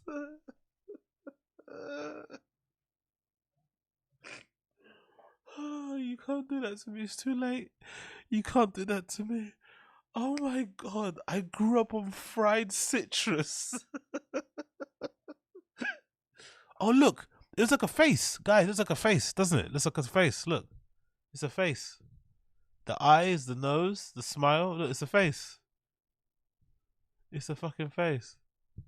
It's like, help me, help me. Of course, I'm gonna add lemon slices. Of course. Oh my god, bro. Chin is fucking redacted. Throw some lemon on this guy. More lemon on that guy, alright?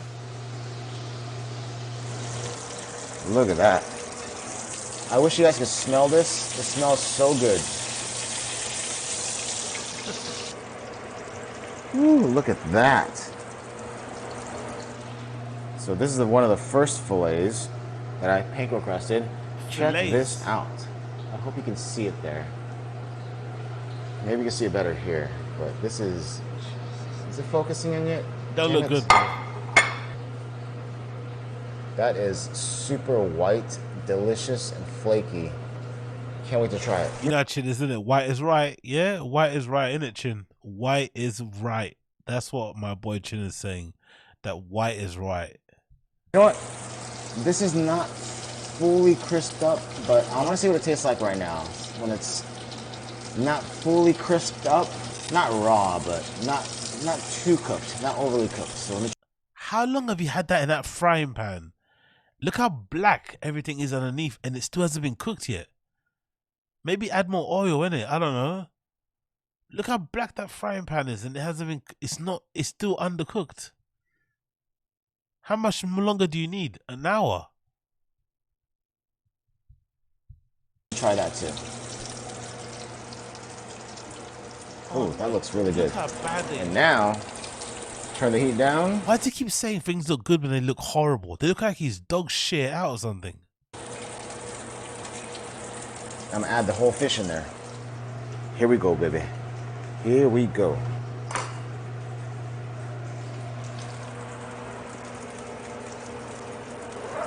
Bam. Add all that. I got a lot of cleaning to do later. A lot.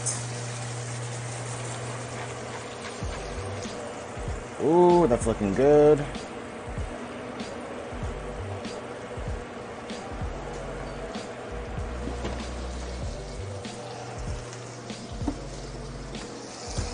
What is going on here? I really do hope it tastes better than what it looks like. I really do hope so.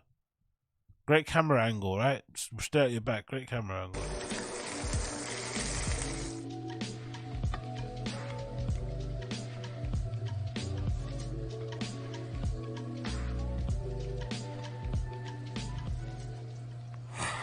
All right, we got a few things happening here. First of all, the presentation is horrific. I apologize. Thank God he said that. Second of all, I apologize for this ridiculous thing on my head. It's a camera that I wanted to put on my hat just to show you guys like a POV perspective of how I cooked it and how I made this stuff, but of course it looks ridiculous. Anyways, let's try this shit out. So this is a sculpin. All right. This is a sculpin fish that we caught today. Me and my buddy Eric went to Marina Del Rey Charters. It's called Marina Del Rey Charter Sport Fishing, I think it's called. We went there and then they were like, all right, we got sculpins and we have sand dabs. So we were lucky enough to catch a couple sculpin. I caught two. I could only keep one because for whatever reason, the other one was too small, even though it was bigger than. What is that? Oh, I don't know the what other he's talking dish. about. He forgot about the one he baked. He forgot about it. They cancel. There we go. So once again, this is a sculpin fish. He's just sitting there while his food's getting cold. He's just rabbiting on and on and on and on and on and on. Fucking hell. We caught at Marina Del Rey sport fishing. So I have another baked sculpin in there too that I'm gonna pull out right now. It's gonna be hot, so. Ow, gotta be careful. Let me use this thing.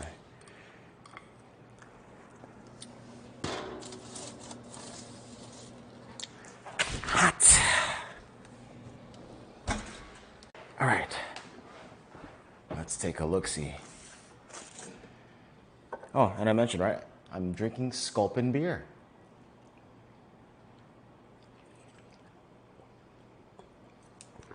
I mean, it matches. I ran out of the grapefruit sculpin. Which I really like a lot. So this is just a regular sculpin. Had you taken a bite of the food yet? Or am I missing something? Had you taken a bite of the food yet? Or am I missing something? Had you taken a single bite of the food yet? Or is he telling us about some beer?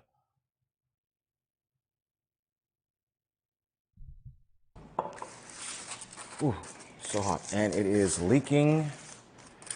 The juices are leaking. Okay. Let me get some towels. Paper towels. Finally. I promise it'll get better from here. It's my first time doing this.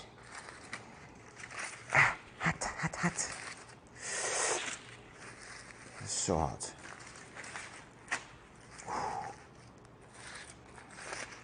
Oh, that looks freaking good. Can you see that? Can you see that? It looks horrendous, That camera bro. can catch it. You see it? All right, Yeah. check this out. I saw it. I fucking saw it. How amazing does that look?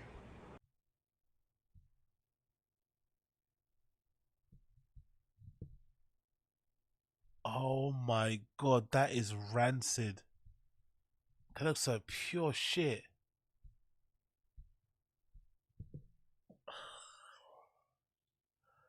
What the? I don't even know what all these bits are here. I don't know what this is. I don't know what's going on here. It's rotten. I don't know what's going on here. It doesn't look that good though, to be fair. It doesn't look edible. And then that's the deep fried Jesus Christ. sculpin. I know the presentation is horrible, but bear with. Jesus Christ, bro.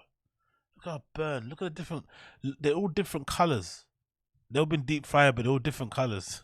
With me. That's a panko crusted sculpin, and that's a sculpin beer. And these are the cameras that are catching this all. That All right, one let's do beer this. is room temperature. The Moment of food's room truth. temperature. First of all, let's enjoy a little bit of this.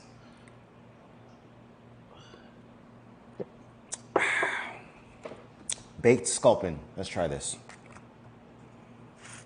Let's get a good piece right there.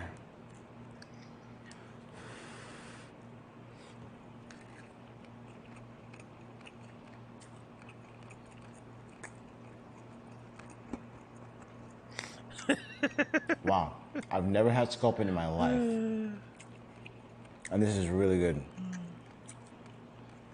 And I just barely seasoned it.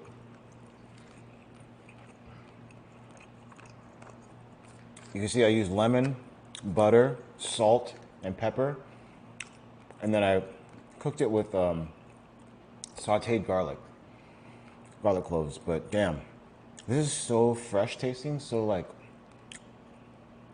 it's a very unique taste. It's like its own fish taste. It's but it doesn't taste fishy. Brilliant analysis, mate. Brilliant analysis.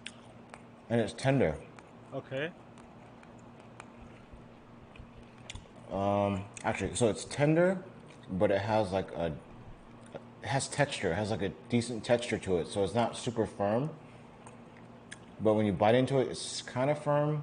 But then as you chew, it's super tender. So okay, so what is it? Tender or firm? All right. Man, look at all this moisture.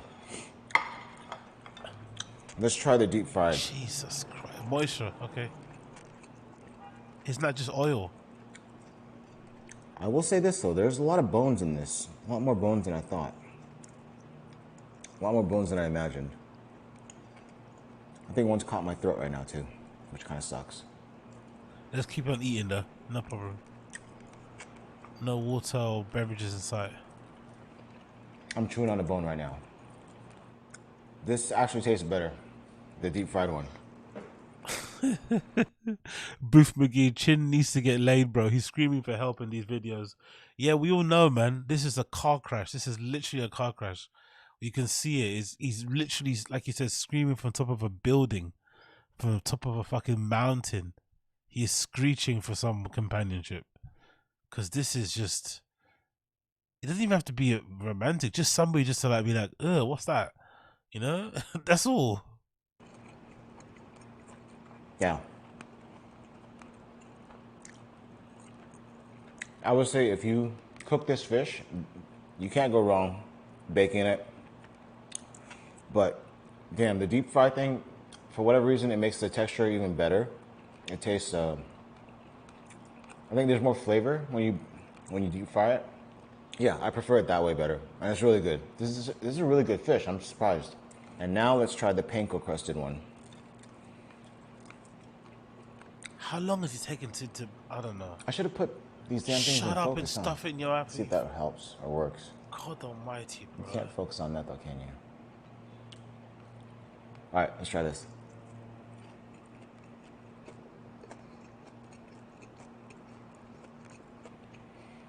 Holy moly. All right. Hands down, if you're gonna make this fish, panko crust, number 1. Deep fried, number 2. Baked, number 3. But you can't go wrong either way. This is a freaking really good fish. I'm super surprised. My favorite fish in the world is trout. And this is like almost probably my top 2, top 3 fish. Halibut is also my other favorite fish, but I like it raw, sashimi style. But damn, this is good.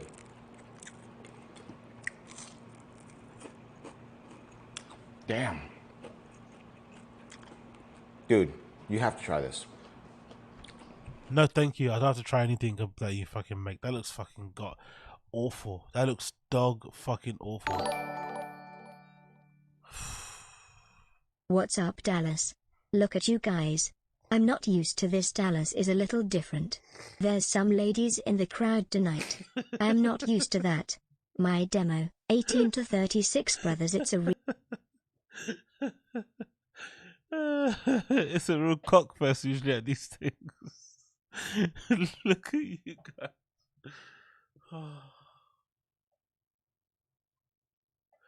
Big up Wingus McDingus. Appreciate you, brother. Appreciate you. But yeah, I'm done, man. I gotta go. This is too fucking awful. This would make me want to throw up.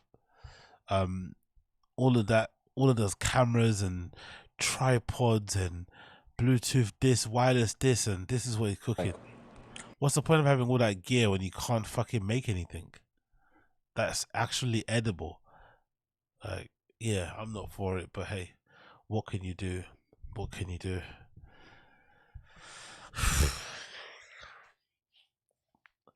I'm not even someone that likes to order in much, you know. I don't like to order food much, but if I made food level of Chin does, if I cook like Chin, I just order in all the time. Honestly, I don't even advocate for that because I think it's a waste of money. But if you cook like that, you better off just buying it online and get it delivered to you. Anyway, I'm done. It's 6 a.m. here in the UK. I've got to bounce. Work day is going to be starting Monday. We're back to the grind, so I have to leave and leave you and love you guys. But thank you for tuning in. For those of you who've been here, if you're watching the show live, make sure you smash the like button down below. I don't even have to get this out of my head. I'm still thinking about that fucking fish. Fucking hell. If you if you've enjoyed the show, please make sure you like the stream down below. That'd be greatly appreciated. There's a Discord link in the description too if you want to join the Discord, and other links with my Patreon and other podcasts can be found in the description also. And yeah, man, I'll see you guys again very, very soon. But big up everybody for tuning in. Appreciate you. It's been a fucking pleasure, never a chore. Loads of fun, great laughs. Thank you for hanging out with me. And yeah, we'll see each other very, very soon. Take care, my friends. Peace.